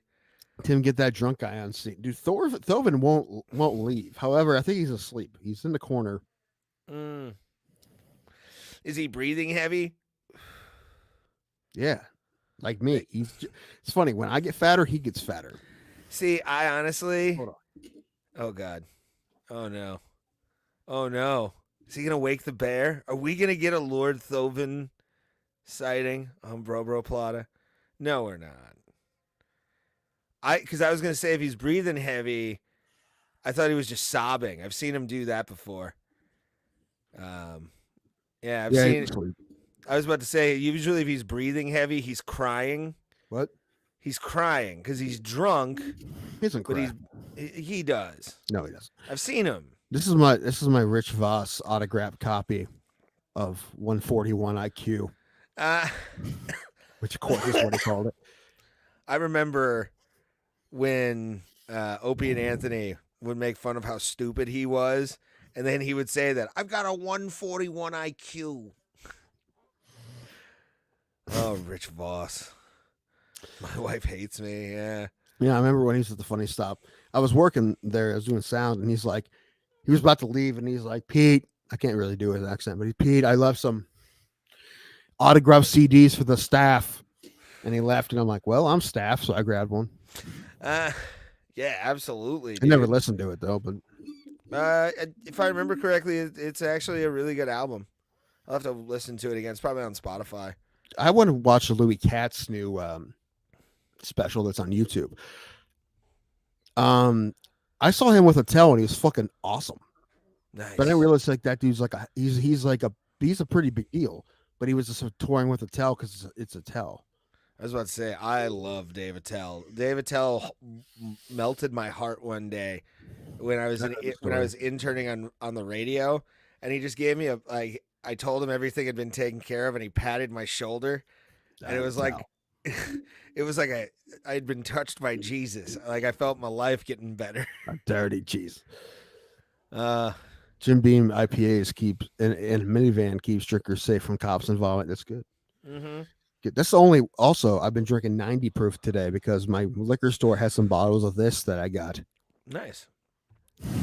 But they won't have any next time, which is I prefer this. And it's not this.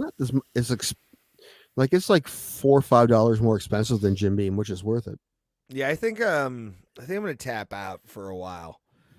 I think I'm gonna give. Oh. I'm gonna give the no drink November a shot, and just see how long I go. Because I broke something. A couple of years ago. I did on the show. I did like a month. Yeah, but I wasn't feeling well. That's why I wasn't drinking. But and you know what? It's all right. It's fine. I don't know. Watch that documentary. Neat. If you haven't seen the documentary, everybody, Neat, the story of bourbon. I would recommend it. It's very good. Yeah, I'm gonna check it out. It makes you want to go on the bourbon tour in Kentucky, and it makes you just every time you drink bourbon, like this is history I'm drinking. I'm not an alcoholic. I'm a historian. What? Steve Zahn is in it. Steve Zahn. Why do I know that name? The actor. From what though? Oh, that thing you do. Saving Silverman. Righteous Gemstones. The last season. He's got that weird face. Yes, he's a good singer. Okay. And a lot of you're talking about. He's been a lot of things. A lot more than that. But he's a great actor, great comedic actor. He's in the MCU as like some kind of like broker bad guy. Yeah, he was in the second Ant-Man and Wasp, or the first Ant-Man and Wasp movie before Quantum Mania. I'm thinking it's who I'm thinking of. Let me look him up. No, that's a different guy. That's Baby Billy. That's a different guy. That's the guy who was in Hateful Eight. No, that's a different guy. Oh yeah. All right. I know who you're talking about. Yeah, Steve Zahn. Steve Zahn's the man. I never Dude, knew his Saving name. Silverman might be one of the more underrated comedy movies, I believe, in my opinion. I think Saving Silverman's hilarious. Dude, Arlie Ermy playing like a gay gym teacher. Eater. What? No, killer. We haven't told you all the details. Okay, is that it? Killer. You know what I always had this guy's name for? I call him Dollar Store Michael J. Fox. Because Uncle Baby Billy is my dream uncle. Yes, John 209. You're right. Uncle Baby Billy is like the best character in the history of comedic TV shows.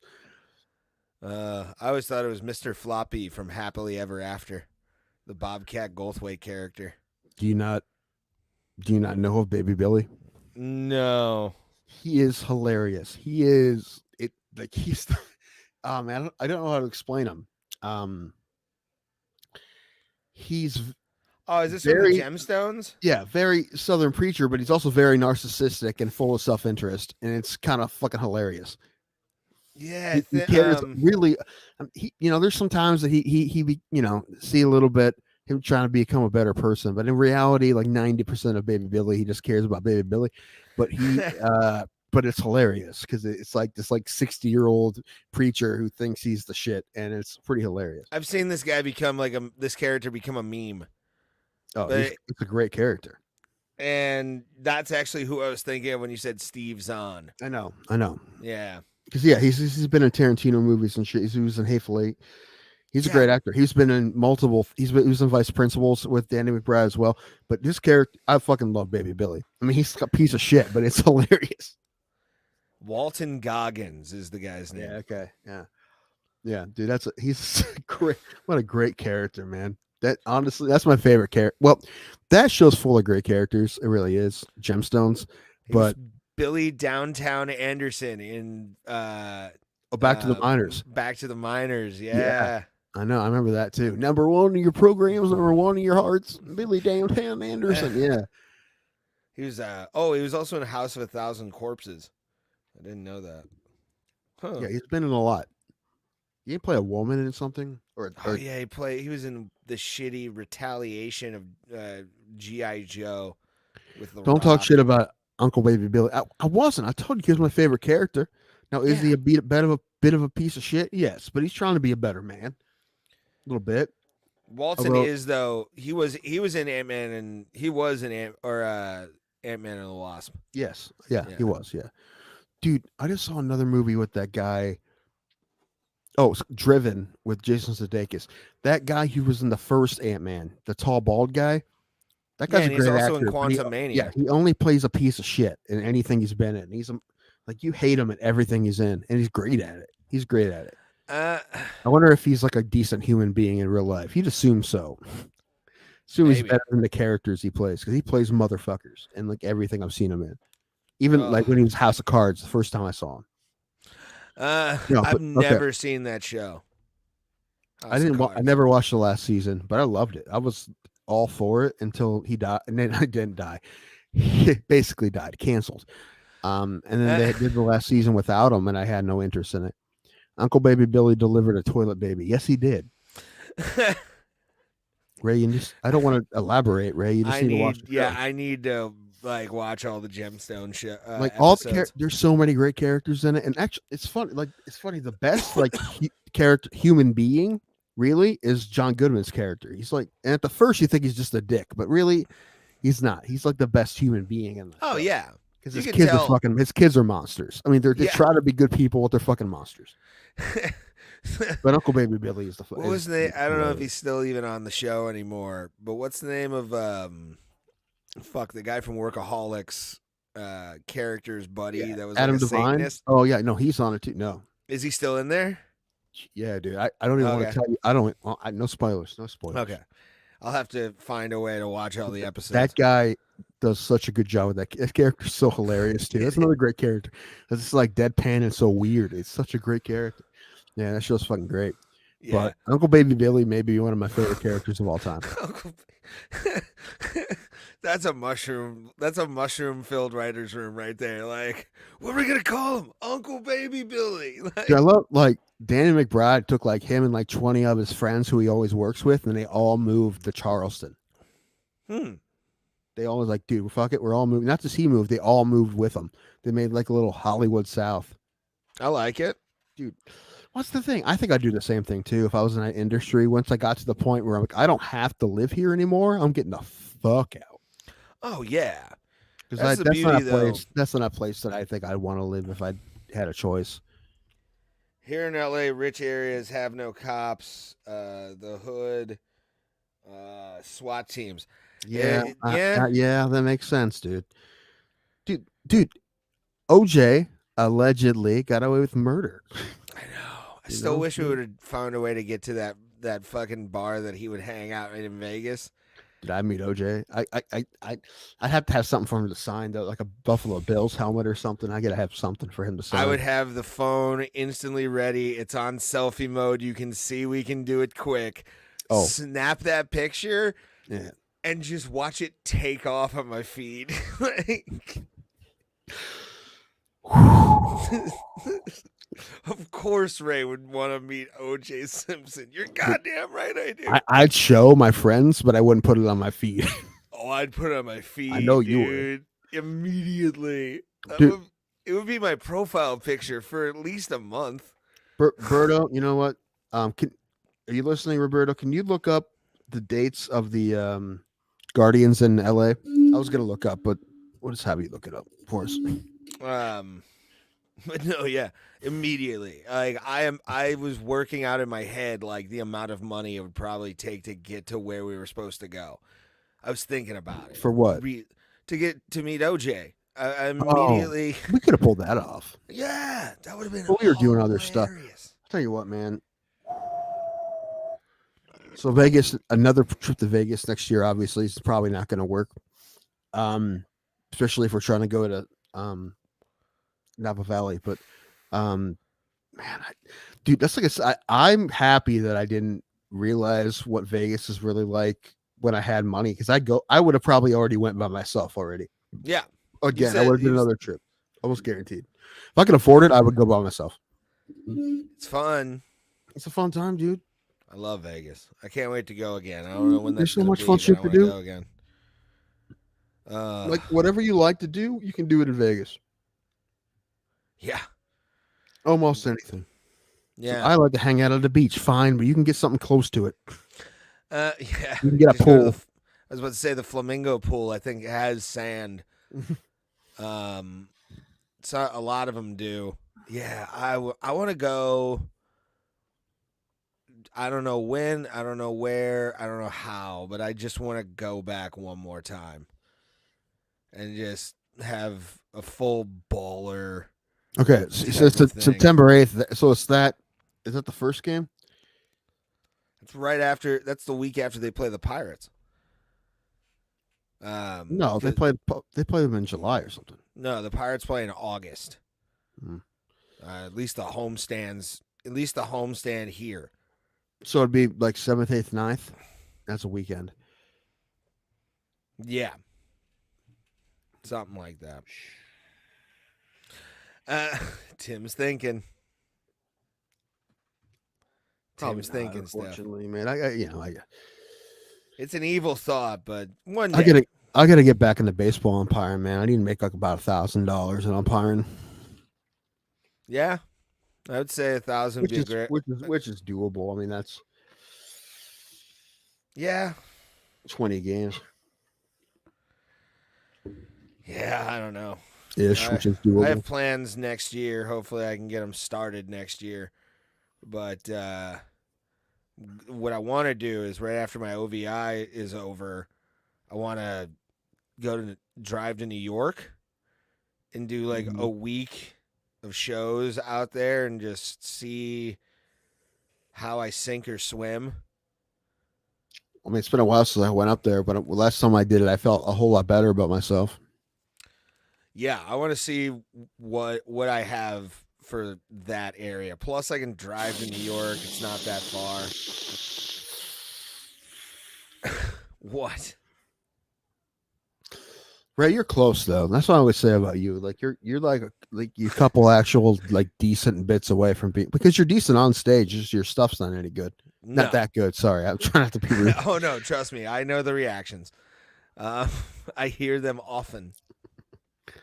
That's why everyone says like no one bombs better than you, because you don't really like give a fuck. You just you're really good on stage. You're just not a good writer. No, I'm more of I think of things and then try and like. I think again, I said this before. I think you would actually benefit from like a book on writing. I've tried to read the comedy Bible. I have. Or like I told you, one thing, Marvis Connor sent me something he bought, and then I read it, and I wrote the fucking van joke. Like, I was trying to find it. I couldn't find it in my emails. Yeah, I don't know. I try. Because sometimes just reading someone else's, like, formula gives you an idea how to, like, approach certain things. I'll save up. We can chill, eat, enjoy the game. Man, listen, if I can get out there at Berto, I would, man. Like, I don't think we can. It's like $1,000 to get out there. It would be $1,000 trip at least for us, you know, Yeah. especially when it comes to like, you know, find somewhere to stay.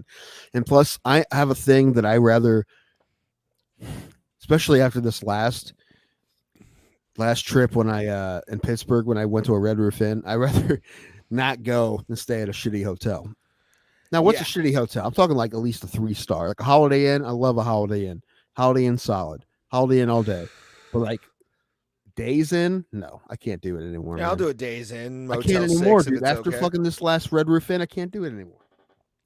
Well, yeah, I can understand. I can't do it anymore, man. I got to do at least. So I got to do like $120 a night hotel, which that's like in the Midwest. So like, you know, the hotel. However, the one we stayed out in Vegas was great. I loved it. Mm-hmm. That was one of the better rooms I've been in. Out of the 3 times I've been there. Did you take everything from the Red Roof Inn before you checked out? No, there was nothing there. There wasn't even a breakfast, and they said on the internet there would be.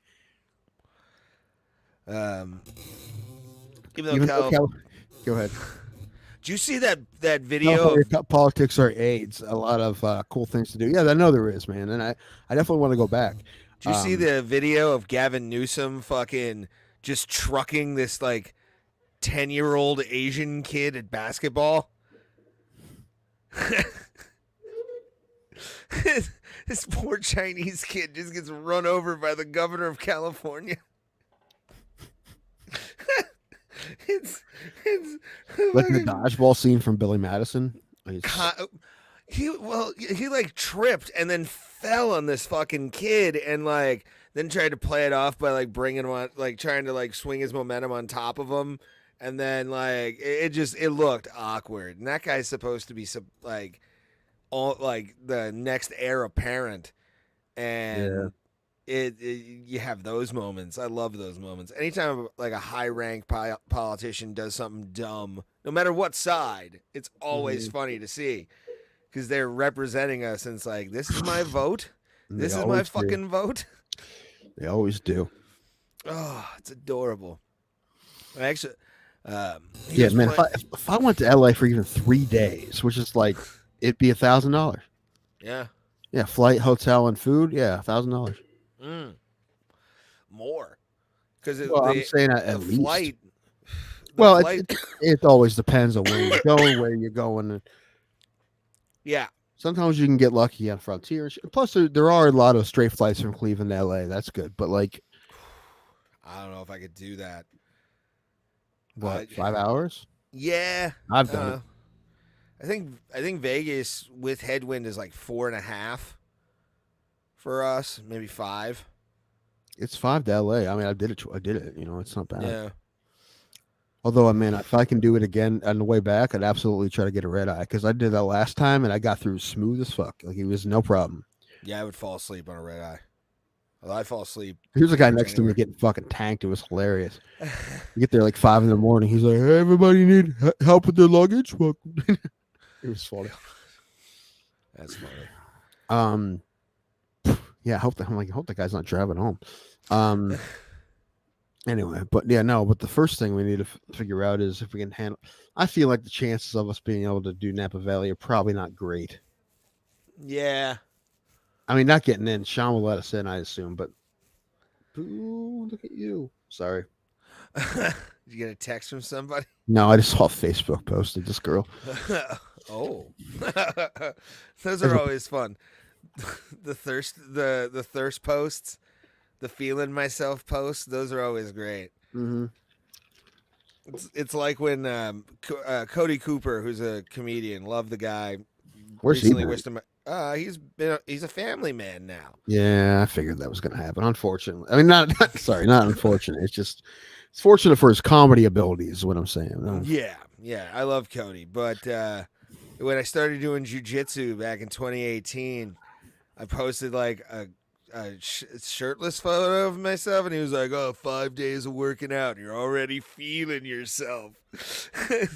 My favorite thing was that guy. every time that Drew Miller would put a selfie up, Cody would go off on him, and it was the best thing. And they kept doing it. It was pretty funny. Goddamn, I love him. Miss him every day. He would always tell me how fat I was getting, which was nice because I didn't know, obviously. Well, I mean, that's why I'm trying to make my fat jokes about you more funny now. You should try to make all your jokes more funny and see what happens.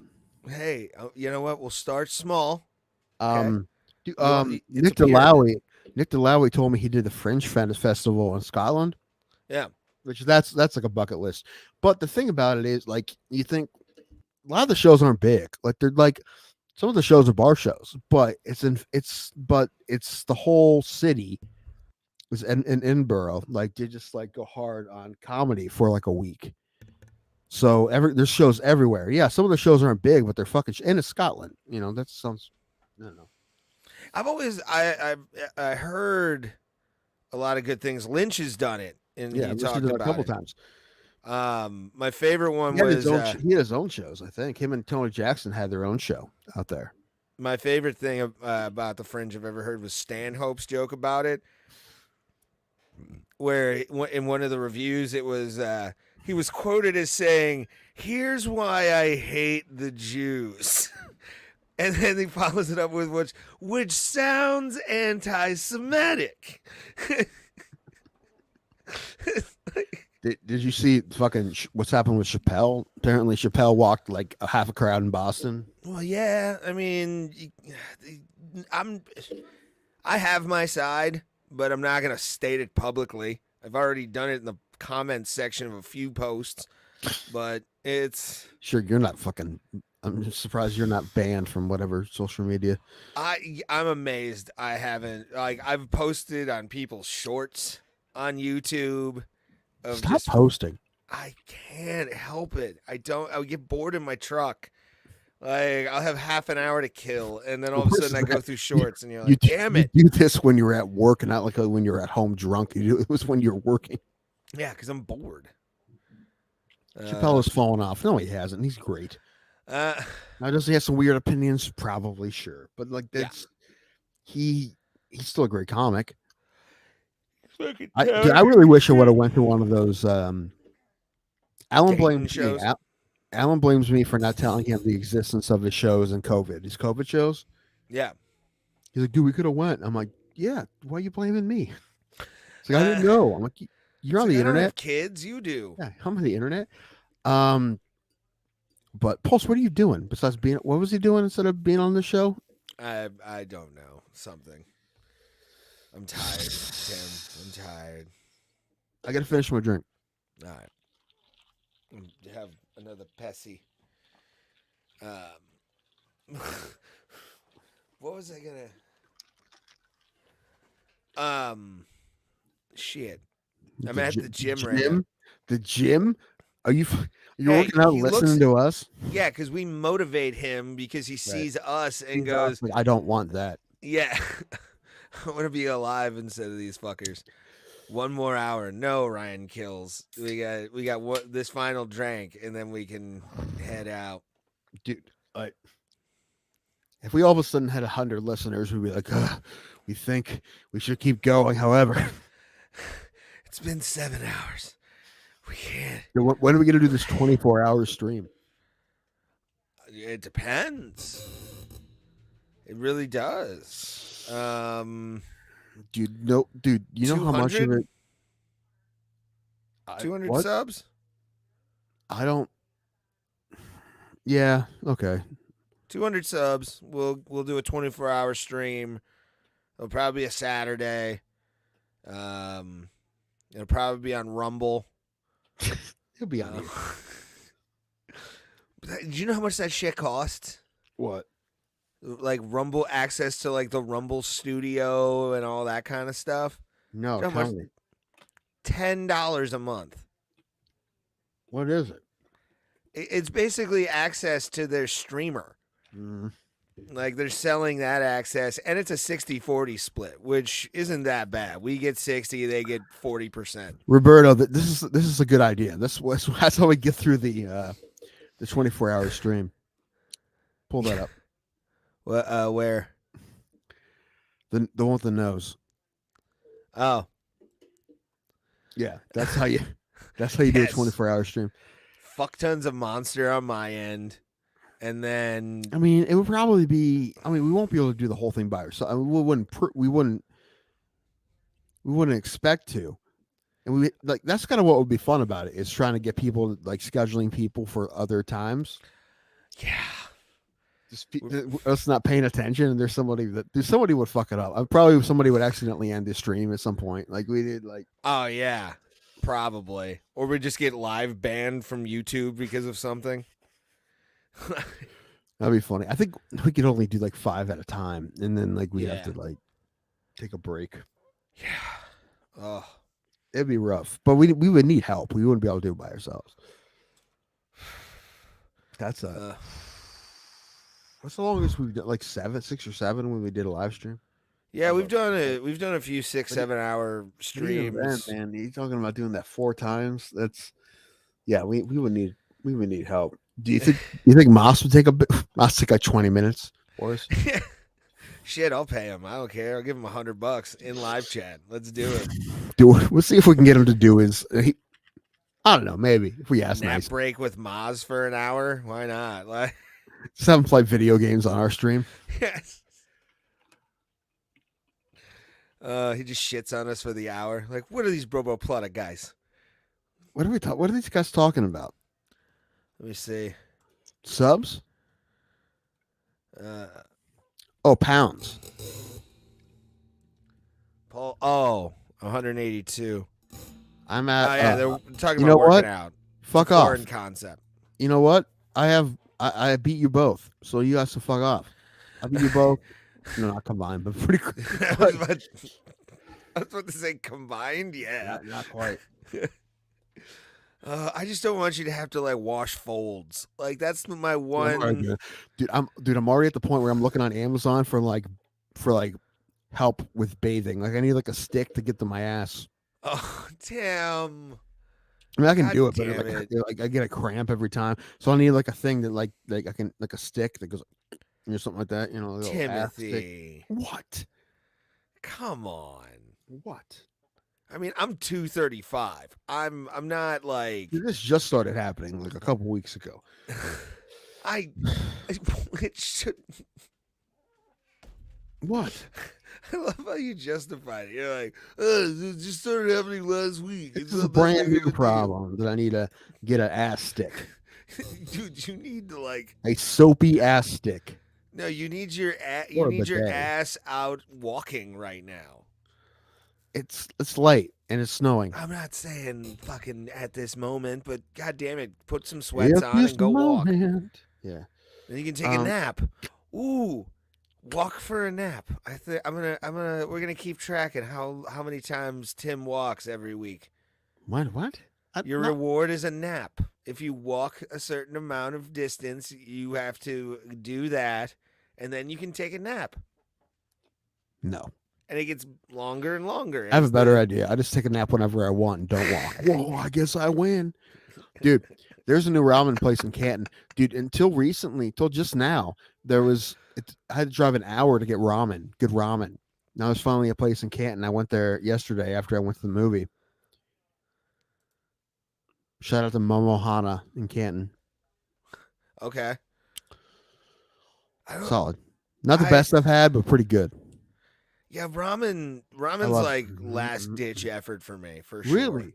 Like Yeah. the good ramen? I'm talking about like at your house ramen. Yeah, in general, like it never really crosses my mind to eat it a lot. Have you gone to a good ramen restaurant? No, but again, I'm Okay, a steak and I'm American. I'm steak and potatoes. Dude, okay.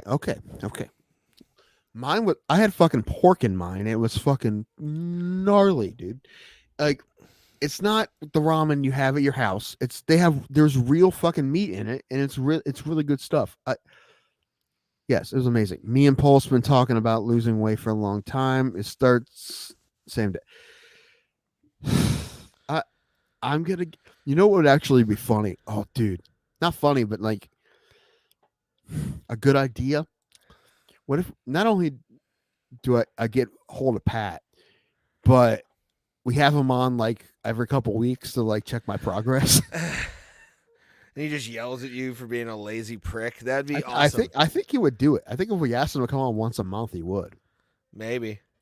Especially if it was like, I think he wants to help. He would help. It's never too late, Tim, to start working out. Come on. Dude, I need a gastric bypass. That's what I need. No, you can lose weight. I can with the gastric bypass. Get a little band, a little lap don't band. take the goddamn loser's way out. It's like getting Ozempic. Lap band. It's like Dude, if I getting got it, I would Ozempic. never fucking tell you, by the way. I would lie to you. Well, I just stopped. I just motivation. and... I'll pay you per pound. That is the way to do it. Oh, Tim. Tim. $10 a pound. No, $1 per pound. No, So not it's worth. Dude, I wouldn't do it for $1 a pound. You kidding me? That isn't motivation enough. All right, name a price, Roberto. Let's see if Tim will accept it. $100 a pound. No, well now you're just a hog at this But point. you got to do it like once a month. You do it once a week. Like anybody can lose a pound for a week, right? So like, yeah, dude. Pound minimums too. We should like $5 a pound. 10, no less than 10. Oh god damn. He said 10. I Trying didn't to say 10. save your life, kid. Listen, he said 10. I said, yeah. He said I said 10. Oh. Ryan Kills would do it for $5 a pound. So you got two offers, possibly 15. $15. Interesting. In a month, normally 4 pounds. Yeah, if you really start to hit, I think I dropped. Well, when you're this fat, when you start out, if I started out strong, I'd lose the first month. I'd lose probably 20. Yeah.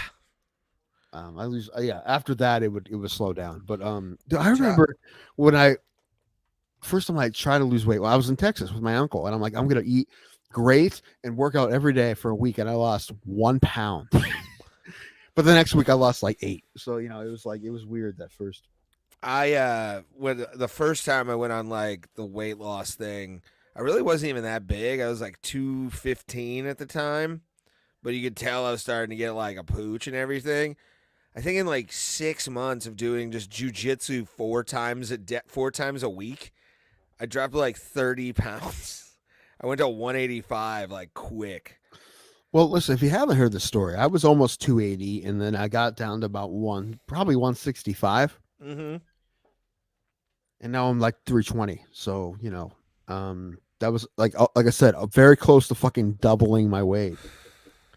Yeah. But I've done it before, but I was younger then, and I had different motivation then. Then I thought that I wouldn't be able to get laid unless I lost a bunch of weight. I found out that's not exactly true. Yeah, there's something called a personality, Tim. You need to grow one. I've always had a personality. It's confidence I've never had, and I still don't have. Dude, it's fun. Dude, I think now, like back when I was in Canton and I was looking good, dude, I should have been fucking like, and I was a little bit, but I should have been a lot better than I was. I should have been doing a lot better. Yeah, I don't know. 38 in December, huh? All right, I just turned 36, so I got lucky because I found the internet. I was right at the sweet spot of the start of the internet era of social media. So Tim, try Jared from Subway's diet. Yes, turkey subs and young. Yeah, right. I'm never gonna finish the sentence. Please don't. Just let the kitties alone. You know what? It actually Well, the thing is, all right. Can we get real? Do we have time to get real? We're getting real here. Ready? We're getting real. Is that okay? Hold with on. you, Ray? Wait. Before you do this, I want to try this out. Let's try Into Space. How do you like this for music? No, I don't like. Try something else. I don't like that. Uh, That's a little too after school special. Like, let's get hip Daydreaming? with the kids. Yeah, try something else. Oh, it's loading.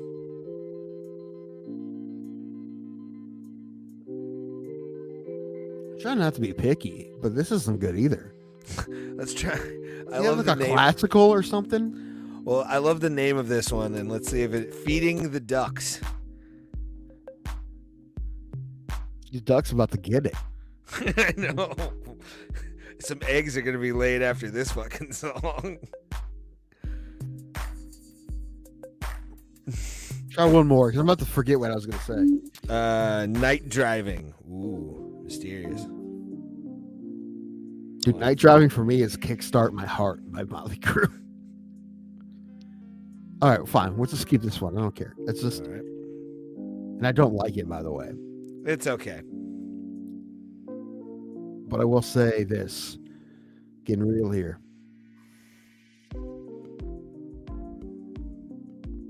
I've always had terrible metabolism. Like when I was a kid, I was fat for a kid, but I was eating the same fucking shit everybody else was, right? Like my friends would out eat me all the time, and I was fatter than them because I had terrible metabolism, right? And then later on, like until COVID, I was on Adderall, and that kind of helped me from overeating, but like I was still 260, 270, right? But after that, I started gaining a bunch of weight. I gained almost 50 pounds since COVID, and like that after COVID was the time when I'm like, dude, overeating is actually an actual problem. Before it was just my diet was bad. I don't know if I overeating too much, it was just fucking eating garbage. Now it's just I eat too much, and that's a problem, right? That wasn't always a thing. Now it is eating too much is a problem. So that's something I gotta fucking figure out. Because now, I mean, if I go to fast food places, dude, I buy a meal with an extra sandwich, you know. Because it's not helping.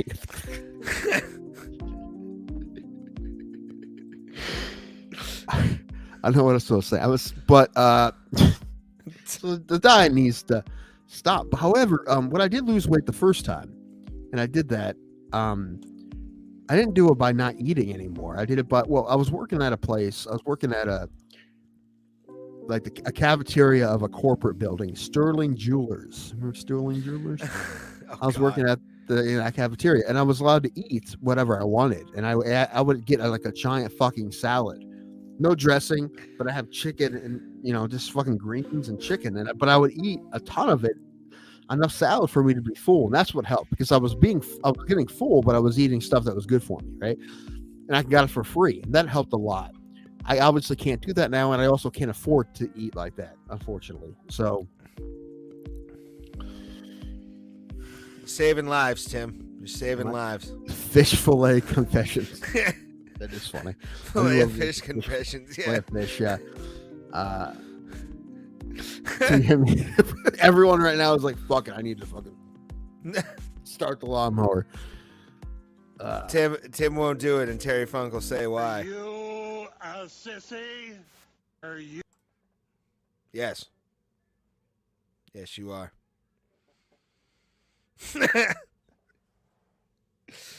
All right. Well, anyway, that's what I was trying to say. I was trying to get real about. Yeah, and I also worked out every day when I lost all that weight. But also, what really helped is the fact that I could eat as much salad as I needed. Still be full.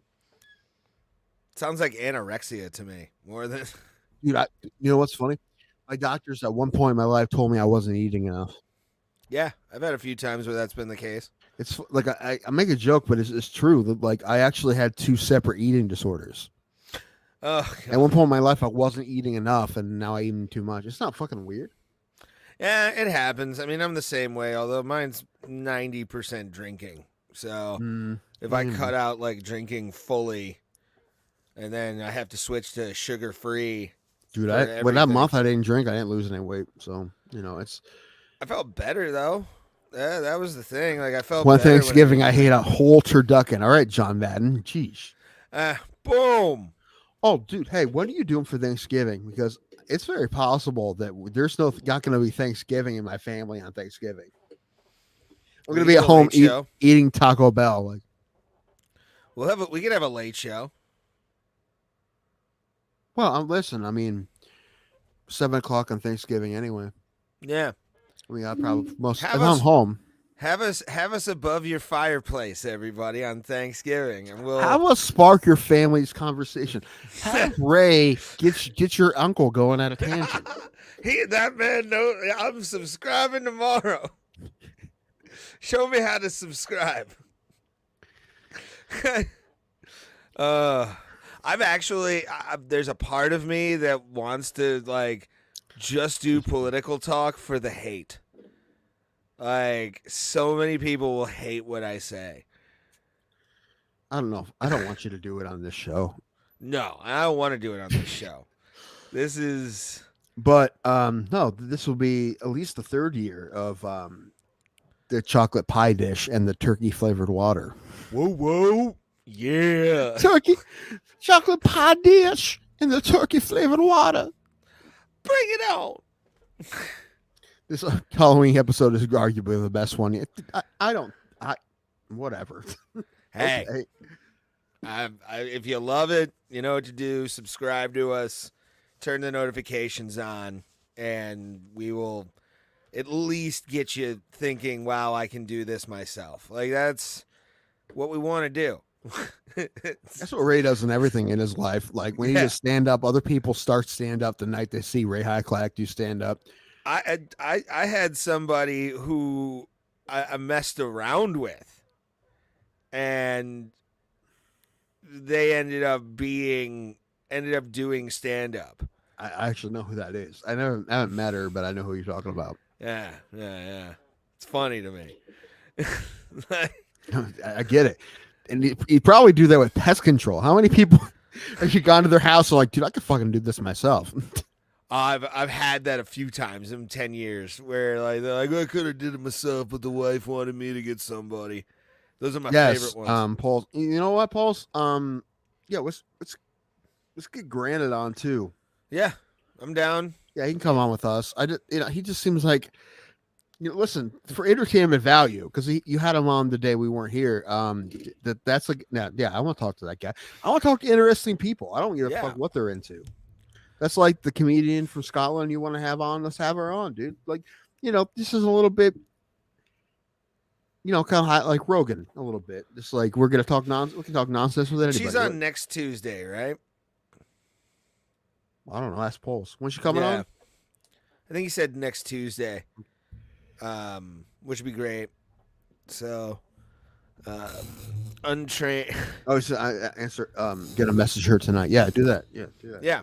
Set it up. People with toxic chemicals won't end well. Well, no, trust me, I've seen that. I've seen guys who have no idea what they're fucking doing, instantly using a fucking outdoor chemical in an inside area, and it was not. Yeah. Oh, Ray, did you see the new Jason Statham movie coming out? The Beekeeper. There's a part of me that wants to see it. I mean, it's an action movie. Like, it's not. Because I have one of those suits. Oh, and I'm like, dude, this is about a beekeeper that piss off and he goes all John Wick, and it's not quite like that. Yeah, what was going to be. I want to see it because I have the suit. I kind of want to go to a thing. Yes, a theater midnight showing of the Beekeeper in the suit. Yeah, I need a new one though. It's raggedy, but is it yours or your? Yeah, it's company's? The firm's. Yeah, okay, well, it's the firm's. They tell them to get you a new one. Is it with ortho? Yes. Don't broadcast that shit, you fucking weirdo. What's ortho? Ortho, like the shit you buy from like Home Depot. Oh, it sounds like a bad guy in a Marvel film. It's ortho. No, I always think of Otho from Beetlejuice. I watched the first 3 episodes of Loki. What'd you think? Dude, episode 1 went hard in the paint, man. They were It like, did. you guys ready for? I'm like, nice. Get to it right away. Nice. It's okay. I'll watch the whole thing. Episode 4. Although I think like all the stuff they're doing, I feel like I thought they resolved all that. You also have to think about this is a time trap. This is a time or multiverse. Oh, so it makes no sense. time- Oh, have you seen the new South Park, Ray? The Pandaverse? I have not, but I've seen commercials for it. It looks funny. Put a chick in it, make her gay. That's something that's said a lot in the show. Put a chick in it, make her gay. Yeah, it's pretty great. I love them because It's Kathleen Kennedy's fault. Yeah. Well, I mean, she Star Wars especially. But yeah, kind of her put a fault. chick in it, make her gay. Yeah, it's pretty good.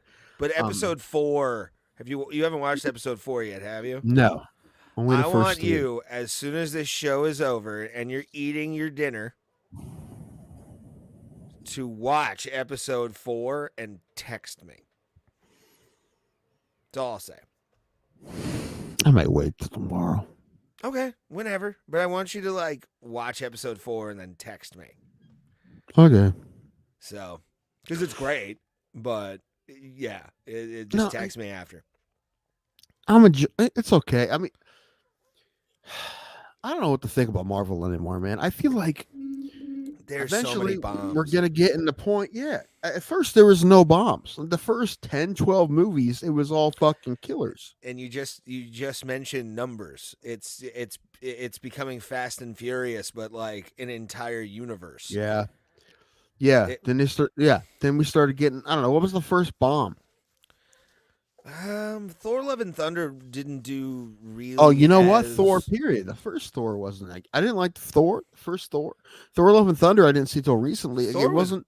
The first Thor movie was pretty good. I didn't like.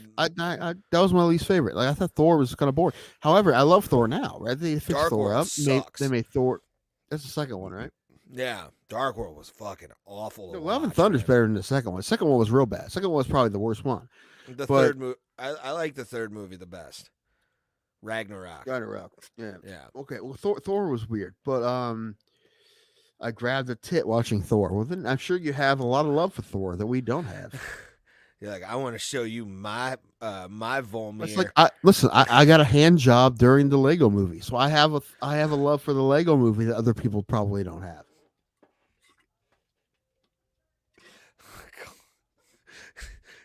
Please tell me you finished before the reveal. That it was a small child. Please tell me that you finished before Will Ferrell and his son had the thing in the movie. I believe I think I saw it was the second time I saw it in the theater. I think I saw it twice in the theater, and the second time it was just all fooling around. It's a good question. Can you put this up from Two Joints? Very, very good question. Wait, regular Lego Man? Or Yeah, put that Batman? up. Yeah, put that up. Oh, okay.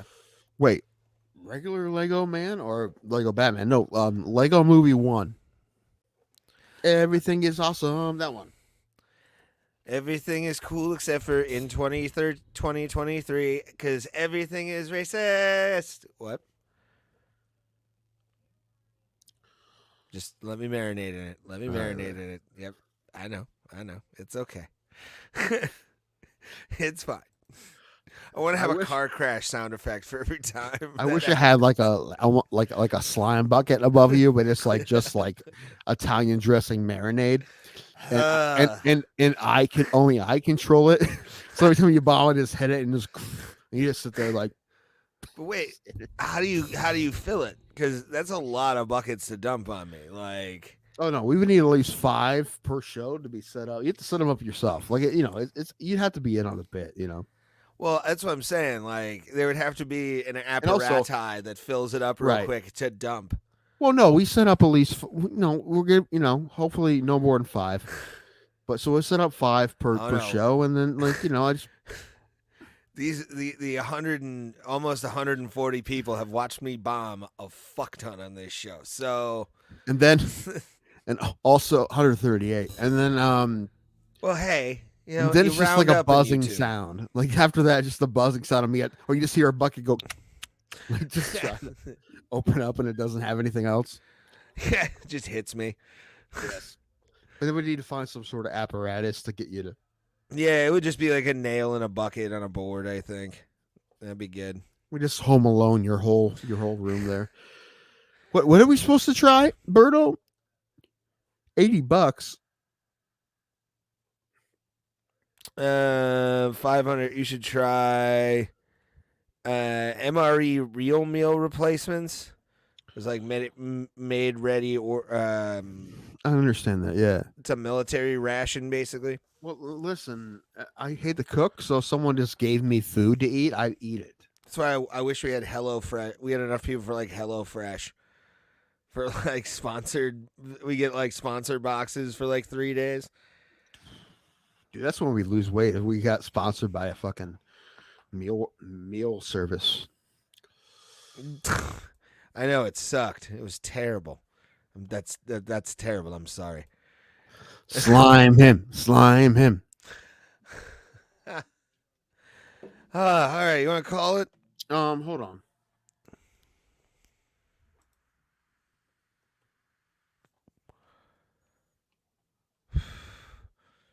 Oh man. Let's put up the Jaguar fan while we're the English Jaguar fan. I always like this guy.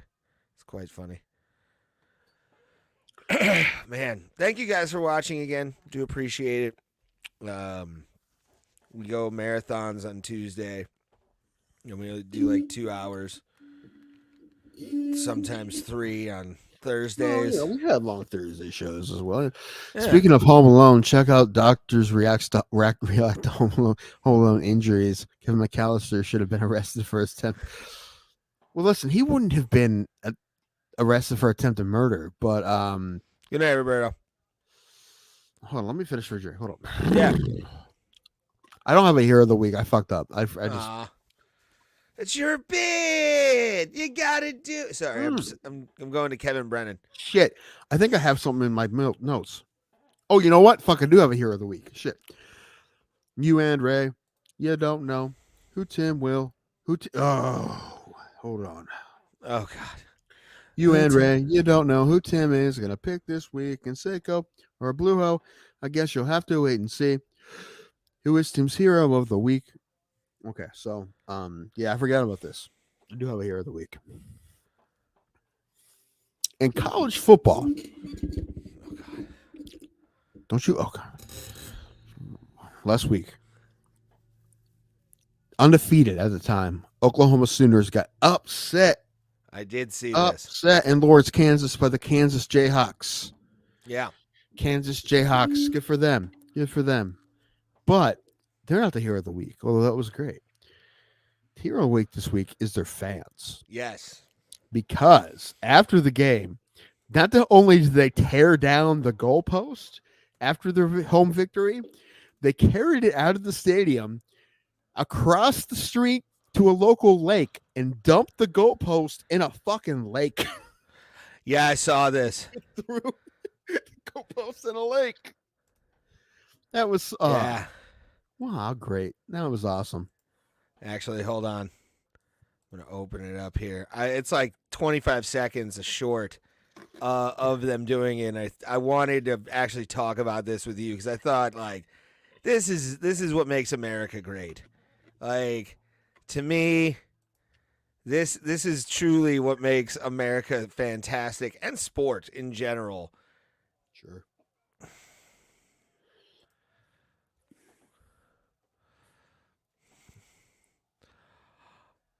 Oh, wait for it. Let's look at these little Caucasian fellows, these little mega men down here boxing. Do you see it? Yeah, I see it. Make it full screen. Is it full screen? Yeah, it's as full screen as it can get. Okay, hit it. All right, I'm going to reverse it here. Go get you! Go get you!